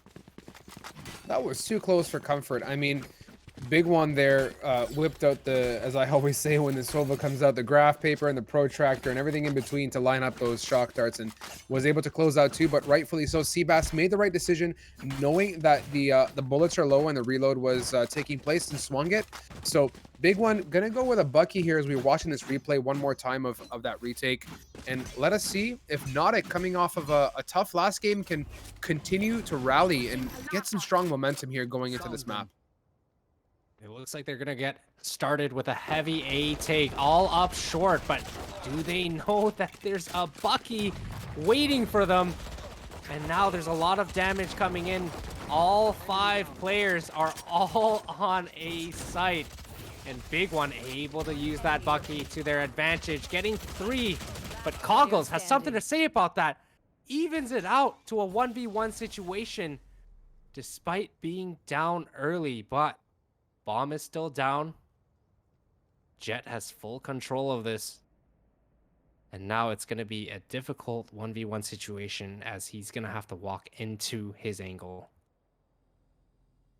I like what Nautic did there. I mean, and rightfully so, Spicy counteracted that really well. And that's the beauty of having a dynamic team. Everyone brings a different flavor to the soup there. And, you know, it keeps everyone, like you said, honest. And down to a 1v1 situation now, it's up to Air, who's got his lawn chair and Mojito out, sitting on top of that spike, and Coggle's going to come around from the back end. That alarm bot is inactive, so all's well there as Coggles, 26 seconds on the clock. Air is holding a beautiful angle, and let us see. Oh, unfortunate timing. Ooh, the timing almost worked out for Coggles, but Air, looking left and right, finally spots him, and I mean, he had more health, so it was in his favor. It worked out really well, and 1 round in the back pockets here of 2 Spicy now. Nautic has their first. This is a good start. I really want them to keep rallying, but look at the gun situation and the finances endless. Nautic is choosing to sit tight on the money. They're not in a great spot, but you look at the situation here. Sorry, 2 Spicy. Yeah, they're on a save here, and Nautic is bought up. Lots of big firepower here. Firepower indeed, and oh man, I just gotta love this sheriff skin. It just looks so cool, and I've been waiting for one of those skins for a while, but unfortunately not able to get one. But Air able to take out Seabass as he's just trying to jump into sight for that plant. But now it just doesn't seem like it's a good scenario. Air finally gets taken out by Ramsawolf. And there's Sujay and Bagels able to make it a 41 situation. And they're able to turn this around. 2-1 lead. First 2 Spicy. Kevin, I'm gonna slap your favorite word and say a commanding win, a commanding round. Getting you know, that win on that with just 1 individual down. So Shax, we see him setting up. This is always nice, guys. Take your pen and paper out. It's always good to learn how Cyphers set up their sites, especially at higher level of play. Look at that slippery wire. I mean, that's as slippery as it gets, my friend. So going into round number 4 here, Nautic hoping to rally back and even it up. Let's see what they can make of it as Spike is down, and it looks like the Nautic team is going to play a default as Air. Blades are out. Going to try and push, but Slacker has something to say there with the Stinger counteracting, but Bagels is there to clean up the mess and trade it. Good choice to aggressive Sujay. 1 apiece as well. Bagels says, nope, I'm good, man. I got my 1 pick. I'm going to go back to site and meet up with my buddy Sujay. That was a very good attempt, and Bagels, I mean, they weren't expecting the second player to be aggressed there. So now Bagels left in sight in a 3v2 situation, still in favor of 2 Spicy on the defensive side. Here's a dart coming in, has the splash ready, and he's ready to get this going if they decide to commit to C. The flash is wild. He's ready to go, and yeah, unfortunately, C is not the play. They're gonna go try and reunite, but big one has the endless. We talk about this right before I even make the commentary on it. Is the aggression? You know, getting in the right space as a defender is critical, and getting that information helps a lot. But now it's up to big one to capitalize and continue to hold on that. Good angle here. I'd say it's gonna pay off if he gets swung, but little does he know, to his immediate left, there is a friendly Sova. As big one gonna take out Ramza and Coggles, kind of using it as a bit of bait there to trade it out. And now it is up to Coggles to get over there and make it happen. So let's see if he can get the spike down on A. 2v1 situations is going to be a very difficult opportunity for Coggles to win this round, especially now getting tagged. And Bagel's already aggressing. Says, nope, you're not getting this opportunity. We're going to go up 3-1 here. Bagels is just showing the dominance, absolutely doing tons of work here for his team. And just like that, we are moving along here. That was an interesting end round. It seemed like it took a little bit longer to end there, it felt. But hey, 3-1 here for 2 Spicy and Nautic pressured, to say the least. But we don't see Bagels showing up like last round or last game. But hey, 3-2, still respectable. And the rounds are showing that. And now it is up to Nautic here to save with a bit of a broke by Endless. I'm not sure how I feel about that entirely. All said and done, I think it's going to be a quick and aggressive C push. This aggressive C push might work in their favor. I mean, there's only the Cypher that's really close by. I mean, they do have the Omen, who's already rotating over. Paranoia coming out. Will they be able to hold this? Sujay trying to get some opening picks, but gets taken out by Uncreative, and now it leaves Bagels, big one, on the rotation, and now Slacker gonna get the bomb down in this 4v3 situation. The shock darts coming in from Big One, and that does wonders. It gets that bomb planter down. Now the run it back from Bagels almost gets one, but now they gotta wait for this Killjoy lockdown to disappear, and now they can finally begin retaking. Bagels is taparoniing there, trying to connect something through the boxes. Fire going up, and he's going to block that off and go for the swing. He's going to get the alarm bot that's sitting there nice and pretty, and he's up against a bit of a battle here. Nautic has 2 very lit players, but it doesn't matter when you're Coggles and you want to win. So 2 rounds for Nautic Endless, a great way to close this off, and they're fighting this time. I can feel it inside. That's what Nautic wants, right? They want to be able to fight this and do what they can to win, and they were able to take that post plant, make it work, and I mean, they bring it back 3-2. Now both teams have full guns. The economy on Nautic is a lot better right now than 2 Spicies, so if they're able to win this round, everyone but Shax won't be able to really buy next round. You made a very good comment there on the finances. Endless is a little bit of aggression coming out on short, but Uncreative gonna go big here on Big One. Run it back here as well onto short. He's gonna push up. Does he clear his corner? He's full blind, but it doesn't matter when you have the run it back. Still it onto Bagels and taking him out. He is on site now. Run it back has expired, and he's right back where he started. And Spike being planted on A as it is up to 2 Spicy to rotate over and contest. And that's what you like to see. Having a run it back and, you know, being able to get those opening picks, that's just huge. And Uncreative just absolutely popping off this round. 4 kills going for this ace. But Air able to time him as he's pushing CT spawn. And now, I mean, the entire team knows he's there. That shock dart from Coggles, perfectly lined up, able to take that round, and they're going to even it up 3-3. Both Coggles and Big One have definitely been taking notes on some Hiko activities there with the shock darts, the lineups, and you can tell they're seasoned Sova players. So 3-3 now, a much tighter start here for the map 2 of this BO3 finals endless. And you know what? Maybe we're gonna get our map 3. I don't want to speak too soon. That's wrong of me. Let's get through this first, and we'll worry about that when we cross the road. So I'm feeling really confident for Nautic. They're definitely stepping it up, and you can see Coggles 9-4, and the guns all across the board. I don't see an issue here. As Uncreative opens it up nice and big on Sujay. That third map is something I am still dreaming for, and right now, as of right now, it does seem like Nautic has it in them to just push this to the next map. I mean, winning the last 2, able to get an advantage here with a 4-3 lead so far in this round. Ramza Wolf with 3! What just happened? I almost wish we saw that point of view there, but wow. Ramza Wolf making quick work of those 3 kills. I honestly blinked I looked up and then I blinked again and then it was over. All I heard was like a tap, tap, tap, tap, tap or something of that sort. And that was history. And Rams the Wolf picks up half his kills there in one round. So really good job. Nautic in a really good position here with one more round in their back pocket. And looks like Too Spicy is getting challenged this time, Endless. A good change of pace. The challenge is great. I mean, the back and forth, that's the type of game we like to see. So run it back being activated here by Uncreative, but gets met with that paranoia perfectly placed and timed. So that just eliminated the whole purpose of it. And Sujay still in the back of sight on plat, being able to hold this C site. And now Too Spicy already starting to understand. Okay, they're going to start falling off. Nautic has fallen off completely, going towards that A site. Smoke's coming in.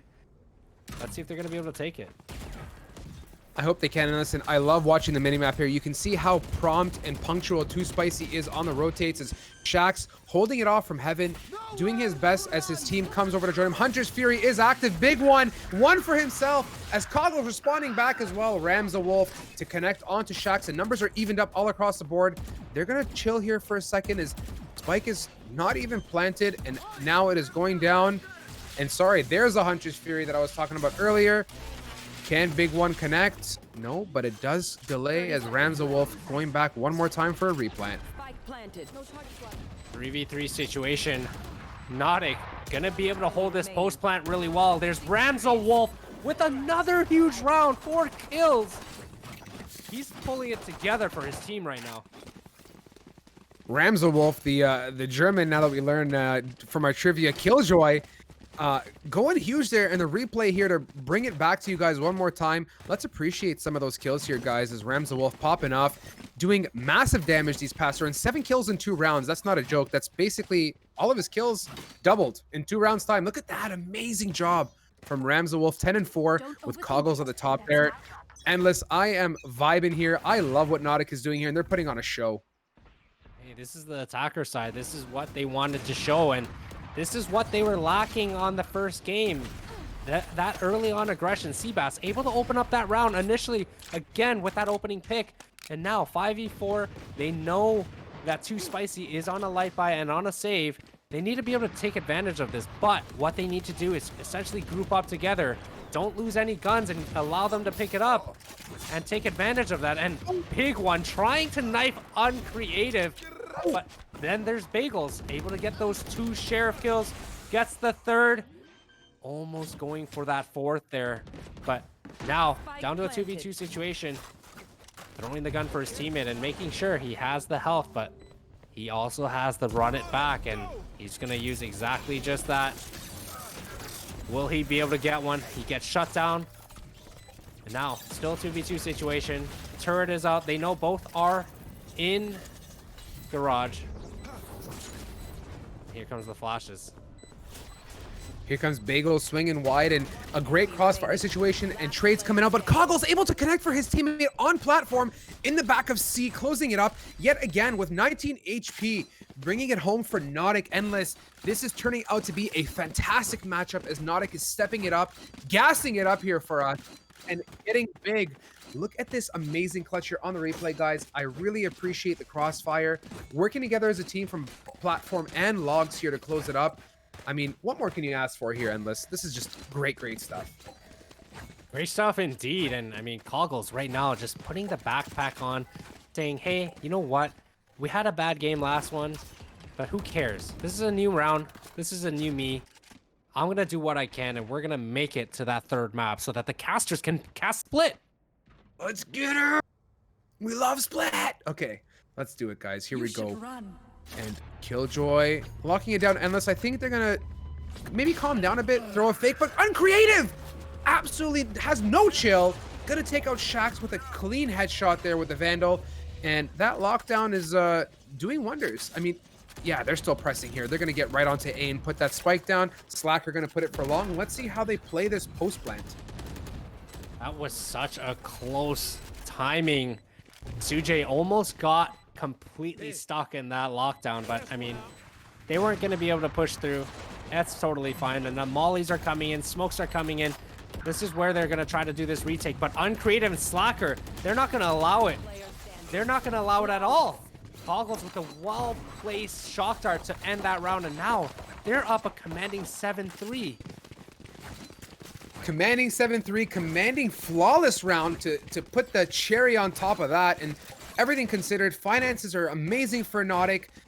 Whereas you look at the realm of, sorry, I apologize. Yeah, no, my head's on right. I'm too excited here. Nautic's finances are absolutely fantastic, whereas Too Spicy not feeling that much better. But hey, big one with the big one, Odin.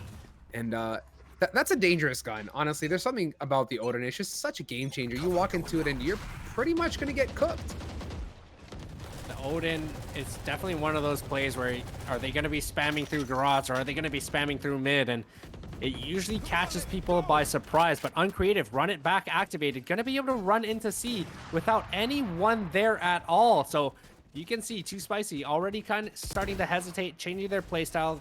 They're playing a full retake here, and now they have full garage, they have full spawn, so this is going to be a very difficult situation for Nautic, especially Air already lined up, coming out with that paranoia, but Uncreative going to continue to aggress through, gets 2, but falls finally to Big One and his Odin. And now 3v3 even scenario. I mean, Bagel's waiting for this plant, so Coggles is going to have to shoot a recon just to spot who's playing close, but you still have Shax as well, able to drop it down to a 3v2 advantage. And now it's going to be a very difficult situation for Nautic to really aggress. Look at the standoff situation with Bagels. He's just not giving up his post whatsoever. He's got his teammate backing him there as well. So, you know, all's well. Let's just see if he continues to hold it. And yes, he does. But Coggles wanted to onto Big One. Gonna take out Bagels with him, send them to the grave. And now this spike can safely be planted. It's up to Shax with full HP. Coggles is in a bit of a tight position health-wise, but Seabass is there to support. The dart gonna quickly zone out Garage as well, but Shax chooses not to go that way. He saw some action, spamming away and unable to connect. This is rather looking really strong. The jet dash coming in huge. Pistols are out. Great crossfire is Coggles. Endless connecting that. I love the teamwork here from Nautic working together. No shame in peeking, no shame in putting themselves out there. Really well done. Right now, this is the Coggles show. He's been opening up rounds and ending rounds in such a manner. Look at this double kill that he gets. I mean, wide swinging gets. Oh man, I think he got Bagel second. So he actually was able to take out Big One first. Right here. Yeah, that was everything was really well played from that perspective. And Nautic here is a position to close out a 9-3, which is a great change of events for us as Air taking out the kitchen knives yet again, ready to go, but does not connect too much here. As short aggression coming out here from the team, but Shax sitting there with a crispy shotgun in hand, and they're going to swing him as Ramza Wolf making quick work of him through the wall, connecting a second onto Air, and there are the grenades going out as well to zone out Spawn, and Bagels is currently pinned out here. Endless looking like a clean plant onto A by Omen. That was such a huge pick by Ramsawolf, and not only just getting that close-up pick, and now Coggles able to get Big One as well and leaves it all down to Sujay. Man, this is going to be a 9-3 lead going into the second half. Nautic has definitely started shifting the momentum, and they're feeling good. They are feeling so good. Endless 9-3 to close it out here. Nautic now has a really good lead, and this is what you need on this map. It's tough to make rounds come together. And I'm really hoping, Endless, that they keep this up. And you know, what are your thoughts so far? What did Nautic do this game that really turned the tides and made them stand out that much more? They got aggressive. They got aggressive. I mean, they stopped, you know, getting passive, and you know, this map bind, they were getting aggressive, but then at the same time their momentum was shifting, right? They weren't getting those picks, they were getting down to early, and it just made it difficult for them. So their confidence definitely dropped, but this is a brand new map and they've definitely came out swinging. Now Too Spicy forced to be on the attacker side. on a defensive-sided Haven, I mean, Air able to get in quick, gets out Coggles. So this might be the round that they were looking for, as Coggles has been the one holding it together for Nautic. But then again, you still have Slacker, you still have everyone else. 4 people still standing. Uncreative has been making some plays happen as well. Evens it out to a 4v4. Air's aggression there was great as he put his big toe on the W key and went right into sight and dashed up, bursting 3 times to clean that up here. And tons of trades come in as Uncreative, doing lots of work from long, followed up by Slacker, and now they are diffusing this spike. Nautic in a position here as Bagels is stuck behind fire and smoke and everything in between. And hey, all's well that ends well when you're Nautic, getting that defused despite a casualty or 2. That's much needed. I mean, 10-3. It's right now I'm getting really excited. I'm sitting at the edge of my seats because you know what's next, Strive? Split. Oh boy. Oh boy, Endless. It's gonna happen. Maybe it's gonna happen. I'm excited. I'm really looking forward to it, but I don't want to get too humped up here. You know, you and I both know that Too Spicy is just really, really good, and they showed their impact last game. Let's see if they rally back. I mean, we've seen bigger comebacks than this, and let's not dismiss it. All said and done, looking like C is the play, with fast aggression yet again by Air leading the charge in. They're going to be able to play this a little bit further back. Coggles unable to get that first pick, but Slacker there to trade it off. But there is Sujay, always willing to be there helping his teammates. And 4v3 advantage here on this post plant. Uncreative. He's probably going to be flashing out here, trying to make something happen, and he does fall through. Able to get those opening picks, and Ramsewolf once again opening up the round, a round that seemed so much in Too Spicy's favor, but Ramsewolf able to turn it around. Unless I think Ramsewolf definitely woke up there after those 2 amazing rounds when they were on the attacker side, getting a 3K and a 4K respectively, and you could see how hype he was by the mouse jiggle. You gotta love when those happen. It just boosts the team morale, and look at it here now. Nautic has created such a great gap for themselves that they can, I would say, take a deep breath, right? Let's not let off the gas just yet, but gives them an opportunity to wind down and, you know, look at the finances as it's sheriffs all across the board for Too Spicy. I'm happy that Too Spicy isn't going to completely force buy here. They're buying enough to purchase next, so this isn't that usual force that you're used to seeing. I mean, yeah, it is the 3rd round. They did lose that, and now you have Nautic that has full guns, and I'm not 100% sure I like that push, and Sujay able to punish him for that, but Ramsewolf once again there to save the day. Calls that bomb is finally down, but falls off completely. So it's a good trade. They don't really get a gun. They get a Spectre. It's worth it. It is worth it, and I appreciate Ramsewolf's dedication there to back his teammate up. I mean, it was unfortunate that he died trying to get that push, but it's really good when you have a teammate there to at least support. It's the worst when you push, you die, and there's no follow-up. So I'll give them that, Endless. It's beneficial. We'll say that much. And numbers evened up here, so again, it's better to be this way than to have an advantage, without a doubt, as shift keys being held down across the board as sees the play. Dart thinking about it, but wise decision. Let's not alert too many people that were walking up here. They have no clue. And now they push. Slacker is ready to call it out. Guys, get over here. Slacker playing very passive, already set up for that retake. And I mean, unfortunately, trying to lurk through, gets caught out, and now still a 4v3 situation in the favor of Nautic. So if they were to play this together, they could definitely take this round. Paranoia coming out, flashes to counter. There's big one stuck in the site, but Bagels as well getting tagged. But the flashes do help that delay and prevents them from pushing in. Seabass, Slacker able to open up that retake, and Seabass able to finish that off and brings them to a 12-3 match point lead. Match point is the dream. Match point is the goal. Let's see if Nautic can bring it home. Endless. 1 round away from victory and 1 round away from map numero 3, my friend. Gonna go to split if this works out in our favor, which is a nice change indeed. I am rooting for this, guys. It doesn't get that much better than this on your Wednesday Pit of Valor. I mean, guys, you're getting a best of 3 and it's a 3-map Fandango. If you couldn't get, like, come on, what more can you ask for here? Like, GLG just delivers. They deliver indeed. And you know who else delivers? Drink Control. With code GLG10, you get 10% off, and that basically covers your shipping. Boom, bang, just like that, Endless. And on that note, Drink Control on the way.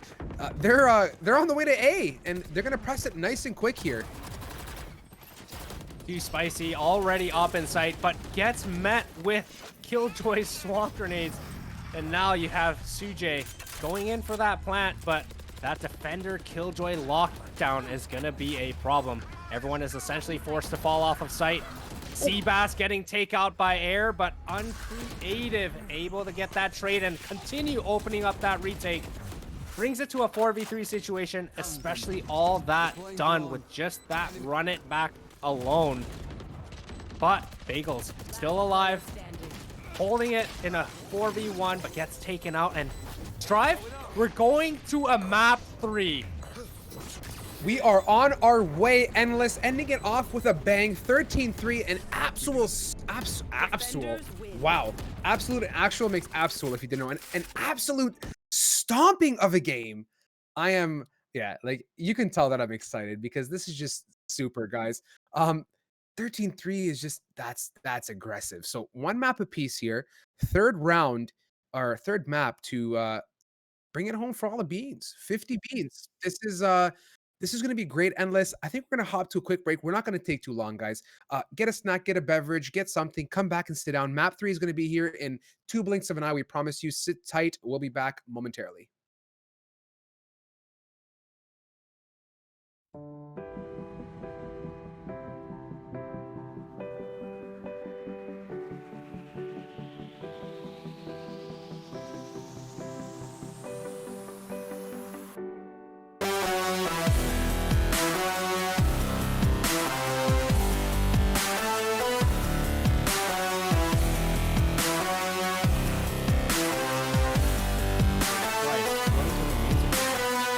I'll be right back in 1 minute. You get that theme song?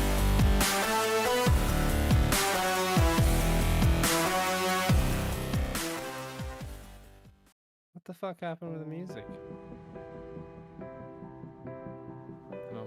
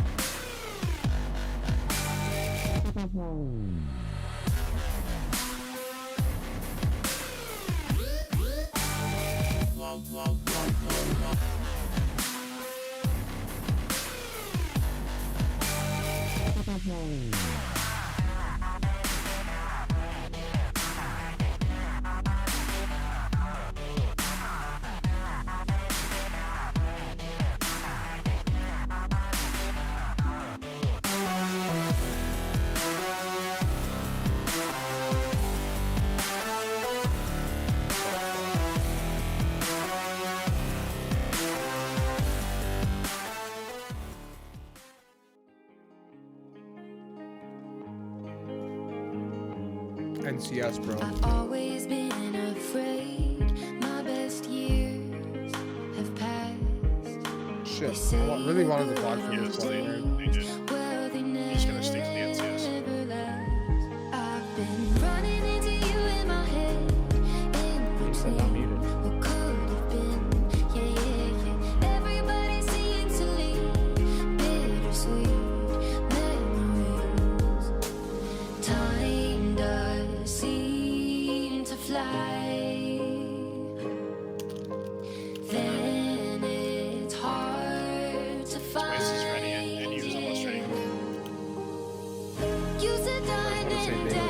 running like skinny dip off a You ship. see how he missed It's okay. It's okay. Listen, I know we're not really supposed to talk about this. I'll be right back. Oh, 'cause maybe after all of this time, we need time to spend. 'Cause even after all this time, would you be mine? 'Cause I drop it all just to get you.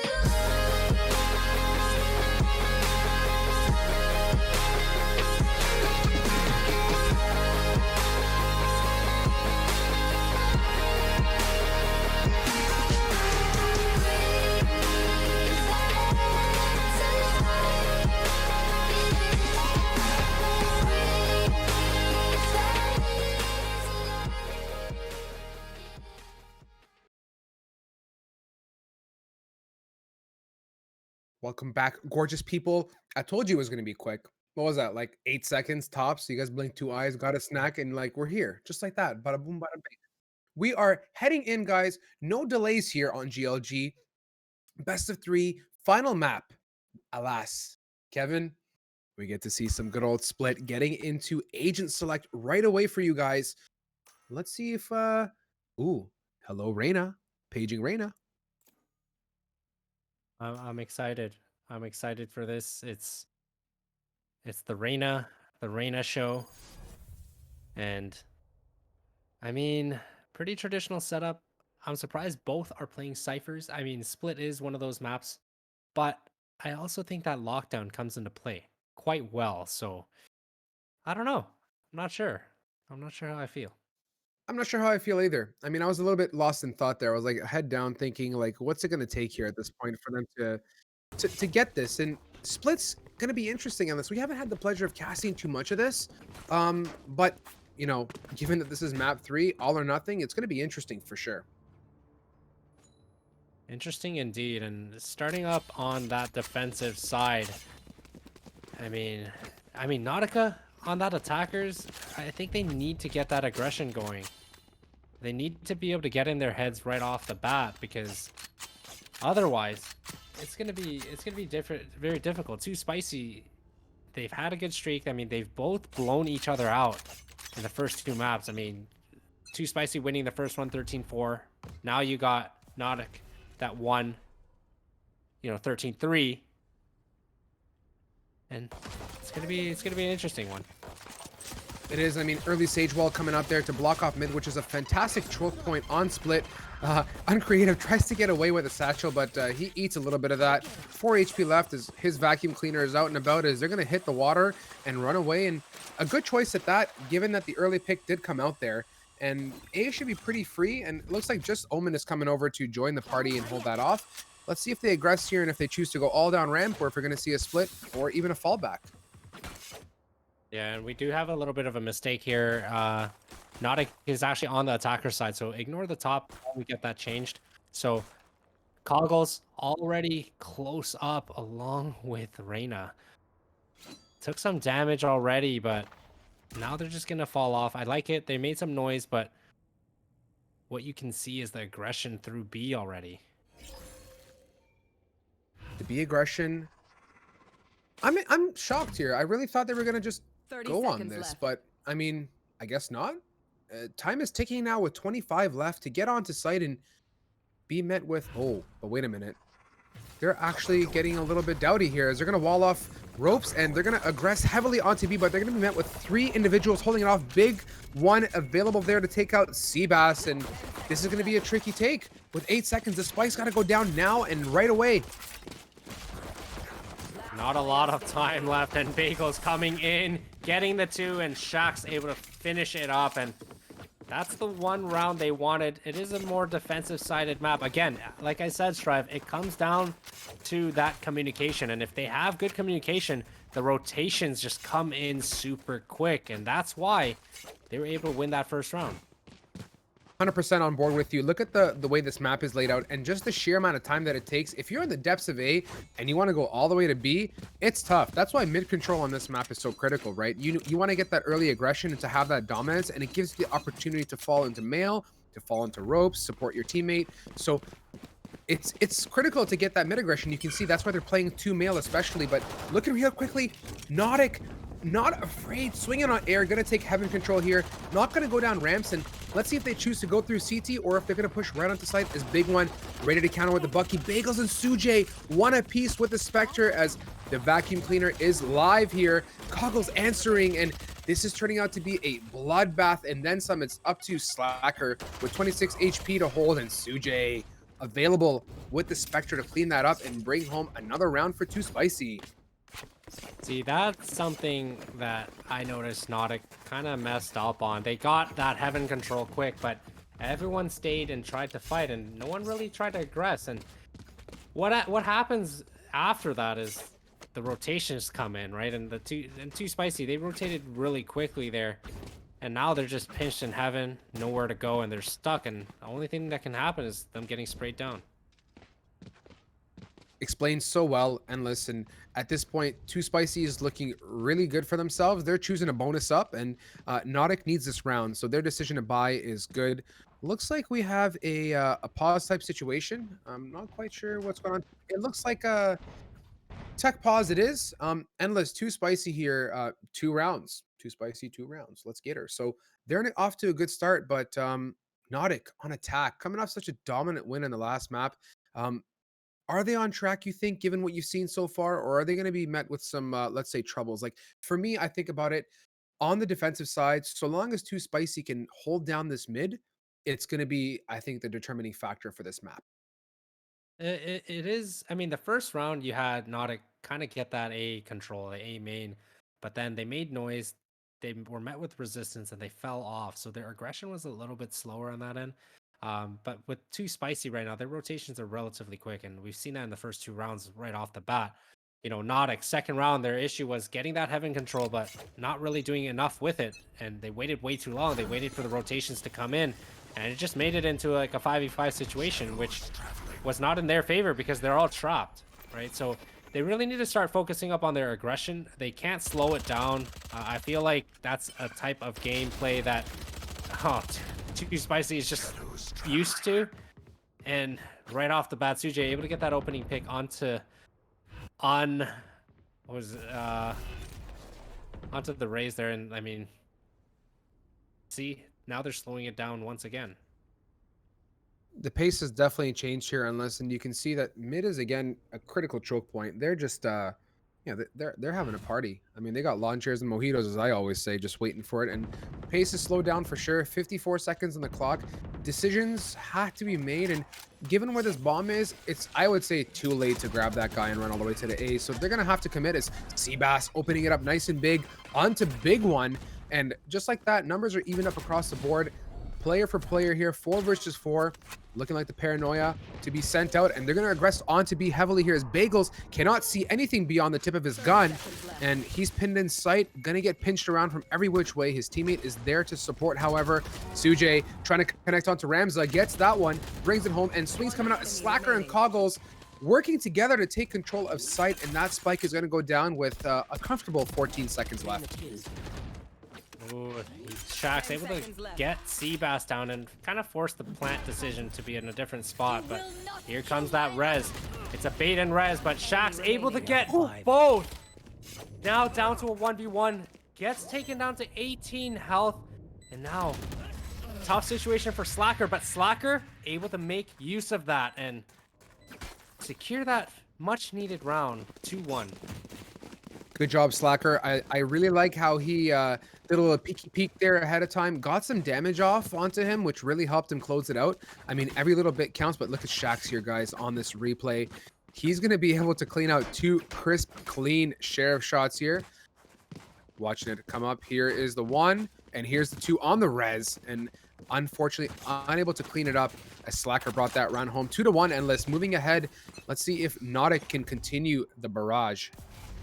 And they need to start doing something fast here. Again, they're all grouped up towards this A site, so there is 0 presence being shown at the B site or even mid. And you can see Too Spicy already starting to rotate away from mid, not worried about it. They walled it off. There's no noise there whatsoever, so they can pretty well guarantee that they're committing to that A site. And they're not even in sight yet, not planned in the entire Too Spicy team has already rotated. So it is a 4v4 situation. They're going to be able to get this bomb down.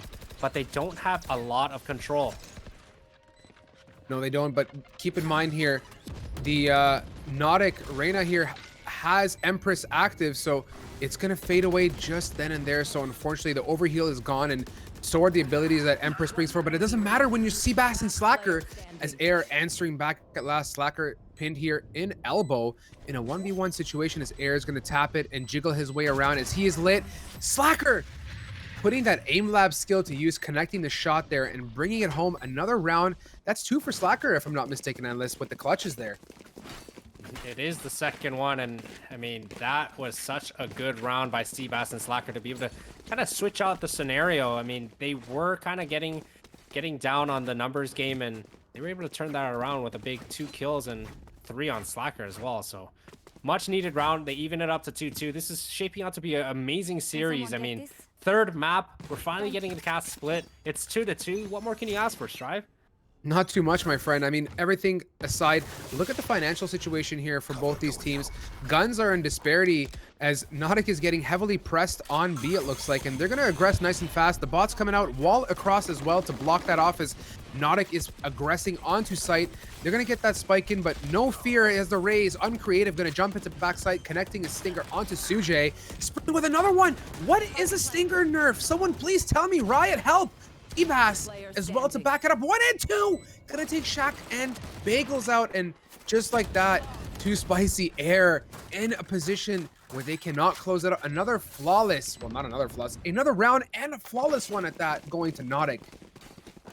That was huge, especially it being flawless. No one losing their guns. Their economy is still good. I think Uncreative is going to stick with this Stinger here and not really upgrade. They're going to be able to bonus, well, not really bonus, but they're going to be able to buy up the next round as well. But Uncreative showing that aggression, and he's not stopping. So that's something that I think was a huge success to that round just now. Him satcheling into sight, just continuously pushing, getting that sight control despite them walling off the entrance. And it worked out in their favor.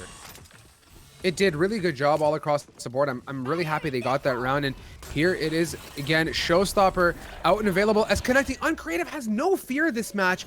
I think he's feeling himself from that last game where they right before in the semis. He's back and alive, opening up the difference here. Air down to 6 HP, only has a firewall to bring himself back up to full, but that's not going to get him too far beyond maybe 50 at best. And Nautic needs to hold here unless they got to play smart as they have the advantage, and it's growing. Advantage is growing, and now down to a 5v2. Seabass able to take one out along with Slacker, and now it was only down to Air, but another flawless victory by Nautic. So this is that type of aggression that we were saying, right? Uncreative, just completely committing to the site, no fear whatsoever, getting into there, and just, again, able to lead it off with that Showstopper, able to get that aggressive CT peek and knock down the health on Air to basically make him have to fall off. I believe he knocked him down to like 6 or 8 health. And I mean, that's just a crazy amount of aggression, getting a crazy amount of map control onto that B site.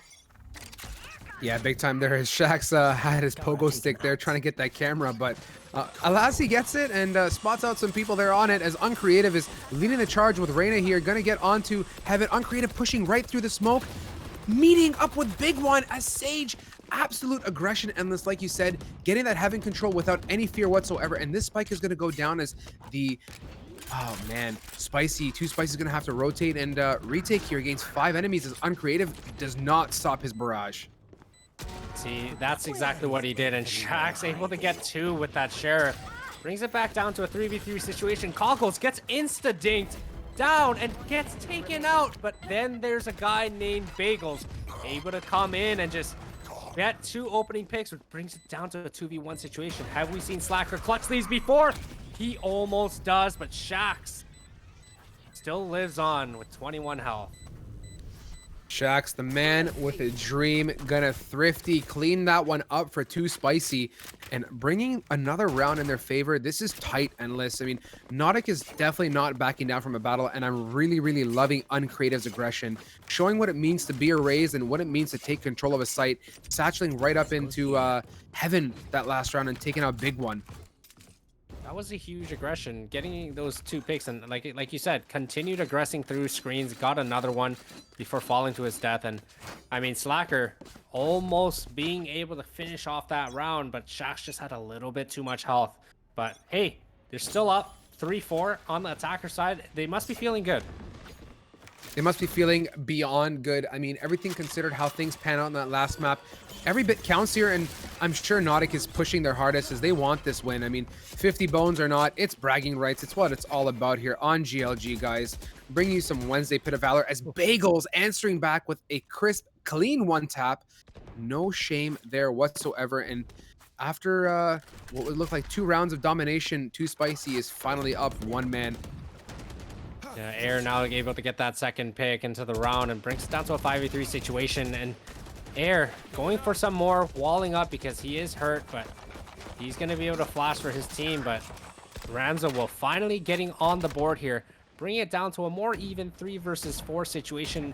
And on top of that, their Omen is hurt. So yeah, this is still a very winnable round, but they just don't have a lot of presence. They're all stuck towards that mid, but no one is in A whatsoever.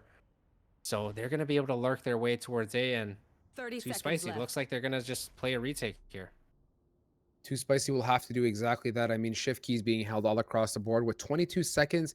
Doesn't leave too much breathing room, but at the same time, look at Cypher's positioning here as Sujay smells something's going on, and he teleports, and he's probably called for his team right now. Guys, they're at A. You should probably get over there. 10 seconds left. Here comes that ult coming in and the res on Air, so it brings it back to a 5v3 situation.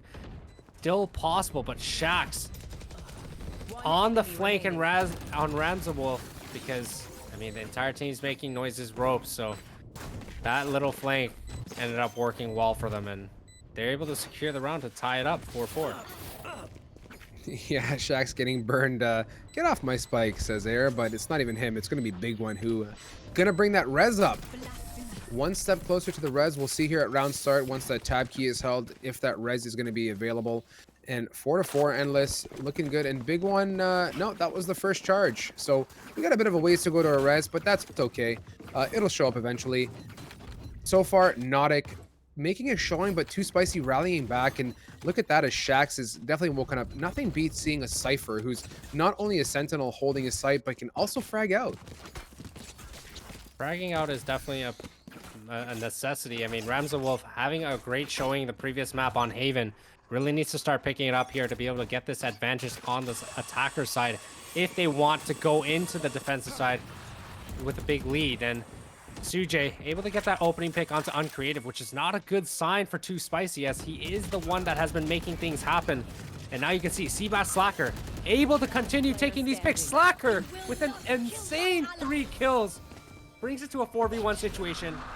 And now all left down to Sujay, who still has that operator in spawn, but I think he's going to part ways with that. Try to get some ramp flanks, and now he hears the TP. He knows the bomb's planted B. He's going to try to get some exits or possibly save here. The save would be my choice here, unless given the situation. 4 bodies, you have no idea where people posted up, how they're grouped up. You can assume there's going to be one inside or, you know, a couple heaven, but it don't matter. He still swings anyways. He's completely fearless. His Slacker going to bring home a crispy 4K after a series of amazing shots there, packing up his scoreboard. And now Nautic back in the lead with 5 rounds to their name.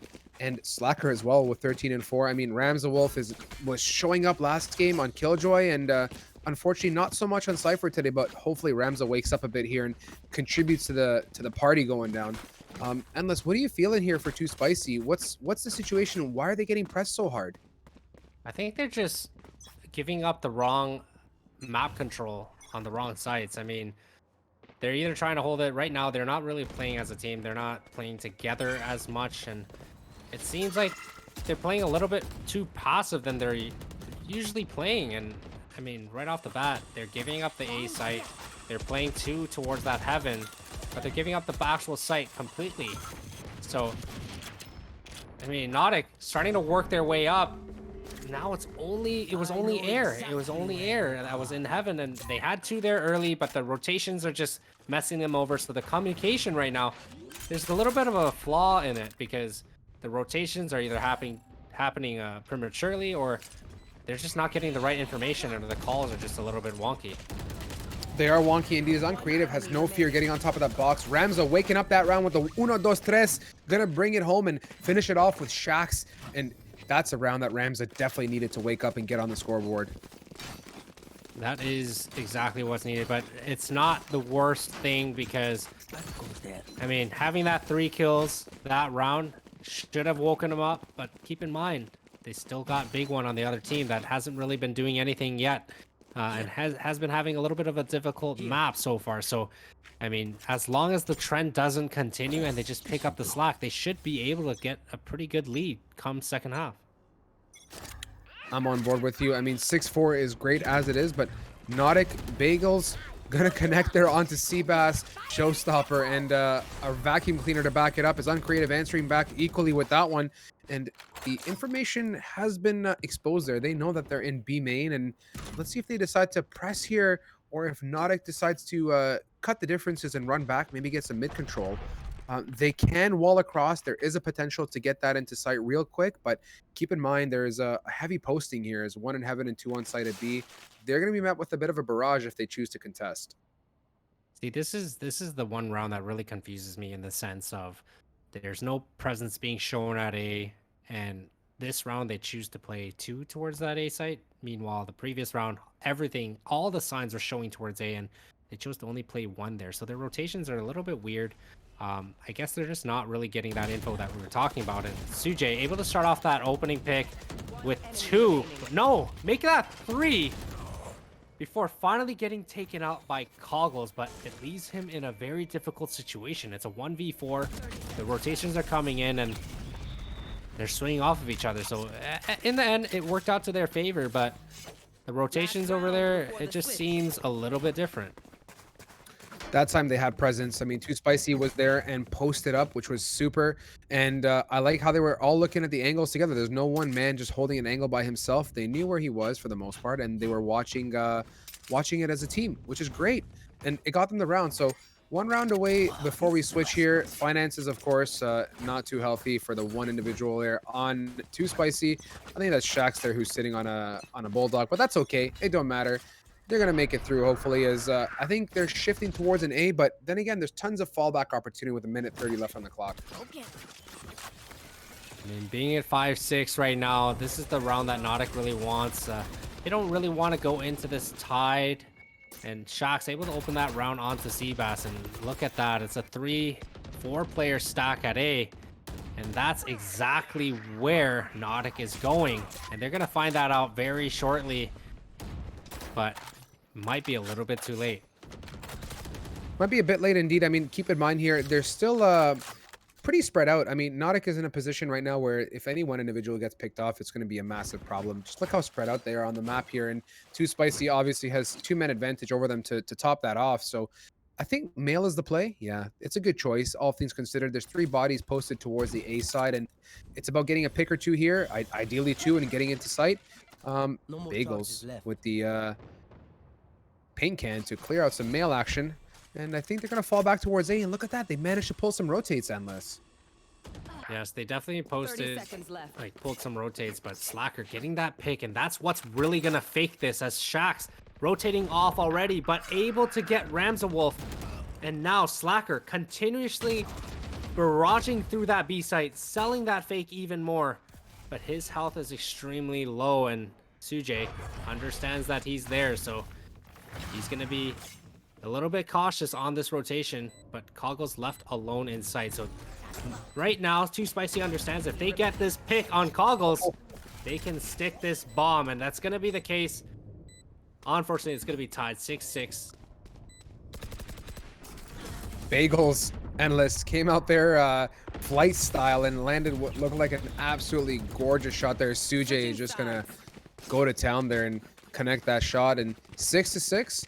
We are switching on over, folks, and great half. I mean, consider this, guys. We came from what was a bit of a stomping to now a very tied game. So Nautic is jousting. I'd say they're out for some revenge, and they want to clean up house here.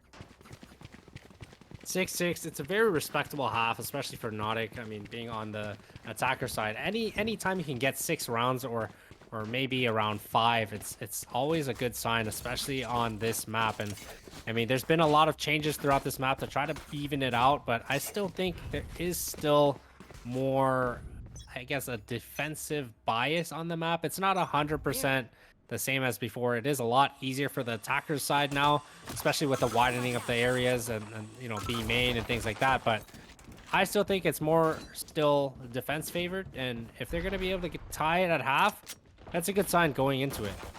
It is a Slacker coming in mega huge here. Going to open up on Shax. Seabass to follow with a 1-2 to clean house. Big one and Slacker yet again. And they're pushing heavily on to be here, Endless. And Too Spicy getting taken out with 3 members of Nautic still alive. That is what you would refer to as commanding. Commanding indeed. Taking that 7-6 lead. That's the way you want to start the second half. Keep that momentum rolling. I mean, despite losing the last 2 before the switch, this is necessary. This is something that will gain their momentum a little bit back. It kind of spark their confidence. And I mean, Slacker having a beast of a game, sitting at 17-7, he's going to be able to keep this up. And if he does, that's going to be a big problem for Too Spicy. It is. That name is immensely counterintuitive. He's far from a Slacker, clearly. Looking at the early wall coming out here to block off mid. Again, a good choice to block off that choke point. Endless. We've talked about it on split before, mid being critical. And looks like the team is grouped up for what I think they were trying to be a ropes and A split. But good connection here as Rams the Wolf able to answer with a 1, 2, and 3. Cleaning it up with Bagels as the last man. Uncreative on the other side of the planet. Gonna get one for himself. And just like that, I think we have a round in favor of Nautic. There we go. That's what's needed. And it was an interesting decision by Too Spicy to full save there. And now, I mean, they're going to be able to buy full guns here. So this is the round that they're going to try and affect Nautic by trying to secure the round. They really can't lose too many people here because their economy is going to hurt. But I mean, Nautic being on a bonus round, their job essentially is just to do as much damage as possible, kill as many as people as possible, and hopefully win the round and get upgraded guns. That's the plan indeed. I mean, Nautic definitely needs the weaponry here to keep on pushing. I mean, 8 rounds is great, but the wall going up early, and that's a problem here, Endless, with the wall. You put it down early preemptively, and if the team is there in Ramen ready to swing, they can take that out in 2 blinks of an eye, and just like that, it's negated. Mind you, it is a tighter choke point, so Uncreative going to try and connect here with a paint can. Unable to get too much there, and I think the plan was to go for a B pinch, but let's see what they decide to do as the pace kind of slows down here. Lots of time left on the timer, no reason to get antsy. See, I like Uncreative. He's super close to the mailroom right now with that Bucky, and I mean, Coggles opening up that round onto Bagels as he's trying to satchel into sight, and there's Uncreative with that Bucky, and that amount of damage that they're able to do here. Flawless win with Too Spicy being on a full buy. I mean, Wow. As Coach Endless would say, question marks in the chat, please, all across. 9-6, we're approaching double digits, Endless. This is for the beans. I mean, it doesn't get that much better than this. I mean, look at where Nautic came from here in this in this third map. I mean, coming from such a tough situation when they started out, and now to being 9-6 ahead of Too Spicy, which was, with all due respect, putting on a show for us with some of the frags that were coming out.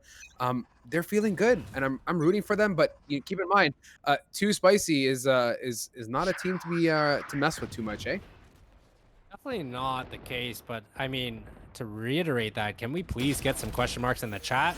Coggles starting off by taking out Sujay, and Bagels is forced to fall off of B, and they're looking to trying to reaggress, make some noise towards the A as the bomb is heading that direction. Shax already making it up towards the top of A heaven, sitting on the ramp, baking some cookies, waiting for the rotations to fall through, and now you have Coggles trying to fall off this mid, trying to get some more information, not spotting anyone there, so they kind of have a feeling this is going to be a full take towards this A. I think so too, Endless. I mean, like, look at Slacker here, heavily posted up, getting that connection onto Shax. That's what you want to see. I mean, look at the way that Nautic is now playing. They're holding the angles. They're not giving up too much information. They're not giving anything without at least getting a peek, some damage off, and I really like that. And I think Too Spicy's decision here to bail ship is the right decision. But with 30 seconds left and the brains of 30 Nautic, seconds the left. wheels are turning. They're going to rotate here pretty soon and meet them at B. I like that they're kind of not rotating one by one. They're all sticking together because they do know Too Spicy is on an eco and they're on that Spike save, and planted. you don't want to lose any guns to be able to allow them to kind of open the round back for themselves. And I mean, the rotation's coming in together. Bagels sitting in back of sight, waiting for some picks to happen, waiting for people to aggress. And here comes the paranoia. Rams the Wolf able to start off this retake, but Bagels getting Seabass. And is he able to get another? No, he's not. Rams the Wolf is awake, ladies and gentlemen. They're going to bring this 10-6. I think Rams the Wolf put on the try-hard pants, took off his PJs, and got out of his sleeping bag. And alas, he is awake, fragging out for his team. Double digits for Nautic, a measly 3 rounds away, or what feels measly to me, considering where we started off in this best of 3 endless. To finish this off, Nautic, they are doing so well for themselves as Slacker, sitting on a minty 20 bomb indeed. And I'm loving what I'm seeing from Nautic. They're working as a team, they're swinging as a team, and everything said, their patience is so good.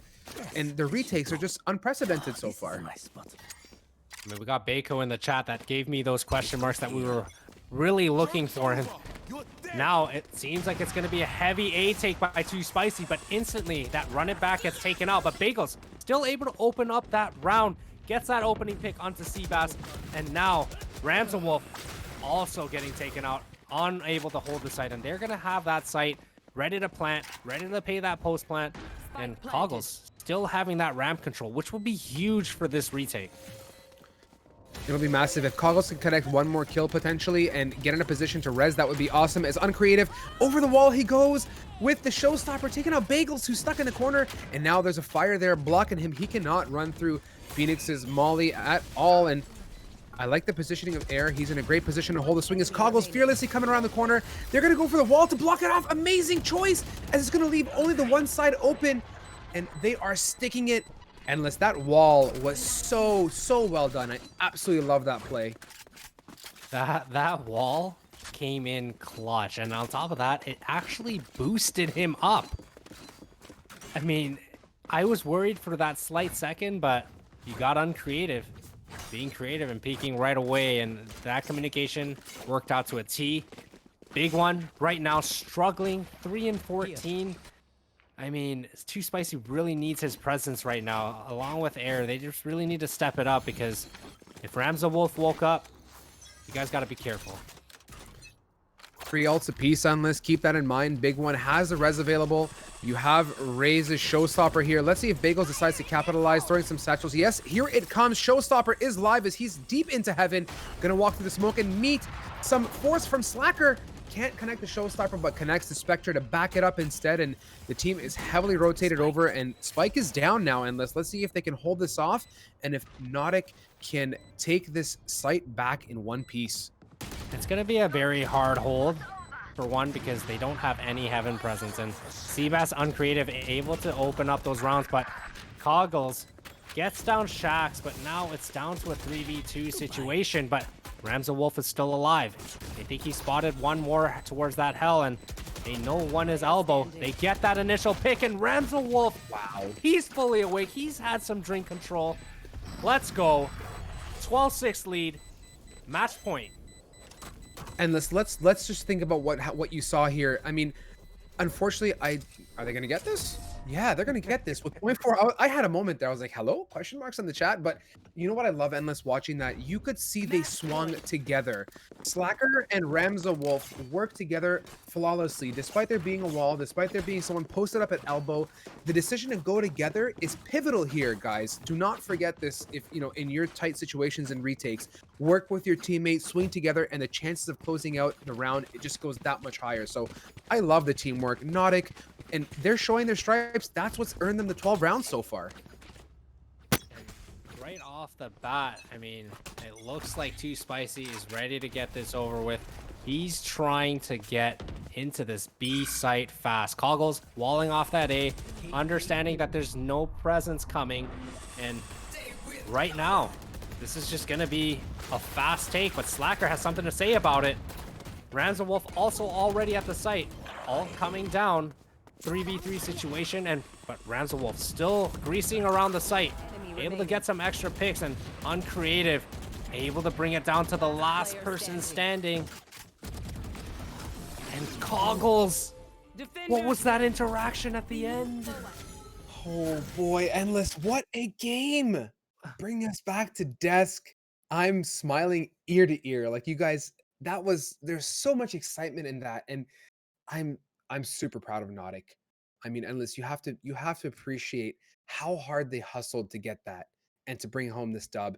It's tough losing 13-4 on your first map and then coming back and winning on your last 13-6. That's called rallying. That is the epitome of teamwork. They played all their cards right there. I mean, they had every poker hand in their back pocket and they played them one after another after another. They're I can, commend on their swings as a team. They pushed together, they retook together, they rotated perfectly, and their aggression was absolutely on point, and they were disciplined. To me, it's a sign of discipline, and really, honestly, it comes back to good communication because if you're not communicating, you cannot make plays like that happen.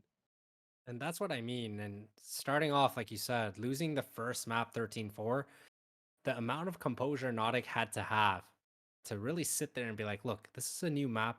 We're still in the series. We're not eliminated just yet. We're going to fight. And then on top of that, coming out with a commanding victory of 13-3 and then ending it 13-6, you've got to be kidding me. Okay. It doesn't even matter, how aggressive or how passive they played. Too Spicy tried to throw everything at him. And I mean, Haven and Split on more so, I would say, is more of a team map and team oriented.